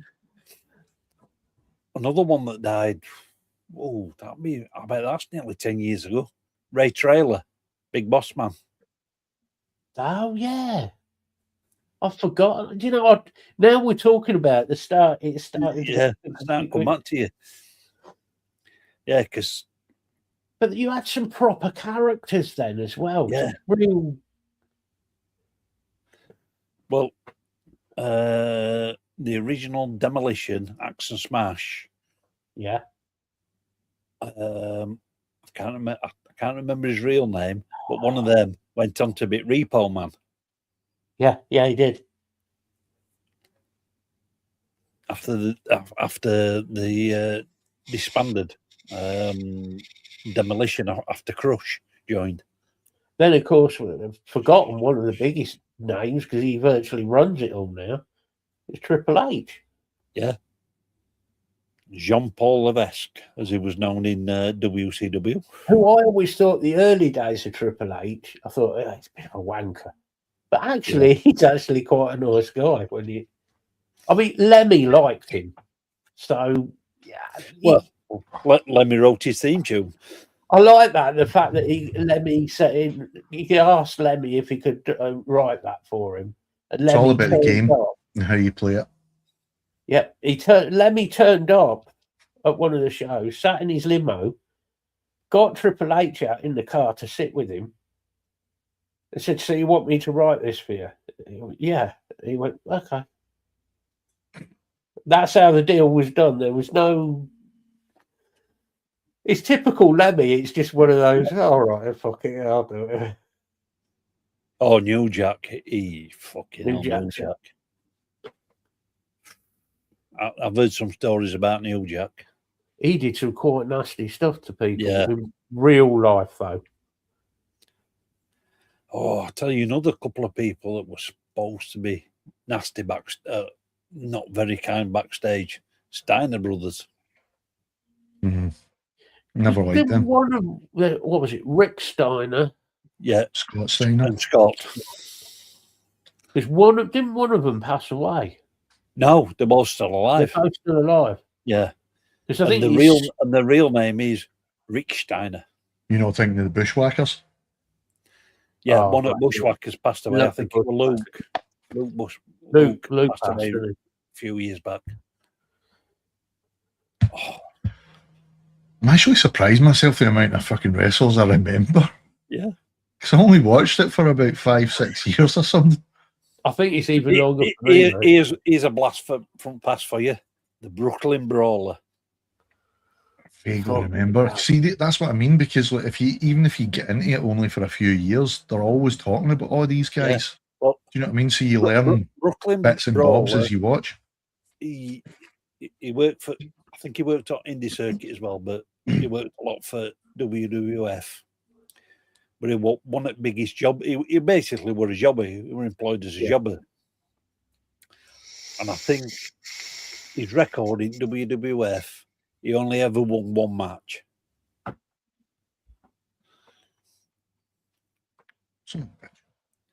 Instead. And here's another one for teenagers. The original Doink the Clown, Matt Bourne. He was a good wrestler. Nah? Yeah.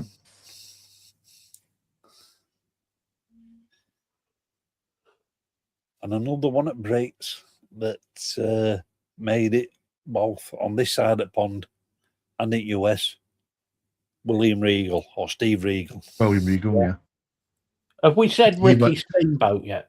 Oh, Steamboat, yeah, he was. Apparently, William Regal was actually a proper pro wrestler, though. Yeah, he was. He was bloody lethal, apparently. He was another one that started off with Big Daddy and all them. Yeah. Apparently, he was really good. Yeah.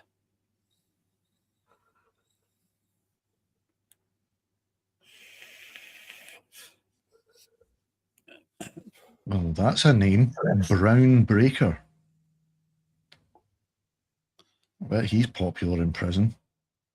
Yeah, I'm ducky. He's very popular with Tyler. Can we get off the subject of Tyler and Black Pudding? Tyler is a wrestler. I'm sorry, it's still not going to put me off it. That's it. Tyler's wrestler name, the Black Pudding. Or just the pudding. It would have to be something really ridiculous like the Amish apocalypse or something like that. The Amish pudding. Amish pudding. The Amish sausage. Or the Amish barnstormer. Whoa! I found the Martin, you've got your work cut out for you now. I found the ladies of wrestling. Not the glamorous ladies of wrestling. Lita. Good Lord. Things I would have done to that. Miss Elizabeth. Fucking hell. More like the things she would have done to you, mate, if you tried. I would have let her. Fucking death by snoo. I would go very happy. Probably not so much now, right enough, but back in the day. The Amish Wrestling Federation. Oh, God.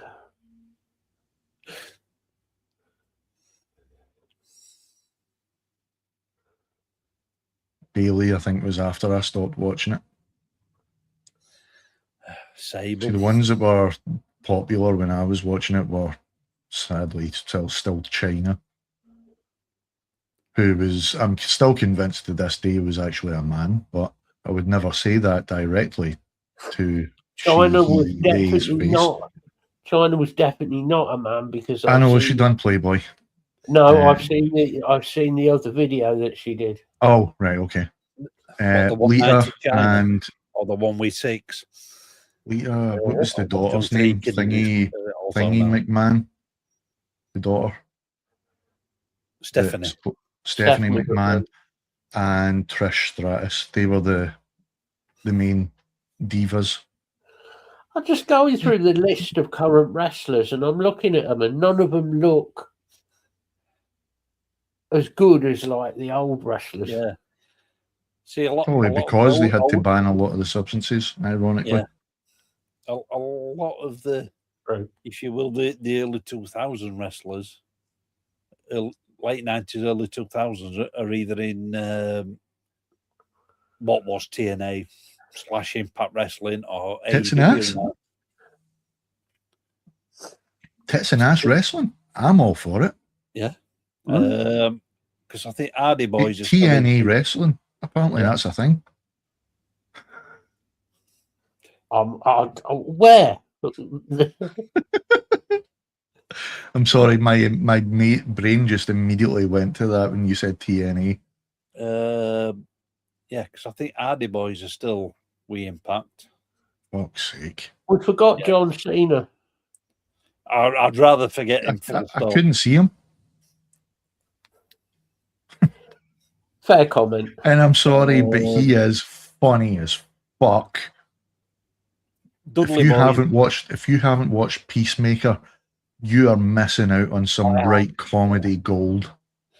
Dudley Boys, they retired as a team last year against Hardys. But I think Bully Ray is his known now. I think he still does the odd match. But and ECW, Martin. Batista. Yeah, Dave Batista. Dave Batista, yeah. You know they're doing... he fucking lost a lot of money before he got into acting. You know they're doing the film God of War. It's a TV series. Yeah, they're going to have Dave Batista playing. Rumoured so far. It's a rumour so far. I had a better idea, which I put it on Facebook because everybody's going on about Batista. Oh, he'll look so good. He'll look massive in it. I went, I have a better idea. Why don't you go and get somebody else who is actually big and is an actor as well, not as big as Dave Batista. Why don't you go and get Eddie Hall to play him? You want somebody who's fucking massive and would suit that character. But there's a character who Eddie Hall. It's just a shame because the guy they had playing him, Ryan, I can't remember his second name, but he played Opie in Sons of Anarchy. Yes, right. Yes. He's a brilliant actor. He is fantastic. Yeah. He's one of the best things in the Walking Dead series, and I do believe he speaks the grand total of about 5 minutes in any of the seasons that he's in. Was so good, and that's in total. He was brilliant as OP. He still fucking gets me that scene. Oh, that was heart-wrenching, man. Holy fuck. Yeah. But it was brutal, but it was done how it should have been. Yeah, absolutely. Favourite bit in Sons of Anarchy is, and I knew it was coming about a month before the episode because it was on a certain... Pinehurst, yeah, you're right. Was when Sonny turned up, Sonny Barger. Yeah. Because Sonny Barger, who was the chairman of the Hells Angels. There's a couple of actors that would actually be really good as Kratos. And they're actually... Well, one of them at least is a bit of a household name at the moment. Travis Fimmel. Huh? Ragnar Lothbrok. Joe Manganiello. Yeah. Yeah, Travis... Travis Fimmel. Travis Fripp. Fimmel? Ragnar. Yeah. Yeah, he's that a good could work. actor. You will not believe some of the casting ideas.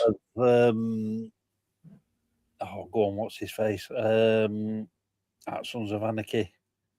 Oh, yeah. I know who you're talking about. Yeah. Yeah, oh God, that's going to annoy me. Begins with a W, I think. No. One of his names. Anyway, casting ideas for Kratos. Fan casting ideas. Top one is definitely a no-no. Momoa. No. He was born to play Lobo, and that's it. Charlie Hunnam.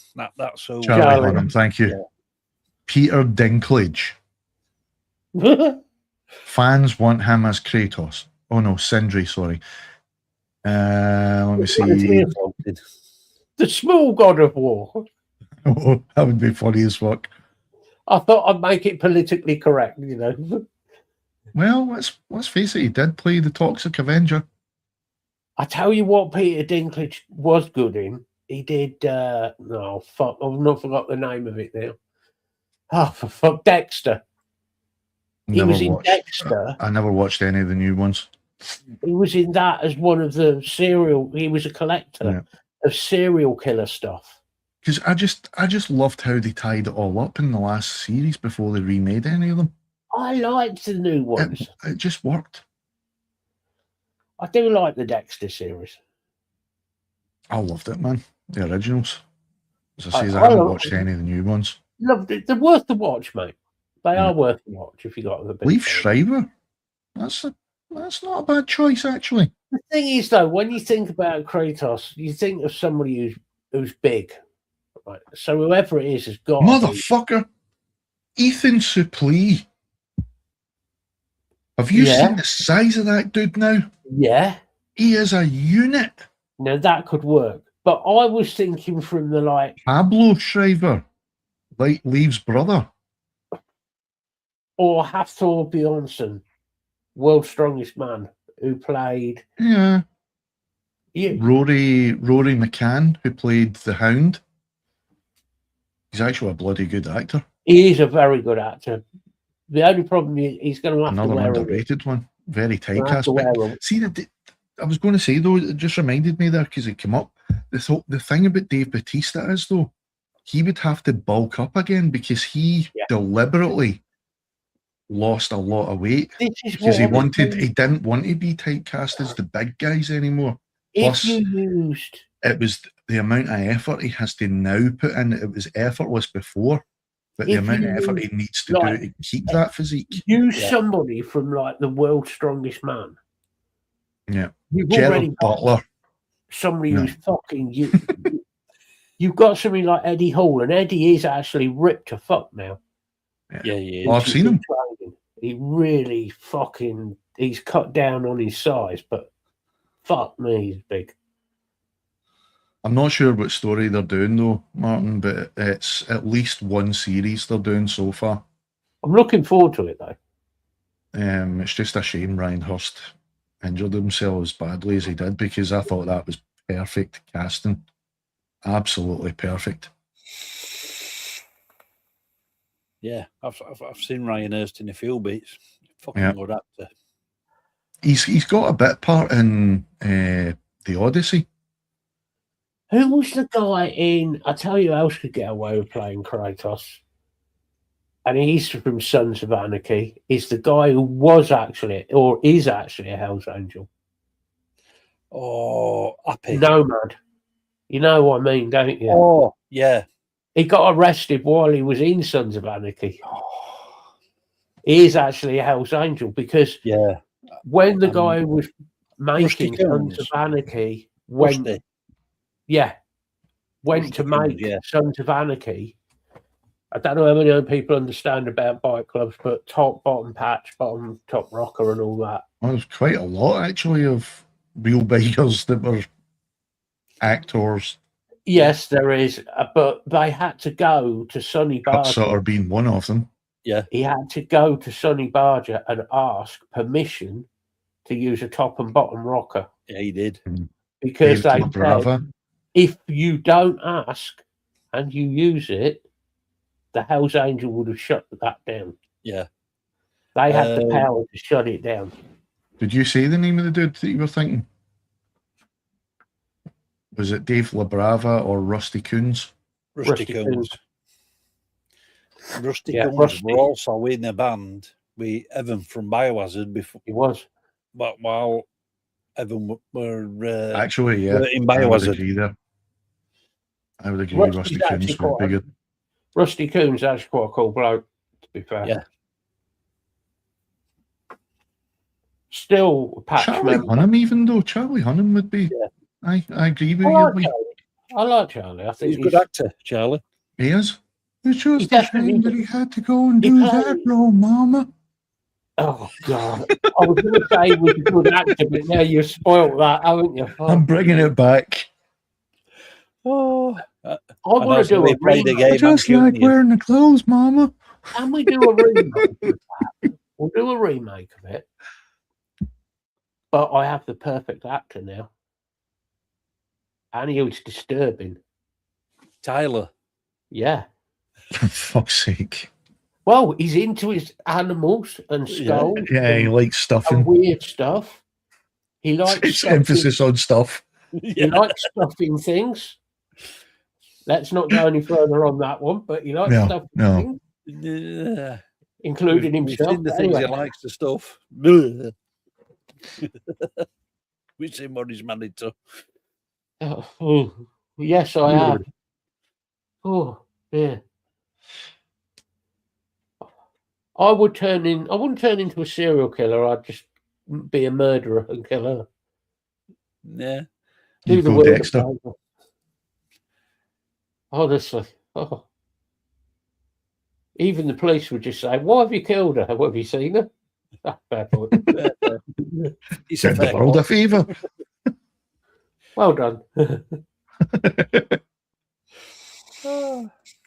Carry on. We may have mentioned building a room in the basement of his garage. Don't let me catch you doing it again. Or maybe planting some endangered flowers. I said, Bill and I were sat there one night. Bill was doing it joking, and we sat there because he's got that basement room that's got the drain in the floor and everything. I said, how deep is that? I said, your basement floor. I said, how thick is your concrete? And he said, I don't know. Why? It's why, what you're thinking. I went, well, you've got the drain there. Okay, keep your drain where it is. Break the concrete around it. Smash it. You dig down about 5-6 feet. Make it a nice big enough hole. You then put whatever you want. Could be a body, around the pipe. You put some quick lime in there. Yeah. Then you put the soil back on, and then you put some rebar across. He didn't know what rebar was, so I had to explain what rebar was. Put some rebar across, level of concrete, bit more rebar, level of concrete, build it up, skim it back off. Nobody knows. If there's ever any funky smells coming from there, it's the drain. Yeah. And he went, and you actually thought about this? I went, I'm just trying to help. He went, I'm getting worried. Either that, or he could just hire Stephen King as a cleaner. Why would you not? Yeah. Speaking of whom, have you seen him and is it the guy that made the remake of It? Is it Flanagan? Yeah, Flanagan. The two of them are getting together to remake The Mist properly this time. Martin, we've given him plenty of ideas. Martin, if I didn't give Tyler ideas, that's roughly what you'd get all the time. Complete silence. It's like a large vacant, empty plot. It's between his ears. Yeah. Although apparently he is going through with the divorce now. Allegedly. Oh, he's definitely busy at the moment. His sister's helping. I mean, anybody else, like I said, who goes through a divorce would usually go to a solicitor, but yeah. Yeah, but we has are she talking experience about in divorce? in Ohio. I take it she has experience in divorce then?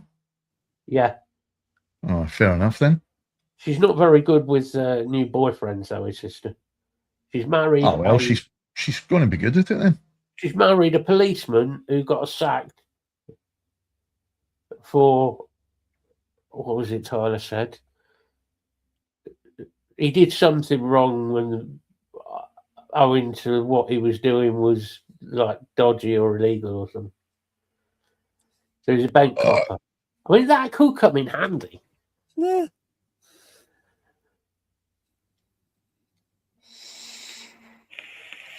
Yeah. Yeah. Well, wow. And yet, if you keep it in your family. You spoke it to his mum, Martin. His mum is actually a really intelligent lady. Brilliant song, that though, Martin. Keep it in the family. Times. Oh, his mum has caught on because Tyler's told his mum that we're trying to wind her up. We're not trying to wind her up. We're trying to wind him up. So his mum's cottoned onto this, and rather than being offended at the comments about her, she's encouraging them. Taking that on board and started winding Tyler up with us. And her husband. It's great. Hours of fun.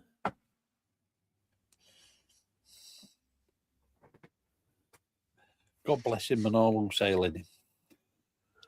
Oh, he's had quite a bit of semen. Well, allegedly. No comment.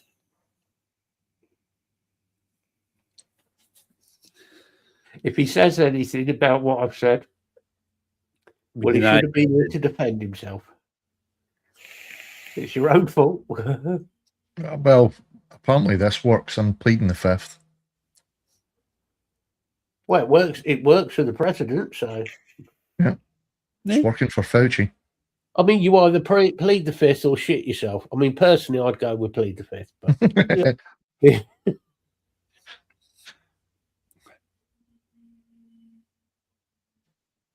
Yeah, somebody said plead the fifth with him, and they said, "Oh, his mum." Cloth.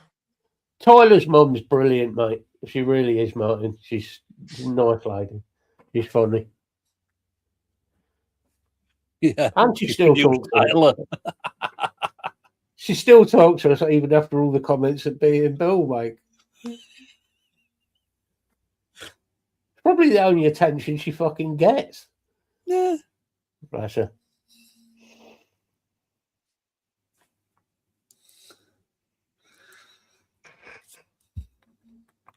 I may have some new lyrics regarding gnomes. So I mean, I'm going to come up with some random one. You know, I have some lyrics regarding metal gnomes. Have you been on the DMT again, Matt? Although I have got a couple of... Oh, shit, wrong one. I haven't got lyrics to them yet. I wish. Never done DMT. Nobody in the UK has, unless they've died, apparently. Yeah. Not from doing DMT, but your brain produces it at the moment of death. It flushes your system with DMT. I reckon there is a way of doing it, isn't there? Without you can get it freely in America in some states. It's legal in some states. It's just another one of those drugs. I don't know whether I'd actually want to do it. It's like well, the thing is, right, it's a naturally occurring chemical in the brain, right? It flushes at the moment your body's flushed with it at the moment of death, and they reckon that that's why you get so many people having like near-death experiences, all seeing similar things. Euphoric. Is because that's the DMT. It might not be because like there's a lot of guys doing research into it just now. and they reckon it might actually be some sort of consciousness altering thing. Might actually be like some sort of way of tuning into something else. Could be. Because the similarities in the things that people see, it's either that it's triggering very, very specific areas of the brain that result in these shared hallucinations, or people are actually going somewhere else mentally. And there's a guy recently, he's became quite famous. He started doing these experiments using a laser. And basically you go parallel as you can to a wall when you're on DMT. It only lasts like 15, 20 minutes max, unless you're maintaining a steady dose intravenous, which they're actually doing some research on just now. But you when you're peaking, you get this laser, right? You shine it parallel to where your eyesight is along the wall, and apparently, and loads of people have seen this, there's code almost like kanji. You know, the matrix code, it's almost like that, and people are they're writing it as they're writing it down, depicting what they're seeing when they're under the influence, and it's the same shit. How are people seeing actual alphanumeric characters in light unless there's something going on? Like, it's a programmed existence, do you know what I mean? And that's allowing people to see behind it. Well, I mean, that's been being said for years and years and years, that there's some sort of... Well, the simulation theories, you're going back to at least, at the very earliest, Philip K. Dick was talking about it. Yeah. And there's even a lot of philosophers, even Plato. Plato implied a simulated existence through the flame in the cave. Yeah. You know, like, you just get somebody in a cave, you lock them in, you give them enough food to survive on, live on from birth, and all they've got is the light being projected onto the cave wall. That's their reality. Yeah. That is 100% their reality. They know nothing else. So they'll make up their own perceived reality and what's going on, just generated by the light. Take them out of that, though, and their whole fucking existence is shattered. And, you know, but they reckon that this is doing a similar thing with this DMT laser trick. So I'm trying to remember, the guy's a peer-reviewed and published pharmacologist, I think he is. But you're going back to, like, what was his name? Was it Timothy Leary? Was that his name? The whole magic bus thing. He knew him. I don't know if he was part of that whole scene himself, but he's basically all about that sort of, even though he's at Harvard and all the fucking Ivy Leagues he's done, he's got PhDs, doctorates, blah, blah, blah, galore. And he's actually studying DMT now for a peer-reviewed paper. But he's figured out the minimum dose to get you to this so-called other realm.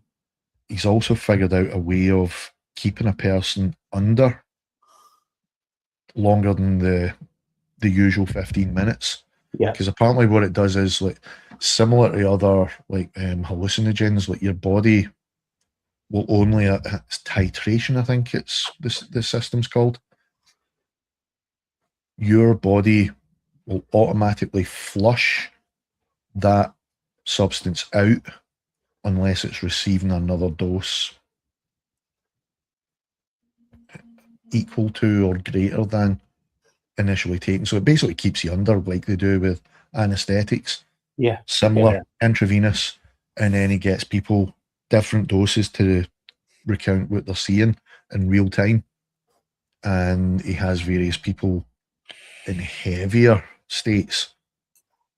And the really weird thing is they're all seeing these fucking, some of them call them, this is why when you said about the gnomes, they're seeing, it sounds so silly, but a huge majority of the people that have done DMT have said they've seen what they can only describe as machine elves, in other words, technological, ethereal fucking beings. But they're all describing they're all similar descriptions. I've got the It's all similar descriptions. But the thing is, see, when these people start, they're allowed to ask these things questions and they'll give them answers. And a lot of the time, it's right. But then some of them have pushed their luck and they get banned. These things basically say, you're not allowed here anymore. You're going back. Doesn't matter what dose they're on, they're back in reality. And no matter how much they take, they can't get to that level again. It's so weird. I strongly recommend go look this shit up. It is so fucking interesting. I'll see if I can find the podcast that I watched with this guy, because I watch a lot of these things and I'll start watching and I'll go, oh, this sounds like a boring one. I'll just switch it off. And I didn't even get as far as putting it on before I thought this is going to be boring. I just saw the thumbnail. Yeah. But there was fuck all else on. So I stuck it on. Holy fuck. It was mind blowing, man.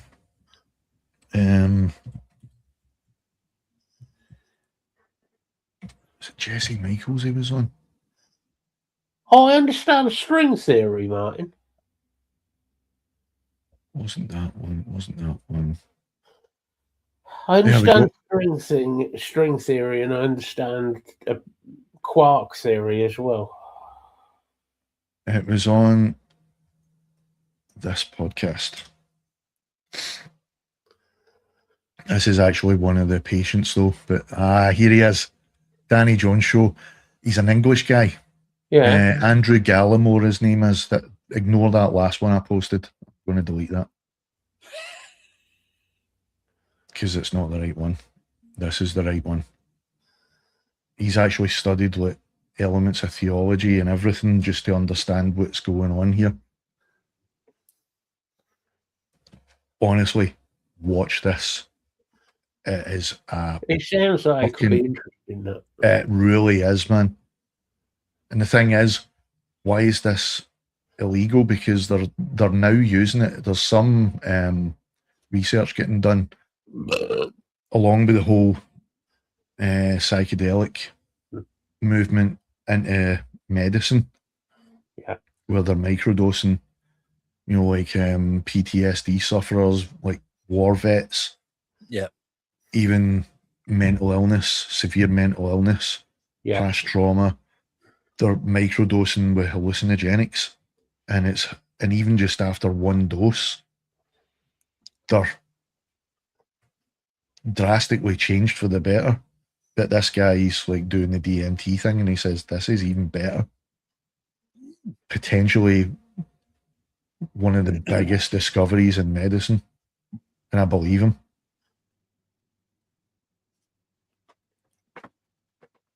But I mean, I just don't understand why this shit isn't allowed. Because I mean, apparently it's been used. You can synthetically do it. I mean, that ayahuasca. That's if you get the two different plants that they make ayahuasca with, each of those ingredients won't do fuck all. You do. I can't remember what the name of the actual plant is.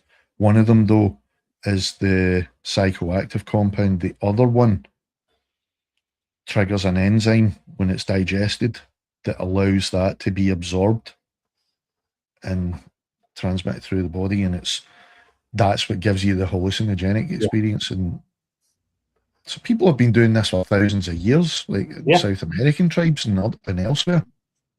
Well, if you look up druidic medicine, most of these things are in there. Yeah. There's other plants apparently that contain the psychoactive compound that on its own won't do fuck all. You mix it with something else, and it'll. Ergot as well is one of them. Not the DMT, but ergot does similar things. Ergot's very easy to get hold of. Oh yeah. Not that I would recommend people go and try ergot. No. You've got to know how much to take. Just don't tell Tyler about it. Martin, I could talk about that for hours. Subjective reality. This is another thing that's coming out. This is another thing that a lot of theoretical physicists are talking about now. Subjective reality, and that is that consciousness is not the result of a physical existence. It was there before. We're just antennas. Our brains are antennas. It's all one big awareness, and we each channel it and experience our own reality all at the same time at different points in time, because this thing is timeless. It's always been there, and it's beginning to gain a lot of ground. That won't surprise me.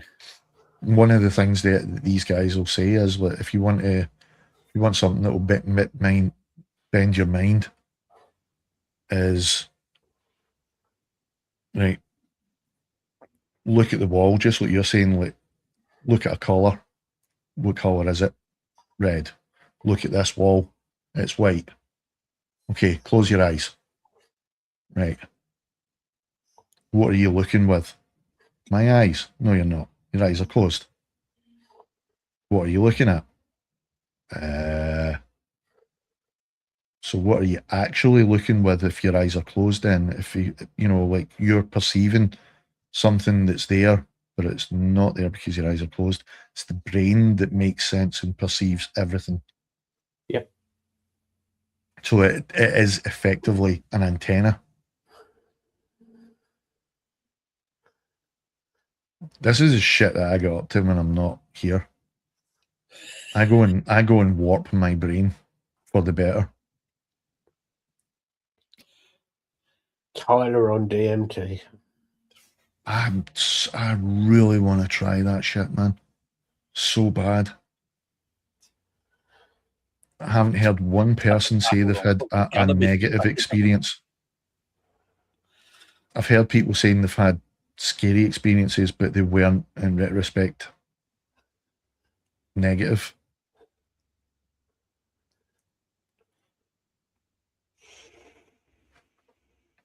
But again, like other hallucinogens, it's one of those ones where you need to do it in an environment you trust.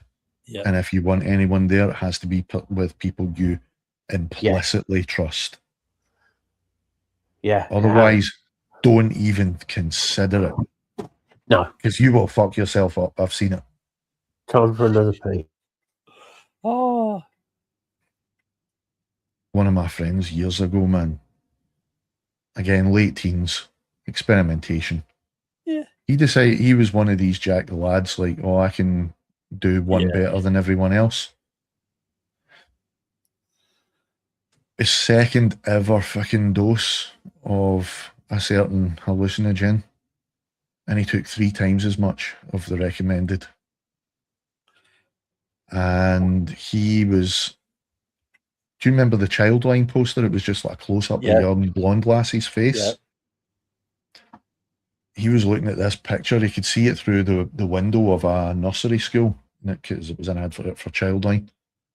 And he says that she was weeping blood and it was leaking from her mouth and her nose, and he was fucking terrified.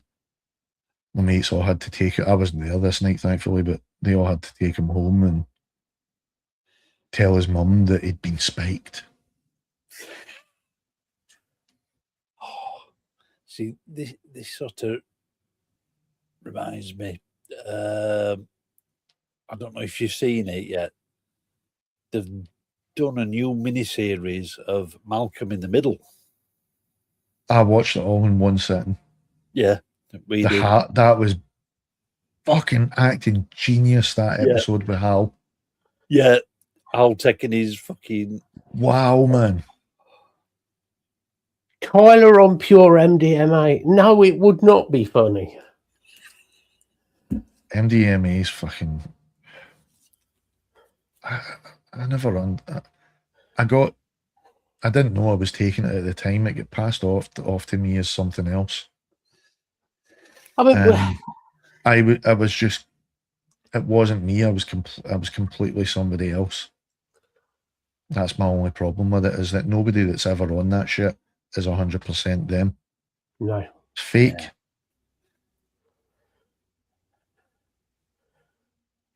Tyler on MDMA, I think, would shake himself to pieces because he wouldn't know how to control what he was going on. Or he'd bite his tongue off or dislocate his jaw. Saw a couple of my mates nearly doing that. The next live, that's it then. Literally chasing their own jaws.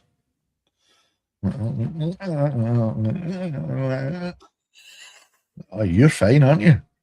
I'm having a great time. Will we notice any difference with Tyler? Probably not.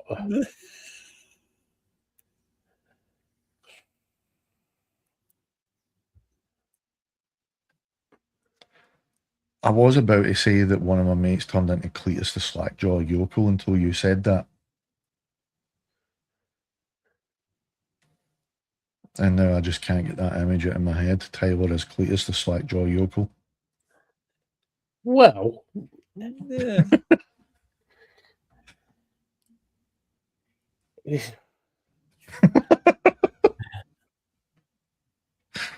If the cap fits.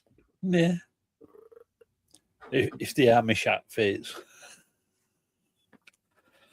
Oh, fuck, he passed away this week, didn't he? One for teenagers. Who?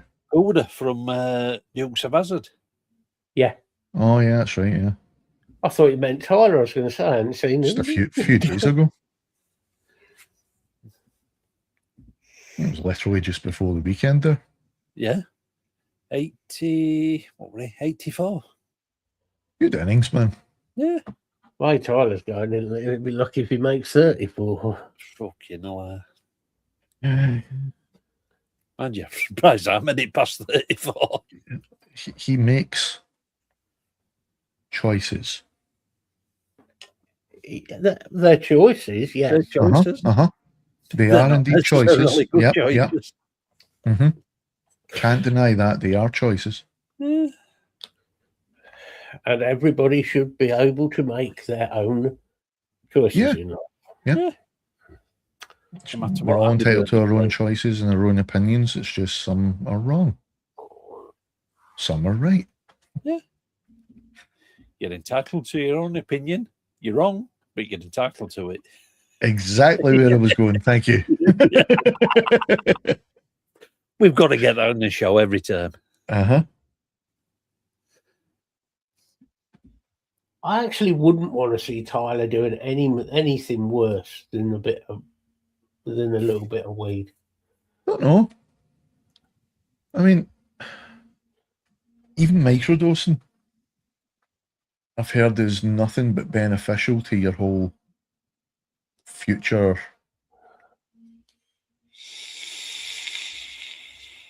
Let's get him fucking distance divorced. And your perception of things. And I have to agree. Yep. Stoned ape theory. Yep. That's another one. They reckon that was responsible for the huge leap in intelligence and awareness and consciousness in primitive man. Yeah. They were so hungry, they just saw this mushroom and wow, man. We turned into Floki. I'm going to start painting these walls, dude. Holy shit, I can talk, man. And the next thing you know, America was born. It kind of makes sense, though, if you think about it. It is a valid theory, because I mean, if you think about it, if you had something that had a really primitive outlook and just pretty much existed, it wouldn't have had any need for a language. It would only need like certain signals. Hence America. Which isn't technically a language. It would just be gestures or fucking noises. You take something like that, and you're going to experience new things that you never knew about. So you're going to have to come up with new ways to describe it. So language, imagery, that would all fucking change.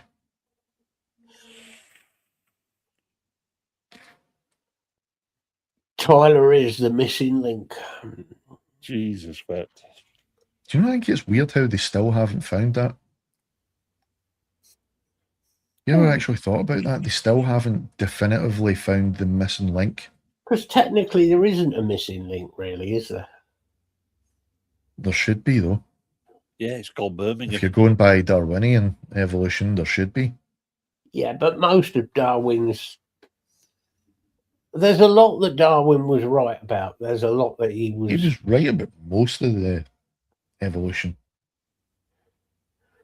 But he was... Darwin really... Oh, he didn't really put... He put a link between ape and man. But... At the end of the day... He gave a general description. There are people out there who look more ape-like than human. Well, that's another thing I was reading recently. There genuinely are people with... I mean, we all still carry the Neanderthal genes and the Denisovan gene. Yep. Possibly even Cro-Magnon. Mm-hmm. But not every human is going to have that in the same ratio. So some are more Neanderthal than others. Some are more Denisovan than others.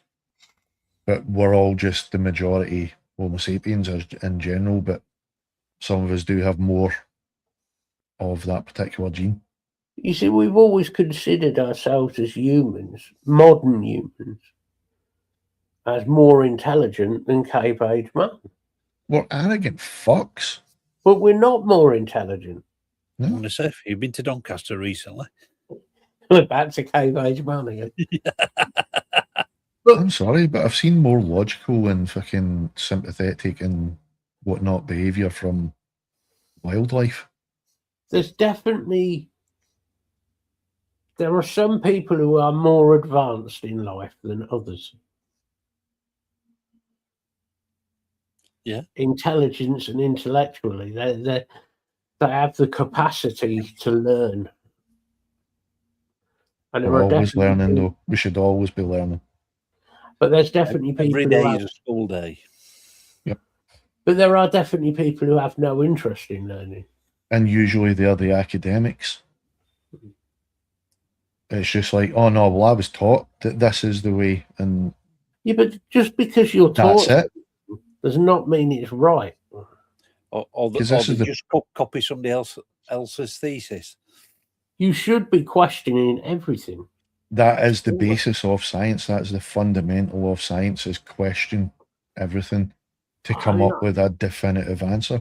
Do I think Darwin was probably 90% right in what he said? Yeah, I do. Prime example, Einstein was, nobody's ever going to disprove any of his theories. And along comes Edward Teller, Robert Oppenheimer, and just goes one step beyond and changes everything. And that's the way it should be. Do you know what I mean? You should always question even the fucking stuff that people are telling you. No, that's it. That is the answer. You don't know. Nobody's going to know until the day we fucking pop our clogs. See, people still say... Sure. that Stephen Hawking isn't right about some of the things he said. Mm-hmm. I personally tend to agree with what Stephen Hawking said. I agree with a lot of what he said, but there's still a lot of stuff that's... There are aspects of it that are... Some of it's a bit... Yeah. Sounds a bit too easy, though. And some of it kind of oversteps a lot of things. Yeah. Say that about any scientist, really, don't you? Yeah. And this is the problem with the whole fucking... This is why a lot of the... I mean, you guys know I'm a huge believer in, like... And so should all people, because why shouldn't it be? I'm a great believer in there being life elsewhere. Oh, yeah. Right? I think that is an absolute given. And yet, science will tell you, oh, no. Because the ingredients for this planet had to be so fucking monumentally fucking coincidental. You have to be arrogant to think that we're the only fucking... This is the only planet that's got fucking life. And then they're like, and even these academics are like, but even if there is, it'll never be like us. It'll be primitive forms. Why? No, I'm sorry, but how do you know? The universe has been around for at least 14 billion years. Yeah. Our planet's only been here for like how many billion? Not that long. Exactly. On the monumental scale, it's like here's the age of the universe. Here's our fucking galaxy on the time scale. But it's the human race. What about all the guys that have been here for this long? And yet they're saying, oh no, you'll never be able to travel faster than light. You'll never be able to fucking do that. No, not in a million years. What if these guys have had a billion years ahead of us? I've got Monty Python's The Galaxy song in my head. Because there really is fuck all intelligent life on Earth. No. There must be more intelligent life. I think there is more intelligent life out there. Now, I can't prove it, obviously. I'm with Arthur C. Clarke. But I do think there is. And if there is a very strong argument to say that the reason they haven't made contact is why would you make contact with a planet that is so violent and wants to destroy each other? Well, exactly. There's quite a lot of them are actually saying, well, I'm not being funny, but if these guys have had even look at the leaps we've made in 100 to 200 years. And then what if these guys have had even like 1,000 years ahead of us? And that's what Arthur C. Clarke's basically saying is like any sufficient technology revealed to a primitive society would be perceived as magic. Yeah. And would be poo-pooed. And there's guys that are basically saying, well, do you go to an anthill and try and talk to the ants? What if that's how they see us? Because we're not doing anything different on a technological level to what the rest of the animals are doing. Exactly. We're just making things, livable and habitable for ourselves in any way we can, using the resources we have. Not doing anything new, really, to what the rest of the animals are doing. So why would we go and talk to ants? That's maybe why they're not talking to us.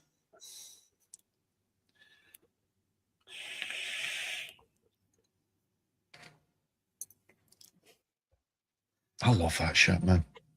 I just don't see why anybody would want to contact planet Earth. I really don't.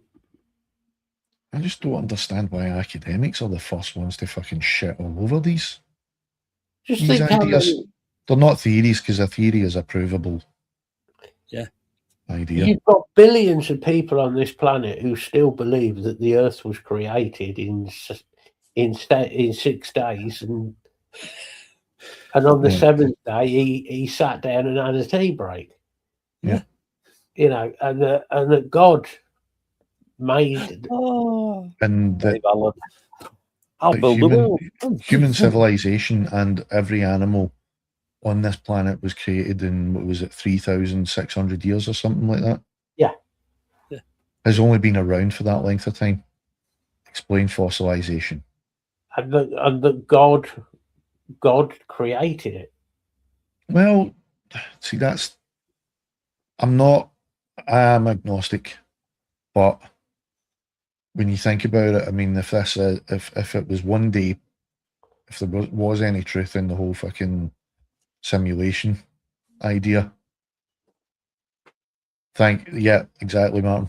And if it was ever proven, the simulation theory, and they're getting close every time, especially with quantum computing now. Yeah, they are. If that's ever proven, who made it? I would go as Who far made to the simulation? That's the creator. I would go as far to say that it's already been proven, but they're Possibly. scared to tell us. Being used. You think about one certain country in the world with a large library under St. Peter's. Yep. What hidden secrets are there in there? Yep. Just look at the apocryphal texts, the Gnostic Gospels. Why were they hidden for so long? Because it sort of takes away from the miraculous, and it actually makes it a physically possible. Yeah. So they didn't want that. They wanted it to remain remarkable and unachievable for us mere humans. Do you know what I mean? And, not forgetting the missing chapters of the Bible. Yeah. But I mean, chapters or stories. Yeah, exactly. We were all written like about 50, minimum of fucking 50, 60 years after the fucking events. I will say this about the minimum. Holy Book. Do I believe that there was somebody called Jesus? Yes. Oh, absolutely. Do I believe also there were apostles? I also personally believe that Mary Magdalene was the person who was in charge. Yes. Yeah. Right? I agree. And that Mary Magdalene... Not necessarily in charge, but I reckon they were a single kind of unit. And the reason I believe this is at that time, there would have been a lot of traditional pagan religion. And the matriarch was always the more worshipped. Yep. She would have been... Yep, because they were all Venus worshippers back then. Yeah. Which would make Mary Magdalene, who, of course, we all know the Roman Catholics, oh, she's a prostitute. So we shame her. Yep. She's a prostitute. She's a woman of ill repute, and so on and so forth. Yep. No, I'm sorry that I believe this is the church again trying to cover up their storybook. Yeah. Well, it's, again, like I said, if they keep it, this might be why I'm not keep it out with. If they make it so fantastic and remarkable that it's just on that, it's treading that fine line of it could be possible, but it's also divine, and we'll never be able to do any of this shit. You're creating doubt, but it also creates a gap there for immense faith. And when you get immense faith, you get somebody that has to keep telling you how to keep that faith. Yep. Yeah. How do you have a control system? How do you believe God exists? You have to have faith. Well, that's not what science tells me. Nah, sorry. Doesn't mean I don't believe. I want to see the science behind that. Yeah, but the church has never wanted to show you that. Of course they have. And it never will, because it knows that the truth is not what is written down in that book. Yeah. No. Well, it's not just the church, any religion. It's all about control. Yeah. It's the biggest political tool invented. Yeah. And I still say, one of the funniest things that God Squad ever said to Lisa, "Let God come in you"? I mean, yeah, that's what the priest said. I thought that was considered, rape. Yeah. I mean, at least buy her a bunch of flowers, you know. Yeah. Why me and Dad before you're 69, mate? I heard that really. This one kind of blew my mind. I only just heard this earlier on today. A possible idea of, and it would actually make some sort of sense about why we've got this idea of there being some sort of creator that we'll never be able to see. You look at the microscopic. When you get the microscopic, you can go beyond that. You can go macroscopic. You can go into the particle. Yeah. What's the particle made of? You're always going to be looking into, and there goes your dimensions. You're looking into other physical realities. Do you know what I mean? Yes. And the rules all constantly change. But where we are, right? Think of you look at an atom. That atom is the nucleus, an electron, and a proton. Yep. Right? The gap, if you were to translate the gap between that nucleus to the electron which is orbiting, the equal distance, like say from our sun, it's an inconceivable distance. That's the relation and size that you're talking between those two elements, the nucleus and the electron orbiting.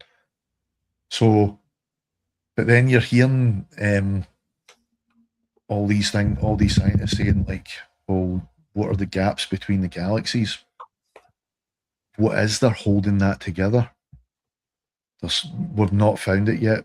We might never find it. We might never be able to understand it, but we can see it. But what if that keeps on going? What if that is an element? What if that's a fucking... It's basically...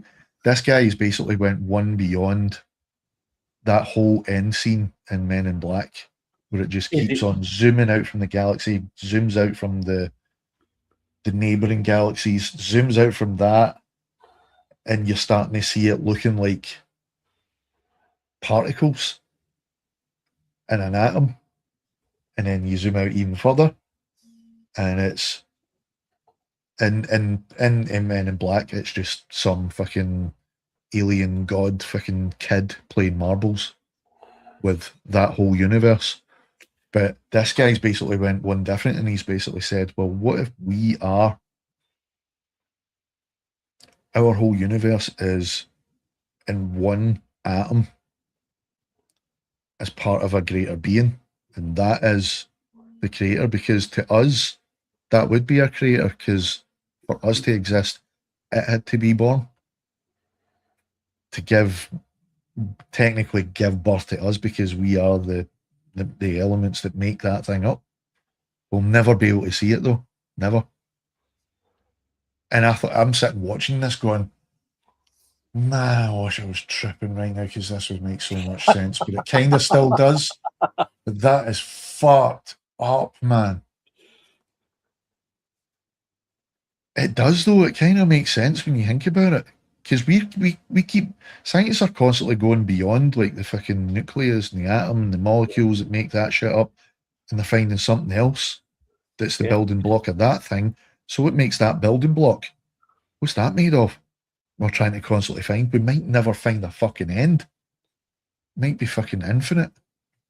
And so what if we go beyond, the universe? What's there might just be that just might be a molecule. The universe might just be a molecule in some greater fucking thing. It's nuts, man.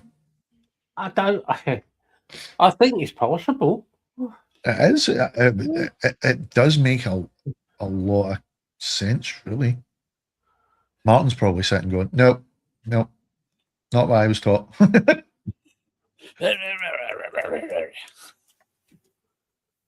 Yeah, that's true. Because it takes fucking millions of years to get to us.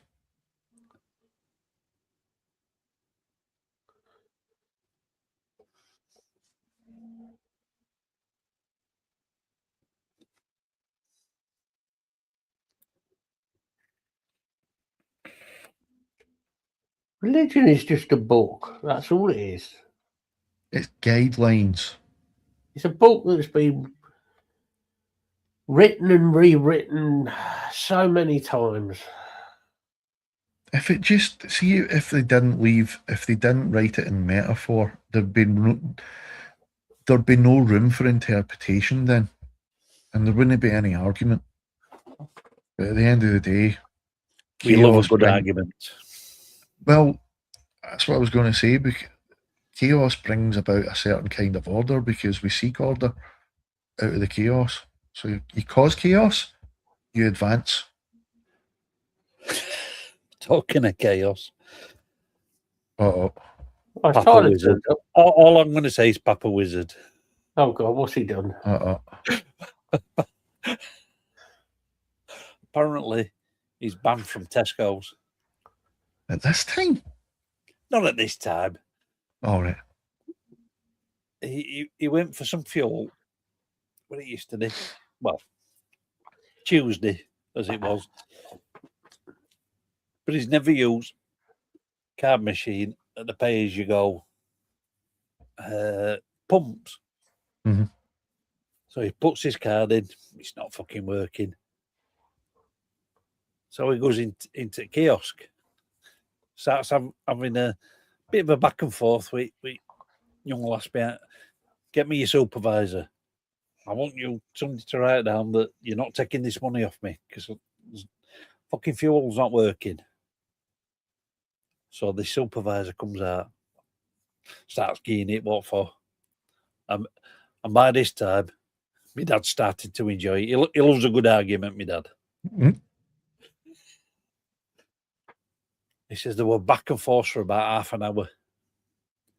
And he said, get me your supervisor. There's nobody above me. And as he's walking out, don't fucking come back in here again. Fuck. But we said to him, they never said it to his face that he's banned, so he's not banned. They've got to say it to your face.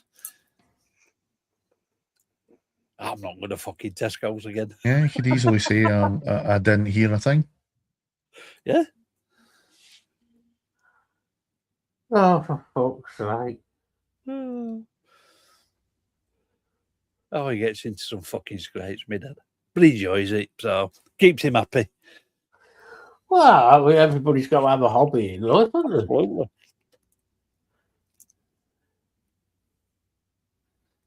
Apart from getting run over by his fucking 3-ton Jeep and falling over a fucking tin of paint when he's painted fucking shed.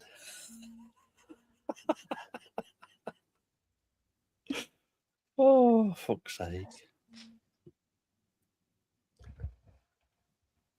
That was it. Fucking hell, it's 2:15.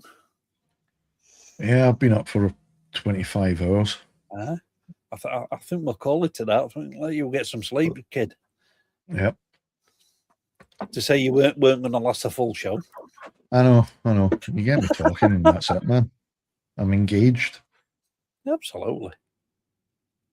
Go on, boys. Say your goodbyes. Hey, well, I think it's pretty much just Martin left anyway, so he knows the fucking rigmarole. Yeah. Go follow. Go look at my channel, please. Read it right there. If you're not subscribed, why?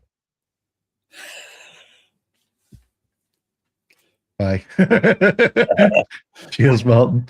And anybody else still watching, cheers. See you in the next one. I think it is actually just Martin, you know. Yeah. I think it is. Yeah. There's Martin and one other.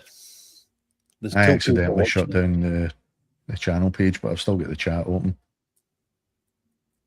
Oh, well. Yeah, I'll be back on Sunday. That was it, yeah. That's if you don't get fucking arrested by Burnham. If I don't get arrested beforehand, yeah. So I'll be back Sunday. I think we should have a full team this time. We'll see. So I might get Tyler talking about religion and quantum physics. That's going to be a show. I'm probably best staying out of chat then. Well, I just think it'll be hilarious to hear him. Tyler's be like that Austin Powers. Uh-oh, I've gone cross-eyed. Toilet cereal, quantum physics. Or he might surprise us all when he might fucking blow our minds. No. Doubt it though. No, we won't. No harm, Taylor, but I doubt it. No, he still struggles loading up a PS1. But anyway, yeah, I'll be back Sunday. So yeah, it's been a random show, that's for fucking sure. Always. Fucking hell. Always. So I shall hand it over to Lee. It's definitely been a random one. What we gone from? Dave Allen to quantum physics. And possible creation theory. Yeah. And Tyler shoving black pudding up his ass. Oh, infinite creation. Do you mind? I've No got to go less. to bed yet.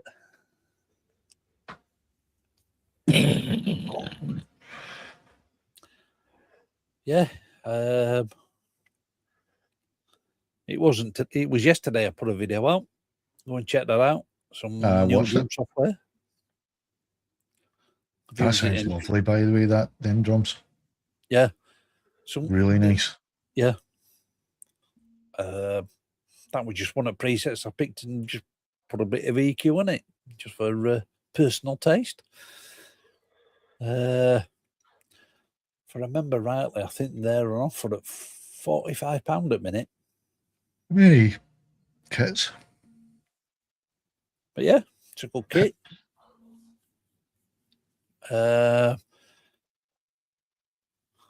It's definitely been a random show. That's what you people come here. Well, that's what Marty comes here for anyway. Everybody else just meh. Yeah. Me and G have got, well, all three of us have got some songs coming up at some point. Yep, we're working on stuff. Many irons in the fire. Fucking hell, we must have about 5 songs on go at a minute. Yeah. So, yeah, keep an eye out for them. I've got one that's probably coming out next week. You guys have heard it. Cool. All the music's finished. Just need video. Nice one.